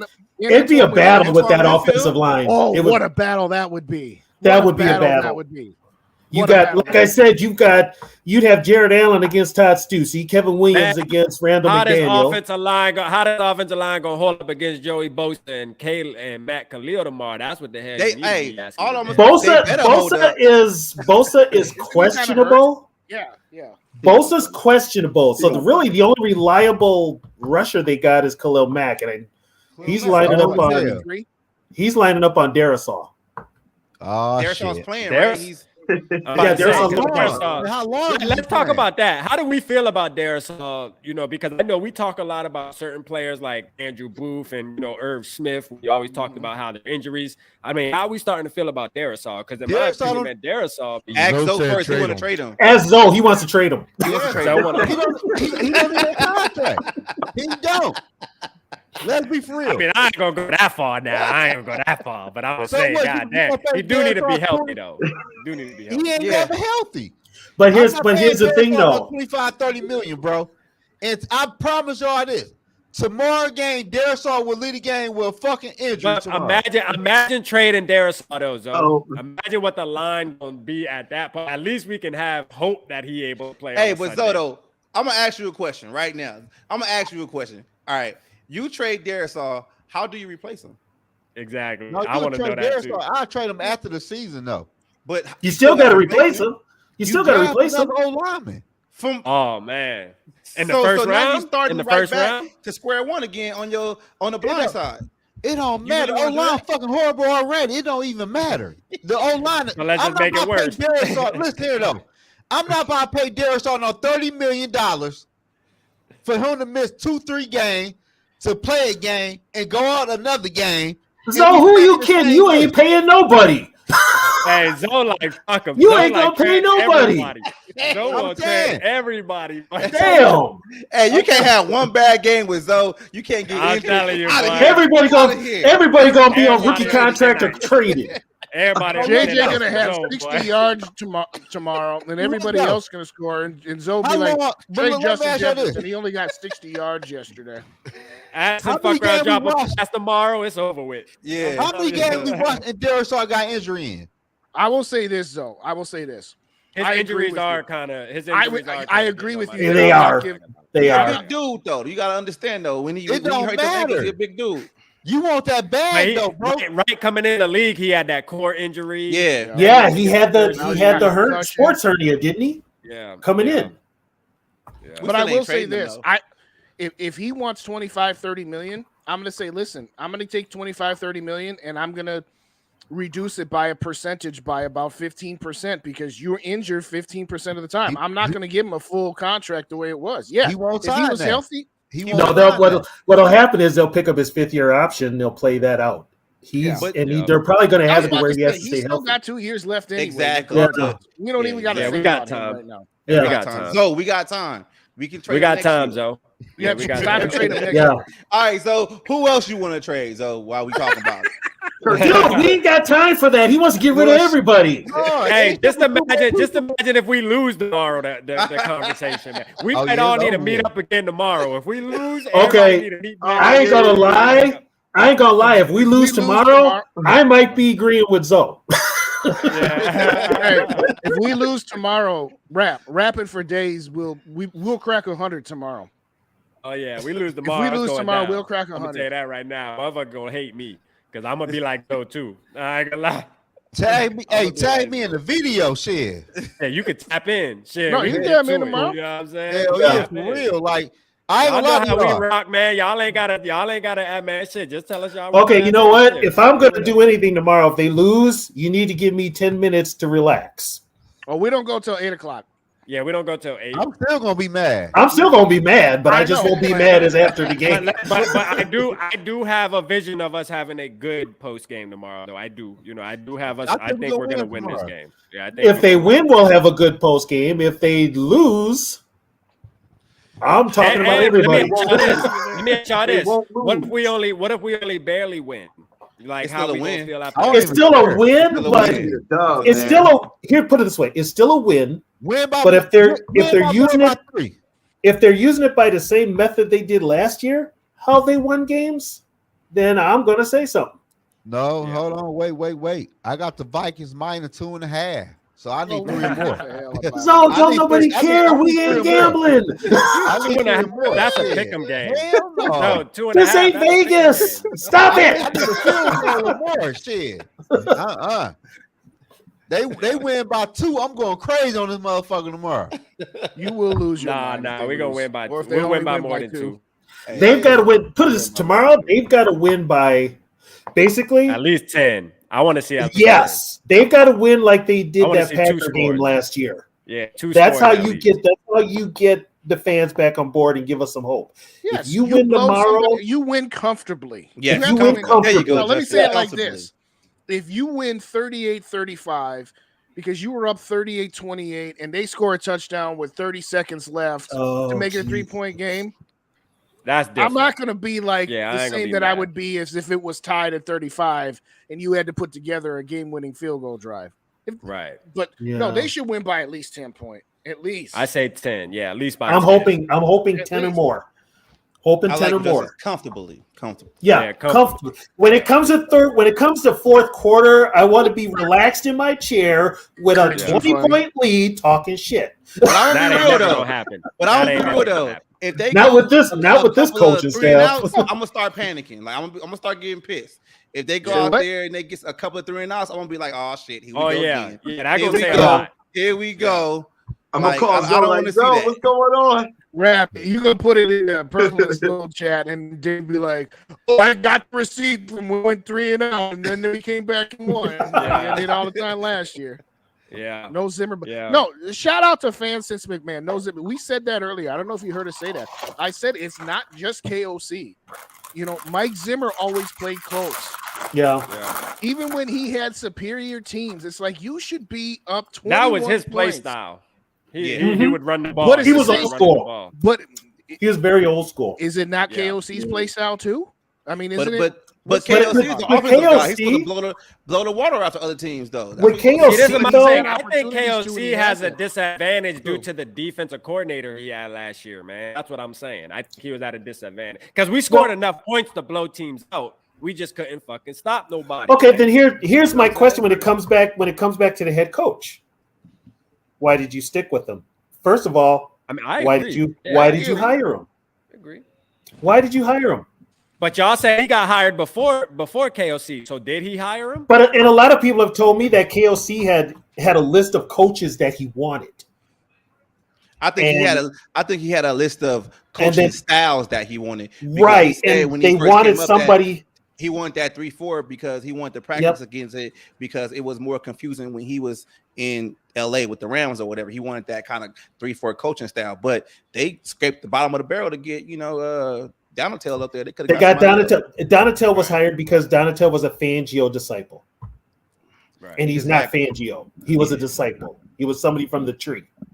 Donatel was actually a 4-3 coach. He was a 4-3 coach years ago. What at the Sean the Bomb every Saturday night. Be sure to like Green Bay, and subscribe. Right? Yeah, he was a 4-3 coach. Yeah. So I mean, it's like, but once again, that falls on coaching, and that's where KOC as a coach has to be vocal about what he wants, what he needs, and you have to be vocal with management. Literally go in there and pound the table and say, if you want me to win, we need to do this and that. He's got to be more forceful. He's just so laid back till it could be detrimental. I got another question for y'all, right? So we all know that Eckler's not playing. So they got their backup plan. If their backup is just grinding and getting the hell out of large like Philly did last week, is it possible that the Vikings can either sign somebody off the streets, like Rap had the video with Hakeem Hicks, or trade for somebody who needs a contract or whatever scenario they got to try to solidify some beef on that D line? Is that even possible? It comes down to scheme. And it also comes down to how much, because they only got like $4 million left. They don't. And I think it comes down to if we win, like if we win or lose. Because if we lose tomorrow by them running, I don't think there's any point to even try to fix it. Exactly. I totally agree. And put it this way, they could win tomorrow and still give up a bunch of yards on the ground. Yeah. But win the game. It's too late to fix the problem. You kind of got to ride out the storm. My whole thing is then maybe you need to talk to Flores and go back to 4-3. Go back to 4-3. Well, I'm gonna say this: if we win but still allow yards, I'm with D Woods though, where I would say I don't think it's too late at that point. You still could kind of bring. I'm making the trade for real. Not if we lose. Yeah, but how much? What are you willing? But you don't have anything to give up. You got your draft picks. KJ Osborne. Shout out Zone, man. KJ Osborne for a 3rd round pick. Hey, I'm with it though, because there's always somebody on somebody's team who's disgruntled, don't want to be there. They got a contract situation, even if it is a 1-year rental. I'm just saying, just get somebody to plug that D line to where we won't be so soft when somebody running the ball, because we are still only in week 3. We still got 14 more weeks left to go. Yeah, like, but you're going to be facing better offenses, and depending on if they have injuries, I mean. Right now, Christian McCaffrey's playing his ass off, but he could be hurt by the time he plays us. Because D got a point too, though. D got a point real quick though. Because this is the thing too. We don't want to wait until the end of the season and say, well, the coaching staff should have brought in, they should have made a trade for some defensive tackles, earlier on in the season. So like we're asking them, like just how we figured they should have made that move last season with the defensive coordinator at Donatel. Well, we in the same position right now. If we're seeing these things on week 3, we need to go ahead and make the moves now. You know what I mean? Just kind of like what they did with signing Risner. You know what I mean? Like that's a good move in my opinion. Like, but if you notice, there's kind of a pattern with this team. They're kind of ignoring the defense and just letting it be what it is. I'm just saying though, if they get over 150 yards on the, like, come on now. Knock on Crazy's door. Look, man. Go ahead and get some beef on there real quick because teams already got the blueprint. Like just like you guys said earlier, they saw what Philly did against us. They ran over 200 something yards. Other teams have good O lines too and better running backs. And like, you're gonna face more physical offensive you're lines. Gonna do that. So why not? And I'm down with trading a 3rd round pick, 2nd round pick. Whatever. Like look for instance last year when Irv Smith went down or he wasn't doing nothing, they traded for TJ and he came in here and gave that offense an extra jolt. We need somebody to come in here and give this defense an extra jolt. I'm down with it. And the sad part is the Eagles ran the same play over and over again. That's the crazy part. They didn't even switch up the scheme. Yeah, they never switched it up. It was the same side of the field, same ball, same gap, same over and over and over. I mean, somebody's out there. Yeah. Yeah, but at this time, at this rate, if you're getting somebody off the street, not like in game shape, not in game shape. I'm saying trade for somebody then. Trade for somebody. No, that's why I Because said I'll tell you what. Trade I'll tell you what. Hey, Penix is dropping dimes. If you're thinking Akeem Hicks, he's so out of shape, and plus he's damn near 35. Mm-hmm. But we gotta think. We think these fellas be out of shape, but a lot of these guys, man, they be working every day. You know what I mean? Even when they not playing football, though, man. No, that brother out of shape. You can look at him and tell. Hey, even if he is out of shape, he's still gonna take up some space. He's still be better than Dean Lowry. Even that's what. You know what I'm technically, that's what Tonga's supposed to do is take up space. Thank you. Yeah. If you want somebody to take up space, then you ain't looking for much. If you want somebody to make their presence felt by getting penetration, that's a different thing. I can't give up a second, give up a third. I'm with it. No, I want to save my draft picks and Give get a up a quarterback third and and this KJ. offensive line next year. I don't want to be trading no future for this season to do what? No. Win a garbage division and lose in the first round. I hear that too. Here's the thing. I'm not with the short-term goals. Yeah, I'm not with the short-term goals. Yeah, either. I'm not kinda short-term. You don't want short. I see the long Basically, term, this year, if it comes down to it, we won't be that good. Maybe not. So But maybe we long term, you got to think Hell long no. term. Hell no. You just have to. You got to change the thinking of this team. How you feel? How you feel, Mike? What do you think about that? Man, we need to do anything, man. I think the division is up in the air. I think once we get in the playoffs, anything can happen, man. Oh, stop, Mike. We've been saying that for You 50 really years. feel like that, Mike? You really feel 50 like that? years. Why y'all do my boy Mike like that? Come on, man. No, we keeping it real on here. Why? You're gonna tell me that you're gonna think that if this team gets to the playoffs, that we beat San Francisco, that we beating Philadelphia, that we beating Dallas with these offensive and defensive line. Stop. I don't believe in the 49ers. Why? I don't believe in the 49ers. I don't care what they got on their team. I think the Seahawks is going to win that division. I'm going to just say that right now. God's sake, man. Geno Smith is going to win that. You my boy, but you Geno Smith, bro. Oh Geno my God! Smith. Gary, you funny. Why? Hey, I'll see you Shout tomorrow. out Gary, man. Gary said he gotta go, man. Yeah, he said. Oh my gosh! Look at this. Boy, Dude. Gary, hell, man. Hey, we got first cousin tomorrow, Gary. Hold Have on, a good let night. me finish. Let me cook real quick. We got first cousin. You cook. You try and cook your way out of this. We want you to cook, not microwave it. We got Jordan Addison. We got Ivan Pace Jr. I don't need a roster update. We Tell me how we gonna beat the team. one of the best offensive-minded head coaches in the game. That's in question. Brad, play that stop the cap. What the hell did this fool just say? Hey, you don't got Tony mad again, man. He gonna be apologizing the next 15 minutes. No, I'm gonna track you down. I'm gonna track you down where you are and beat your ass. Hey, you know what? I honestly just wanted to see what happens. We're gonna see. We got Dalton Rising. I don't know, man. I just want a franchise quarterback. I'm gonna be honest with you. I think it's probably gonna take Reisner a couple of games to even get up to speed. We got to see Ed Ingram again, huh? We got to see Ed Ingram again. Yeah. About 2-3 weeks. It's the nightmare's not over. There's just hope.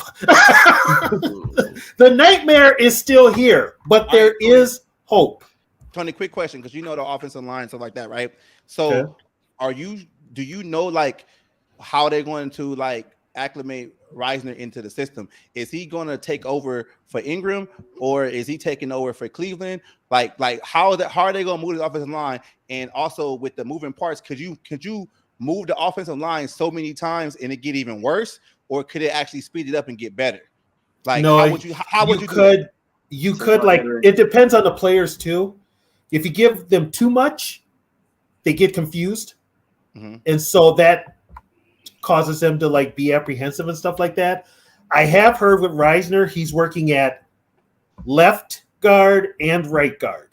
Okay, he's working at both guards. He either going, but that helps out too, though, right? Because it's like we already got a backup and Slot been playing because we don't know what's going to happen with Bradbury. So, which side would you think he should benefit more to help his offensive line out? He's technically a left guard. So you move Cleveland to right? No. I put him. He's working at right guard now. I work him exclusively at right guard, and he's probably going to split time with Ingram. Cleveland's actually playing pretty good. Now, what happens in the result? Let's say Darisaw has the same situation happen, with the Eagles happens with, the next couple of weeks. He's supposed to start, but he can't play. So what do you do then? Do you kick Reisner? Well, this is where it gets interesting. You can kick Cleveland. You could kick Cleveland out to left tackle. That's his natural position. That's what I'm saying. Like, how would that work? You could move Cleveland to left tackle, and you could actually insert Reisner at left guard, but you still got Ed Ingram in the lineup. Yeah, true. You still got Ed Ingram in the lineup. So, but I hate that musical chair shit with the offensive line. Neither. I'm a firm believer in let people play their natural position, because Zimmer and the Cats were very famous for Zimmer got that philosophy. Let's draft a tackle and make him a guard. Yep. Zimmer got that philosophy from Tony Sperano. Yeah. He got that from Tony Sperano, and I was never a Sperano guy. And that's how you get Dakota Doziers and shit. Yeah, exactly. Well, Dakota Dozier should have been starting anyway. He was a damn journeyman in the first place. No, he wasn't a journeyman. They drafted him out of Oklahoma because that's Drew Samia. Oh, I'm sorry. Who'd you say? Dakota Dozier. I'm sorry. They're both such guys. I get them confused. They the same bin, They both garbage. Dozier, Samia, same person. How long would it take? Let's say they do move Reisner to. Let's say move him to left, and you push Cleveland to the right. How long would it take them to actually gel? Because then you're gonna be worried about Bradbury coming back and change the whole shit again, and you gonna have to get used to playing to him. Bradbury's probably going on IR for the season or for 4 games. Probably for 6 games. Ooh-wee. So you're gonna have Schlottman. So you got some continuity. If the Vikings are smart, and I put that in parentheses, smart. I was going to say you're on a big limb already. Yeah, I know, and it's a very weak limb. You don't move Cleveland over to right guard. He's not a guard. He's not a guard. First of all, you got Cleveland. Where's Chris Reed been at? He should be back. He's on IR. He's still on IR, isn't he? He's on IR. Yeah, he's still on IR. In a world of trouble. But if you're gonna move anybody, it's Ingram. Ingram's the one, and he's here to. Reisner's here to play center. Ingram. Move his ass to the bench. Man, move his ass to the bench. He would Trade him. You trying to keep this brother? You trying to keep him in the starting lineup? Just stop. Nah, I'm just messing around with that one. Only place he's moving is the bench. Only place he's going to go to the bench. Okay. But tomorrow, if Reisner does play at all, Reisner might get maybe 10 snaps 10, just 15, to get his feet wet. He's got to get in game shape. He's not in game shape. Think about this. And he's coming off an injury. Kirk Cousins and Davenport got sacks, man. Ingram got more sacks than a lot of motherfuckers. I'll tell you right now. You ain't lying. That boy led the team in sacks last year. Okay, now I got a question. Go ahead, Ty. In the building, that's your ass. There he is. Mr. Postman. What up, fellas? What up, fellas? What up? So here's my question: Can we get anything for Davenport? Hell no. Joey bag of donuts. Hey, Justin, I'll take him. How's the contract for Davenport? Does he have any like? He's a one. It's a 1 year. You know what? He does have 4 years. He does. It pisses me off even more. The thing that pissed me off. Go ahead. The one thing that pissed me off about Davenport was his interview. Like he just didn't give a care. Yeah. He don't. He's getting paid. He's getting paid. He swindled Quasey, and he giving him $13.5 million. He ain't that boy said. I'm like, what the hell? Dude, I gotta see that interview. Oh, dude, you'll be dying. It'll. You know what? You'll be like, hell no, and then it'll piss you off at the same time because you just don't care. But I was a Davenport defender. Then I saw that. I'm like, hell no, well, you get out of here. Yeah. Can you just cut him? Really pissed off? You want to be really pissed off? They signed him to a $13.5 million contract. His cap number this year is 6.2, which means when we don't bring him back next year, he's going to have 6.8 a void year. $6.8 million next year to pay this guy. That adds to the $53.8 million that they have in dead cap space next year. Yes. Damn. Don't tell me shit like that. I'm about to lose it. What do we say? We keeping it real, man. They gave him a 1-year contract for 13.5, but they only charged 6.2 to this year and said, "Wow, we'll charge 6.8 to next year because if we bring him back, we'll just roll that into his new contract, and if we don't bring him back, well, we just stole 6.8 million from 24 and put it on 23." No, he stole. People don't understand about But here's the thing, though. I'm starting to get less and less mad at Marcus Davenport, and I'm getting more mad at Kwesi for signing his ass. Yeah. Well, Kwesi has a history of. I mean, look at the he's drafted players that have been hurt, and he's also signed players that have been hurt, and they've all still hurt. Look at Booth. He was hurt through his whole college career. Look at him now. Look, he can't play. What is Kwesi doing? Looking for whoever's inexpensive on every team's IR list? Yeah. Damn, I think that's one of the criteria. Then beef up your training staff, then or something like that, where you get these hurt players in and you I thought better or something. I thought Sugarman was the issue. That's why they get rid of him. Sugarman, no. Oh, he was one that nobody liked. We got In the Zone podcast. We got Mike Sports Vibes. Raise your hand. We got Skull State of Mind. We got Purple and Gold for Days. We got Tony Bell and Curtis the Catch, TYA. They're part of Purple Rain 247. And of course, rap. 247? 247. Yeah. Oh. Okay. How many of them blue moons you had? Wait, you know what? I didn't get to the liquor store because a little while ago, my wife's cousin was in town, and he likes this like hillbilly beer, and I wasn't gonna let it go to waste. It's premium American lager. I don't know. Yeah, that's hillbilly beer. By the way, Yogi, how come you didn't say nothing about the vintage? Oh, Wednesday nights, right? Tuesday nights? No, Tuesday nights. Tuesday nights. You got 5 beers, bro. Hey, 5:30 if you're going at 6:30, but I'll tune in another time. Yeah, 5:30 is too early. 6:30, Justin's got a show, so I'll make sure I'm at the next one, man. Watching for sure, man. I can't miss that. We're looking at 7 or 8, maybe. Yeah. Zoe needs to show up because life and history did start before '98. So that's your history. Hey, you know what, man? No, but I appreciate y'all fellas bringing that to the table, though. On a real tip, man. That's really good that y'all bring that history to the table for younger fans like me. Zoe, D Woods. Well, the weird thing about it is, with all the podcasts out there, nobody's doing it. Yeah, exactly. I was looking on. Definitely a good idea. Yeah, I was looking at the YouTube and I'm like, okay, there's a couple guys who do like a 25-30-minute video. This is the Vikings history. Luke Braun did one last year. Right. Yeah, it was pretty dope. Now, you talk about a history buff. I mean, Luke Braun did one last year and it was pretty good. Hopefully Yogi can work his magic and get him on. But, I met him at the. Could ask Dave. He's gotten him on before. Yeah. But no, he's accessible. Yeah, but there's not one that every week and breaks it up into it's not specific parts. It's not. So, it's like a series. Some guys put out 4 episodes and that's it, and they go back to what they regularly do. But I feel like that's we need you guys to come in there and just ask any questions. Yeah, there's going to be pain. Yeah. Yeah, just ask any questions. A lot of pain, a lot of purple pain going on, man.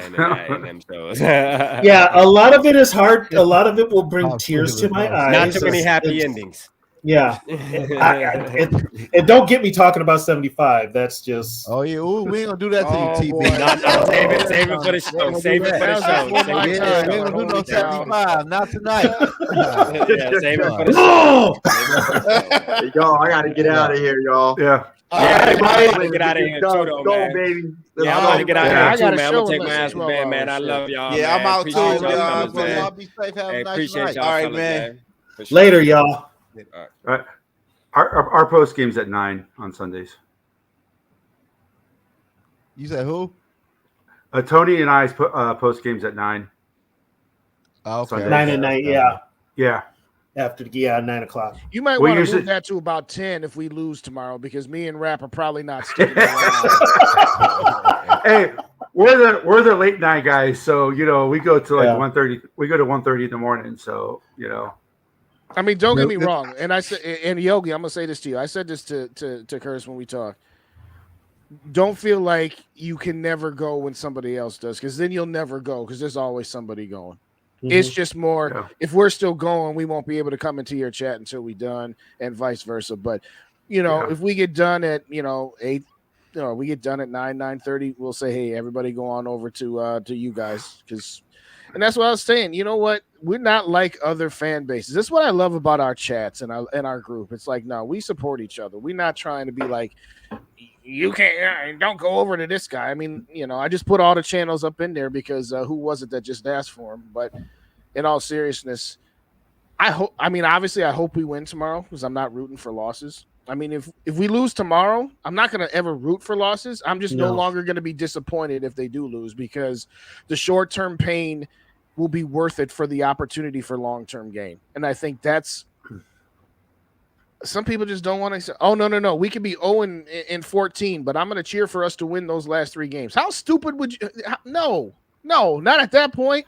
Well, that's what happened with I'm not even watching the last. What was that? I watch it because one of them is against the Packers. But anyway, go ahead, Curtis. Sorry. No, that team that with Andrew Luck, they had a chance to get the one pick. But no, there was another team that was just as bad, but they won the last game of the season. Yeah. Last year that was. Last year. It cost Lovie Smith his job. That was Houston. The Texans. Yeah. It cost Lovie Smith his job because he won a game. Yeah. He was probably gone either way. That's going to be true. True. I don't know. That was I don't know. This team is never bad enough to be one of the top picks. That's the thing. Even when they're bad, they're still not one of the top picks. That's the whole thing. Even when they were bad, they lost Adrian Peterson in that game to blow out his knee, and they still won. And had they lost that, now they would have still only got RG3 instead of getting Andrew Luck. But it's just like, I wanted to come in when you guys were talking about the 98 during the 09 team. Oh boy. No, go ahead. What you got, Curtis? What you got? For the youngins saying that AP would have ran all over that team, yes, but he also would have fumbled multiple times. Robert Smith did not fumble. And Jimmy Hitchcock would have picked Favre at least twice in that game. Yeah, he picked Favre in 98, so he probably would have picked him in 09. Hitchcock had what? Was it 7? He has 7, but he had 7, but he got burned in that championship really bad on a 4th down. Yeah, the thing about Jimmy is he was the prototypical good take a chance cornerback when you have an offense that's going to put up 35 points a game, where if you get burned once or twice, it's no big deal. It's just that happened to bite him in the ass in the championship game, because I remember that play. It was right in front of me. We had just scored the last touchdown that we had ever scored, and we went up 27-17 at that point, and it was 3rd and 9. And the Vikings came on an all-out blitz. Yep. And Tony Martin ran a slant and go. And Dwayne Clemens was a half second from just blowing up Chris Chandler. And he nailed Chandler to the ground, because that was right in my line of sight. And then I looked up when I saw the ball, and I'm like, Norpheus, what up, my dude? What up, Norpheus? How you doing? I don't know, JDT. If Robert Smith didn't retire early, he would have been great. Actually, the best Viking back is Chuck Foreman, because he could do it all. Yeah, Mr. Spin Cycle. Best overall. Spin Doctor. I mean, best pure running back. Best pure runner is AP. Best overall back is Chuck. The only authentic Vikings jersey I own is Robert Smith, and I got it to Christmas the year before he retired. I was about to say, you got it in 2000, didn't you? And Robert, and people don't realize Robert was going to get paid when he retired. Yeah, he was. Yeah. That was he didn't leave any money on the table. His contract expired, and he said, "You know what? I'm walking away while I still can." Well, he's like, I don't want to be Chuck Foreman and going to these Viking parties when I'm old and barely walking. Yeah, so. You know, That dude almost left Ohio State because his coach wanted him to skip classes for football. You know. Oh yeah, that's right. He said no. Yeah, he said no. He quit a year of football to concentrate on his studies, and it ticked off the Ohio State coach. You're right, Northfield. Teddy Brown was up there too, but I like Teddy Brown. Oh, don't get us wrong. We're not dissing Teddy Brown. Well, but Osborne was good. Mason was good. He was hurt a lot. They're not at the level of Spin Doctor Smith and AP though. Teddy, we love Teddy, but he was definitely number 4 on that list. This team has had some great running backs, even the ones that and wide receivers and defensive linemen. Alfred Anderson and offensive linemen. Alfred Anderson wasn't that bad either. No quarterback outside of Fran. Hey, but no quarterback. One quarterback. That's it. No, I mean, see, that's what sucks is if Culpepper didn't get hurt. Yeah, who knows? If Culpepper doesn't get hurt, and then all the other quarterbacks had injuries. Tommy Kramer, Wade Wilson, Culpepper. You know, who am I missing? Teddy. Bradford. We even had Warren Moon, and he got hurt when he was here. Well, he was also 41 when we got him. He was still good. He was still good. Yes, Sarah. But first ballot. Making the Hall of Fame. Yeah, he's in. Ballot. Yeah. He's in first ballot. Yeah, first ballot. Jeff George was good for that year. We had him too. But that's the thing. We got so many quarterbacks that were one-hit wonders. What up, though, Eric? Shout out to Eric. And the one Eric? It was Eric. And the one-hit wonders are what basically kept Denny Green employed. But going back to the Sarah AP thing, he may not get on his first ballot though because he's a Viking. He never won it. No, that's a good point. He first ballot. He going first ballot. I know he's first ballot because he's nationally, and a lot of the sports writers remember how he ran, and so him not making a Super Bowl, they're not going to hold that against him. In fact, they might even say, "Look at what Adrian Peterson did, except with never having a quarterback, but for 1 year with Brett." Yeah. I'm gonna tell you, make AP Hall of Famer though.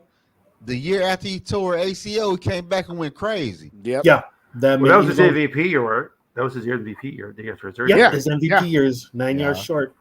Right after an ACL. Right after ACL. And then and he'll get in. Jared Allen should get in. Yes. The one that's probably the long shot is Kevin Williams. No, I don't think he gets it. I don't think he gets it. I think he's Hall of very good. He's Hall of very good, but I don't think he's Hall of Fame. Yeah, and I love Jared Allen. Kevin Williams. Don't get me wrong, but I don't think he going. But he underrated though. But I don't think he get in there neither. He's quiet. That's the thing. He was quietly good. Yes. He was quietly good. He was quietly good. But that, I mean, so he'll probably be right there with, unfortunately, Jim Marshall. And I would put Jim Marshall in before I put Kevin Williams in. If I had to pick one. Too. If I had to pick one. Yeah, Jim should be in there now. Don't get me wrong. I was pissed as hell when he put on that 93 because John Randall's my favorite Viking of all time. But I got over it pretty quick because he did that number right. He did that number right. Don't get me wrong. I'm not trying to sound like I'm dissing Kevin Williams because I'm not. I love it. I would take him right now on our team. Yeah. I don't care how old he is. He'd probably be just as good, if not better than what we got. I think he's just like that one notch. I know you can't retire a lot of numbers because you run out. But 84 needs to be retired. Yes. Nobody needs to wear that number. No, the greatest Viking player in history. So who? Randy Moss. Nah. No. In his life, in Zoe's lifetime, he is. Yes. In his lifetime, yeah. Yeah. I mean, I'm not going to argue with Zoe. My damn name's is after him. So, Randy, but look though, if you look at Randy Moss for real, Randy Moss changed the NFL. Randy Moss got a catch named after him in every city, no matter where you at. If you catch a pass over somebody, they say you got Moss. Dude, I'm going to give you a little history here. Please. We had a guy that changed the way you play defense and the way you play defensive tackle. What year was this? Way before you were born. See what I'm saying? You go first back to but dude, that's history. And does the name Alan Page ring a bell? Yeah, Alan Page, the greatest Viking ever. Yeah. That's my favorite. Thank you. To me, it goes Alan Page 1, and then you can have a discussion between Randy Moss and Fran Tarkenton for 2 and 3. And if you put Randy 2 and Fran 3, I'm not going to fight you. If you put Fran 2 and Randy 3, I'm not going to fight you. But yeah, it was rep. We get this dub tomorrow. Y'all Tune in tomorrow night at 8 p.m. Central Time because me and Rap are going rapping for days, regardless of how this game goes. It's either going to be a celebration or it's going to be a curb stomping session. Man, and yes, they need to retire. Yes, they need to absolutely, retire Danny. 84. Totally agree with you, Danny. They need going to retire. going back to Vaughn's comment. Yes, Joey Browner. He's my favorite Minnesota Viking of all Yeah, time. now this is something I don't Joey understand. Browner was horse collaring people when you could. Yeah, Joey Brown. I mean, Joey Browner should be in the Hall of Fame. This dude ran by him and Joey Browner just reached out and just pulled him back and broke his leg. The guy never played football again. It was. Oh my it God, was. That guy was incredible. It was Gerald Wilhite from the Broncos. You're right. And if you want to talk about effort, look at that playoff game against San Francisco when Steve Young had that big run. If you watch the play, Joey Browner's there. He misses the tackle, and by the time Steve Young gets to the end zone, you can see Joey Browner at the end, the one making the tackle to the end zone. Oh, you mean that one where Young ran through that whole defense? Man, we gotta say that talk for Wednesday night, man. Dude, there's all kinds of talk for Wednesday. Trust me. Yeah, we got plenty. We got plenty. We got plenty. You just don't want to talk about history because you left out. I'm like, what the fuck? Now, the thing about Randy is this. I'm going to say it like this. Some people are going to be mad at me for saying this. When people say that Randy's the GOAT. The GOAT, yes. Jerry Rice the GOAT. He not bad. Yes, Jerry Rice. No, hell no. Hell no. Yes. I will say it like this. I will say it like this. Look, no. Okay, go ahead. Hold on. Let me say this, and then I'll let you speak. Jerry Rice is the GOAT because he has longevity and productivity. But here's what I will say. Jerry Rice is the greatest all time from production. Randy Moss is the most talented wide receiver of all time. Okay, can I ask you a question, though? Because Randy Moss could do things that Jerry Rice couldn't do. Right. But Jerry Rice did it for 20 years. Randy did it for he played for 13 years, but realistically, his last 4 seasons were just kind of, don't get me wrong. I love the Super Freak. I got more Super Freak jerseys than any other jerseys I've ever had. And also with Randy, like Justin was saying, Randy was a freak of nature. Yes, he could do things that can I ask you a Jerry question? Rice couldn't. Yeah, all right, go ahead, Zo. Go ahead, Zo. You like you say Jerry Rice, right? Mm-hmm. Jerry Rice had the honor to play with 2 Hall of Fame quarterbacks. That's not his fault. That's not his fault. It's not his fault, but Randy Moss played with who he played with, and Randy Moss changed the game in the NFL. When you catch a pass over a player, don't nobody say you got Rice. Oh, Randy Moss got a whole catchphrase named after him. You got Moss. Randy Moss changed the whole NFL game at a wide receiver level for real. Randy Moss. Here's what Randy Moss did. Randy Moss changed how you play pass defense in the NFL. Absolutely. Then Randy, let me ask y'all this. But Randy didn't bring the effort every play. Jerry did. No, he did. I feel he did. Jerry worked as much as clear. Oh, go ahead. I was gonna say as much as I love. He had Stickum too, though. No, he did.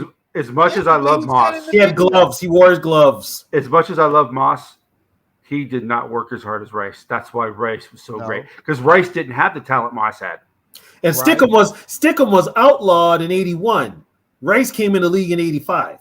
Yeah, Biletnikoff he used Stickum. Biletnikoff, the whole Raider team is the reason that Stickum was outlawed, especially Lester Hayes, the cornerback. And let me be clear, I'm not saying that Randy Moss didn't work his ass off, because he did. Mm-hmm. I'm just saying, you put Randy Moss on the field in road games where you had stadiums that had both baseball and football.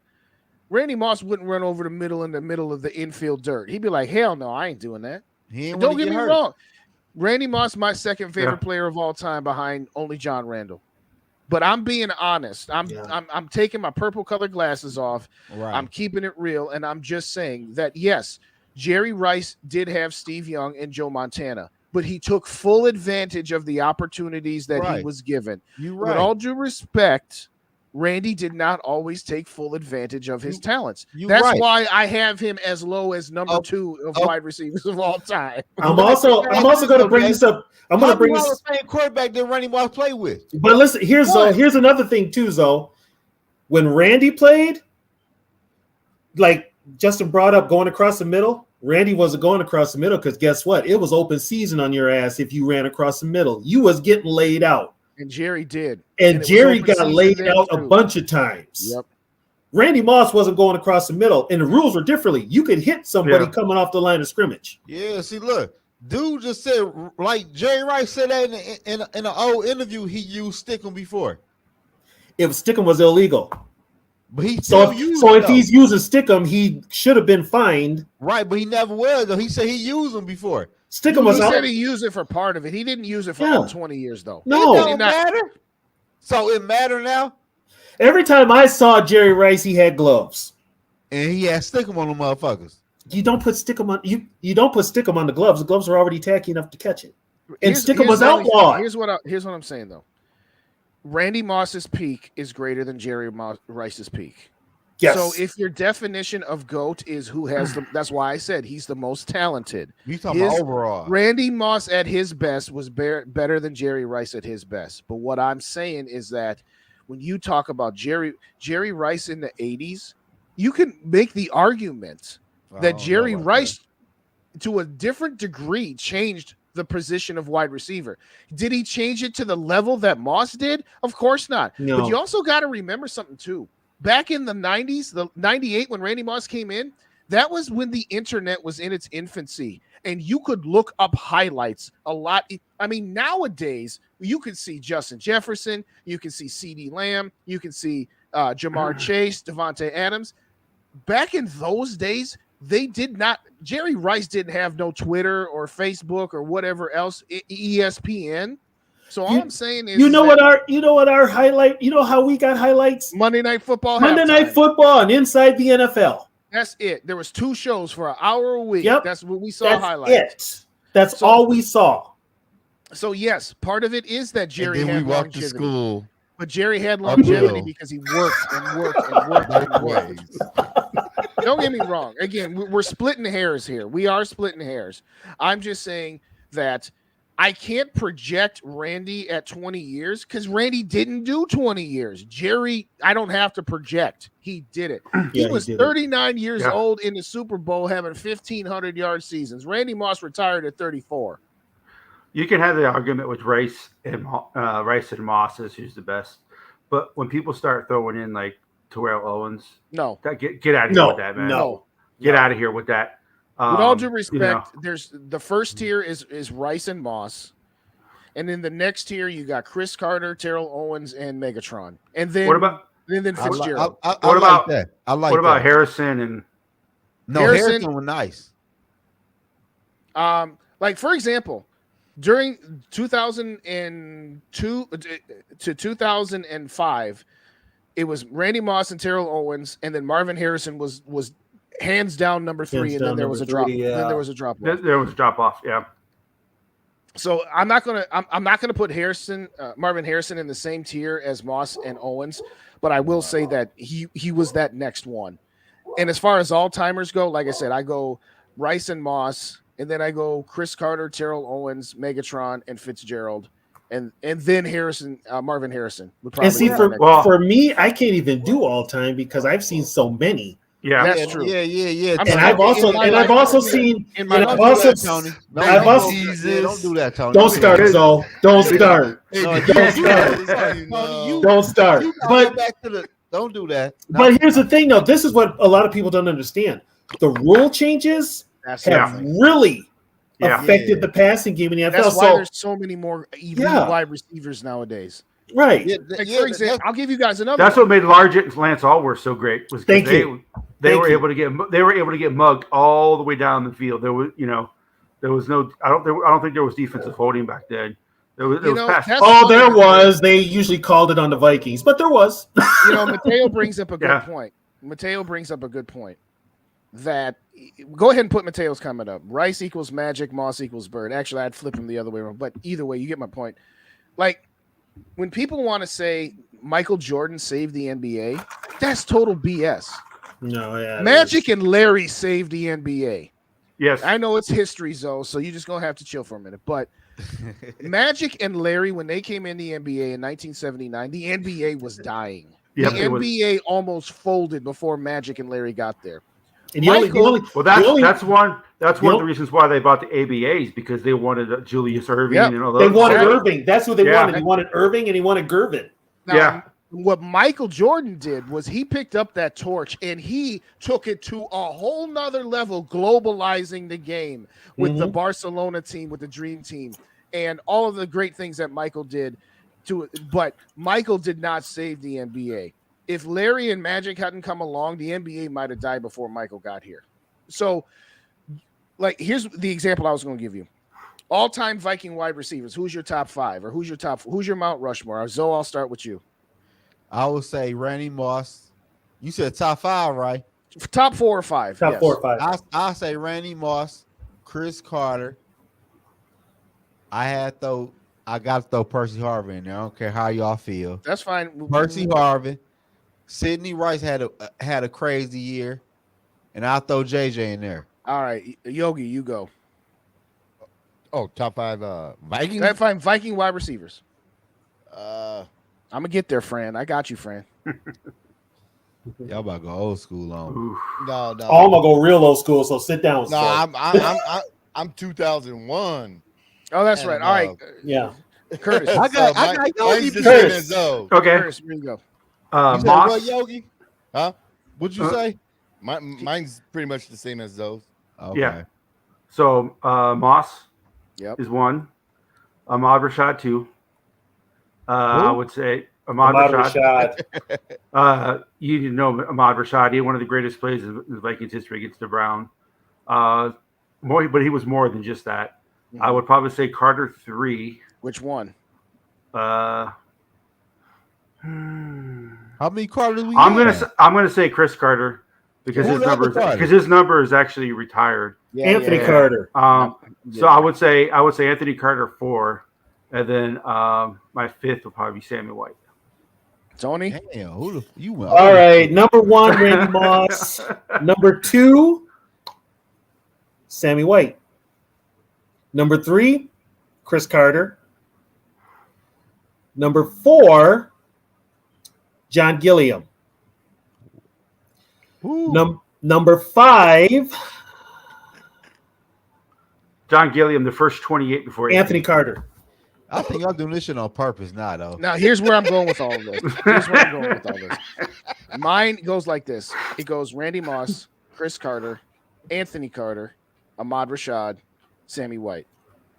Where I'm going with this whole thing is if anybody actually thinks that Justin Jefferson is already in the top 5, I'm sorry, you are falling to recency bias, or you never saw them play. Now, I never saw John Gilliam play, so I will admit that I don't have him on my top 5 because I haven't seen it. But for me, after my top 5, so again, I go Moss, Chris Carter, Anthony Carter, Ahmad Rashad, Sammy White.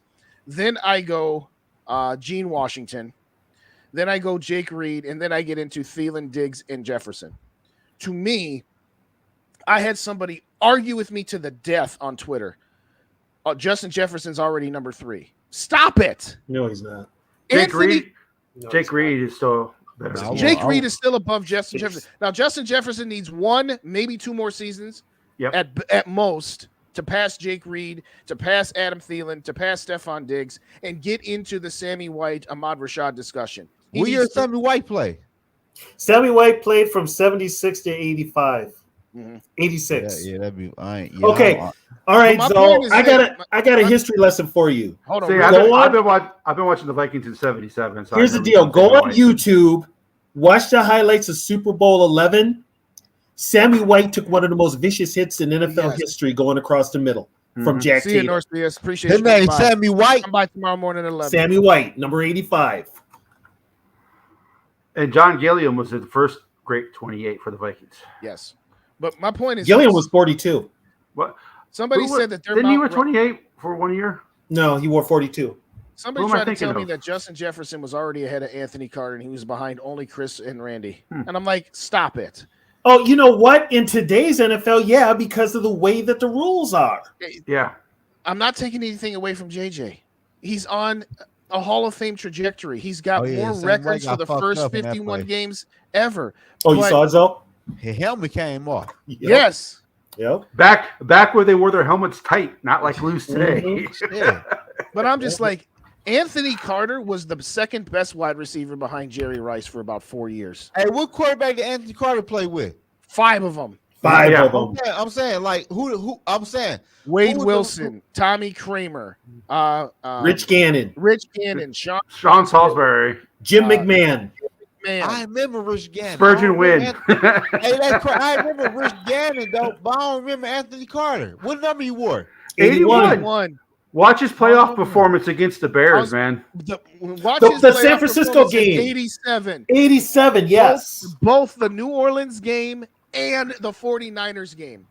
I think he still holds the record for most yards in a playoff game. Yes, he does. Receiving yards in a playoff game at 212, and that was in 1987. Yes, Justin Jefferson. We love JJ and how many 150-yard plus games he got. But 212 yards in 1987 is insanity. That's the equivalent of about a 300-yard game right now. Yeah.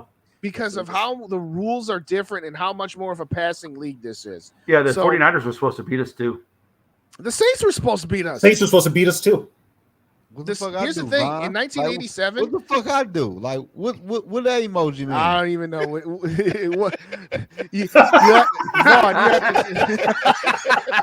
the fuck that emoji mean? Like, all right, check it out, y'all. I got about 5 more minutes because I got a show at 11 to do.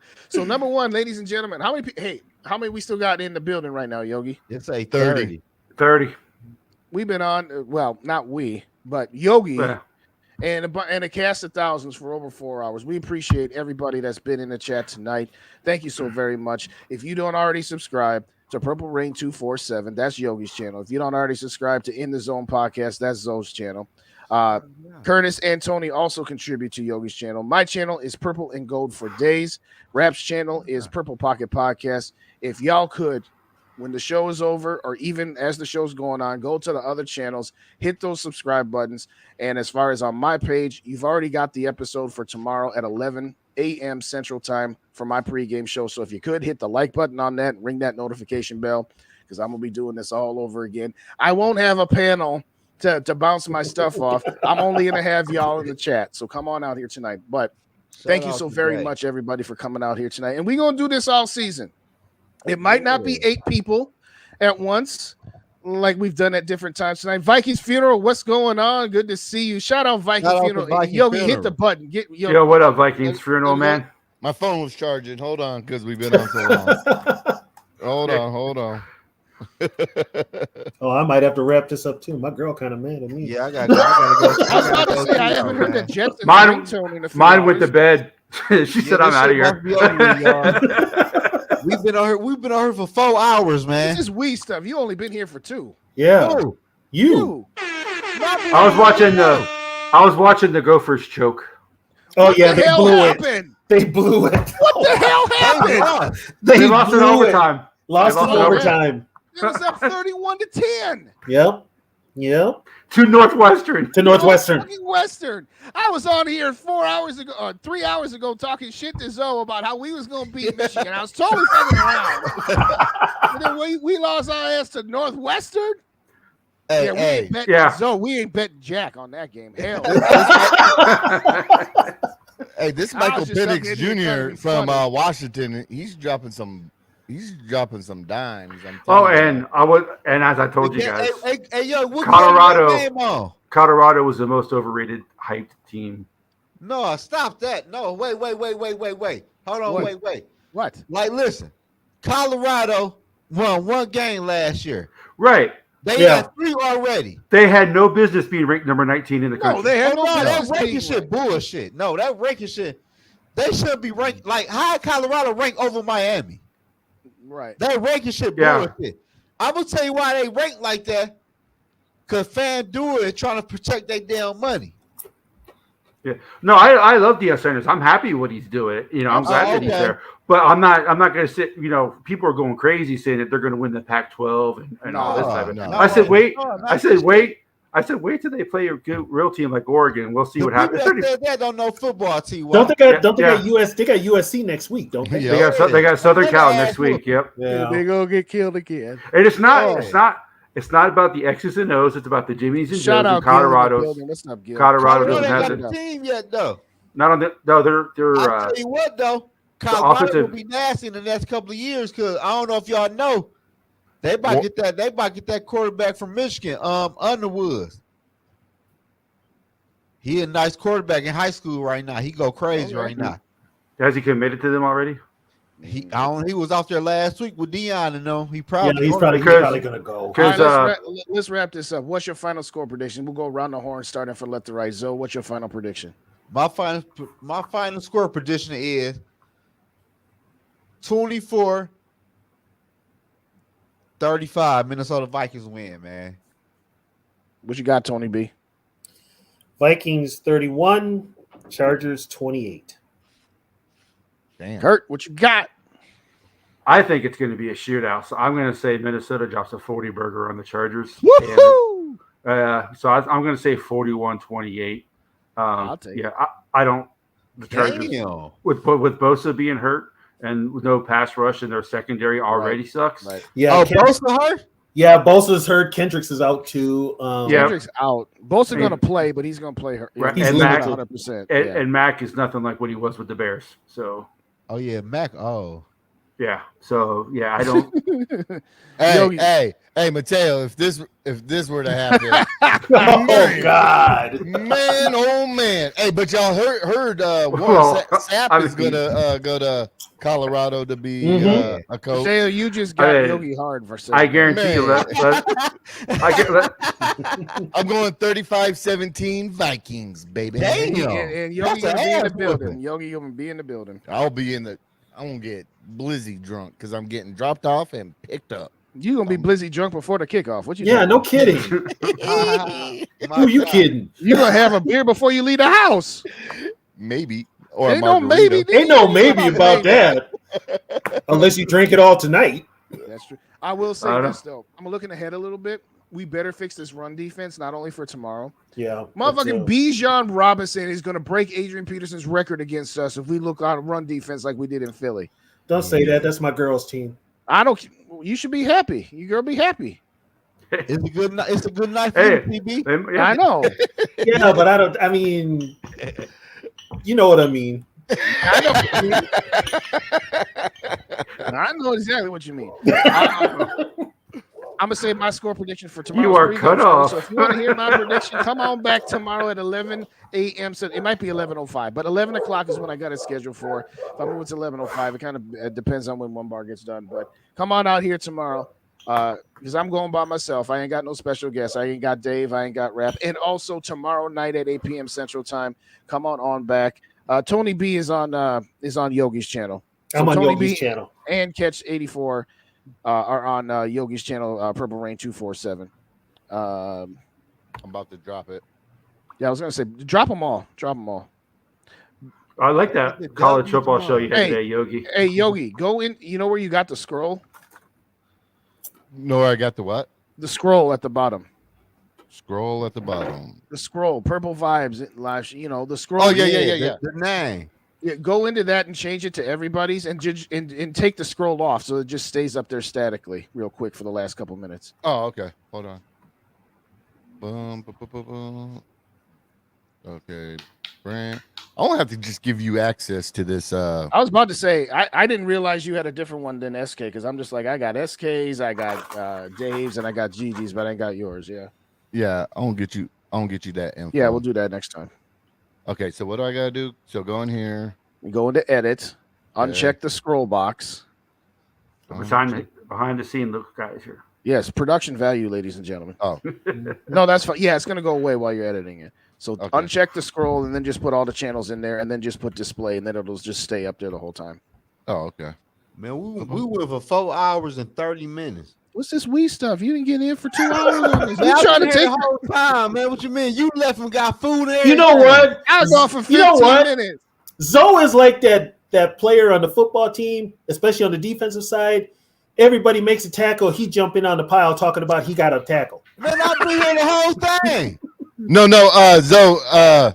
No, we start. Oh yeah, this was the same show that started. This is the same show that started with Rap. With Rap, SK, and Yogi's channel that goes before yours. Mm-hmm. We didn't even cut that show. We just went right into yours. Oh. Yeah. Oh, okay. So they've been on since 7 o'clock. Oh, I'm like, what you mean? I've been here the whole show. No, you ain't, dog. 4.5 hours ago. Yeah. It's going on midnight. It was 7:30 Central Time when we started. It's 1 o'clock where I'm Yeah. at. Yeah. Says 4. Yeah. Yeah.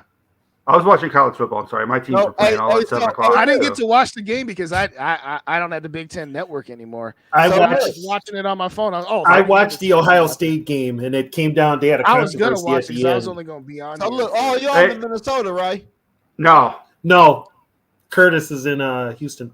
I'm in San Antonio. San Antonio. So right now it's 12 o'clock where y'all at? Yeah, I'm in Central Time Zone. We started at 7:30. Oh, huh? They started at 7:30. So they started at 8:30 your time. Oh yeah, see, it's 1 o'clock where I'm at. Shit. Yeah. I gotta rewatch this. Hey Gil, you're gonna have to watch it on like double time to get through this.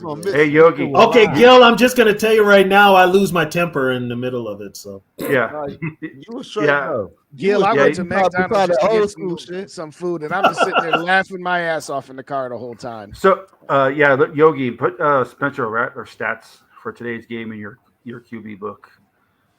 He went 18 for shout 20 out for Sean the Bomb. Shout out to you for 273, 2 touchdowns, and one of his incompletions should have been caught at PI. Good night, Sarah. Hey, Sarah. Hey, you can come on. Hey, you come on tomorrow when me and Rap go. You get on. I'm going live with somebody tomorrow. Shit, I don't know who they're gonna be, but it's gonna be somebody. Yeah, I'll tell you that much. I'll probably do a short take after the game, win or lose.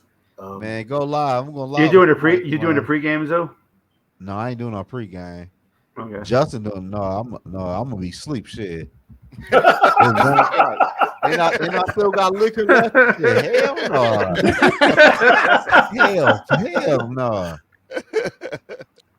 Girl out of town, baby out of town. Shit. Oh shit, he gonna get shit's on. I'm gonna get fucked up tonight. He going to bed like at 6, 7 o'clock in the morning. Hell yeah. Shit. He hit that a lot. He got just make sure you wake up in time for the game. Well, yeah, until 1 o'clock. So. And I want 1 o'clock better be up. He can wake up at 12:55. Yeah, exactly. I'm dead. I'm for real. That's the time I'm waking up. I can't sleep that long. Shit, I ain't gonna sleep about 4 in the morning. Hey, Sean. So Justin's going live tomorrow at 11 a.m. Central Standard Time. 11 o'clock. Then myself, Catch, and TB will be doing the post game show at 9 o'clock. Is that what we? 9:30, depending on if they win. In the morning? No, at night. No, post game. I'm running with y'all Yogi tomorrow. If they win, it'll probably be 9 because Justin probably won't be that upset. But if it's 9:30, I ain't saying it like that, man. I'm just saying like if we still going, then I can't come over to your chat and you gotta look at. Yeah. So Sean, here's the deal: Purple and Gold for days. That's me. I'm going at 11 o'clock Central Time. I'm doing a pregame show. Me and Rap are doing a postgame show at 8, and Yogi and Zone and Curtis and Tony are doing a postgame show tentatively around 9, maybe 9:30, depending on if me and Rap are still yapping away or not. But probably more than likely 9. I'm tapping in with y'all. Shit, I don't care what time it is. Yeah, we gotta get. Bottom line is we need a W tomorrow. Bottom line is this. You got to get a W tomorrow and next Sunday. You got to be 2-2 when you face Kansas City. Who we play next week? Carolina. Okay. Andy Dalton. Andy Dalton. You know how we do with backup quarterbacks. We almost let Andy Dalton beat us last year in England. Andy Dalton beat us as a backup when he was with the Cowboys. We, as SK would always someone say, said that Bryce Young might be back against Minnesota. Either way, it don't matter. Bryce Young ain't shit. But man, hey man, I gotta go, man. Hey, I'm gonna see y'all tomorrow, Yogi. And y'all have a good night, everybody. Thank you so much, everybody, for joining us in the chat tonight. Subscribe to everybody's channel right now. Yeah, hit us up, yo. Yeah, we got 23 views and only 3 likes. Come on, people.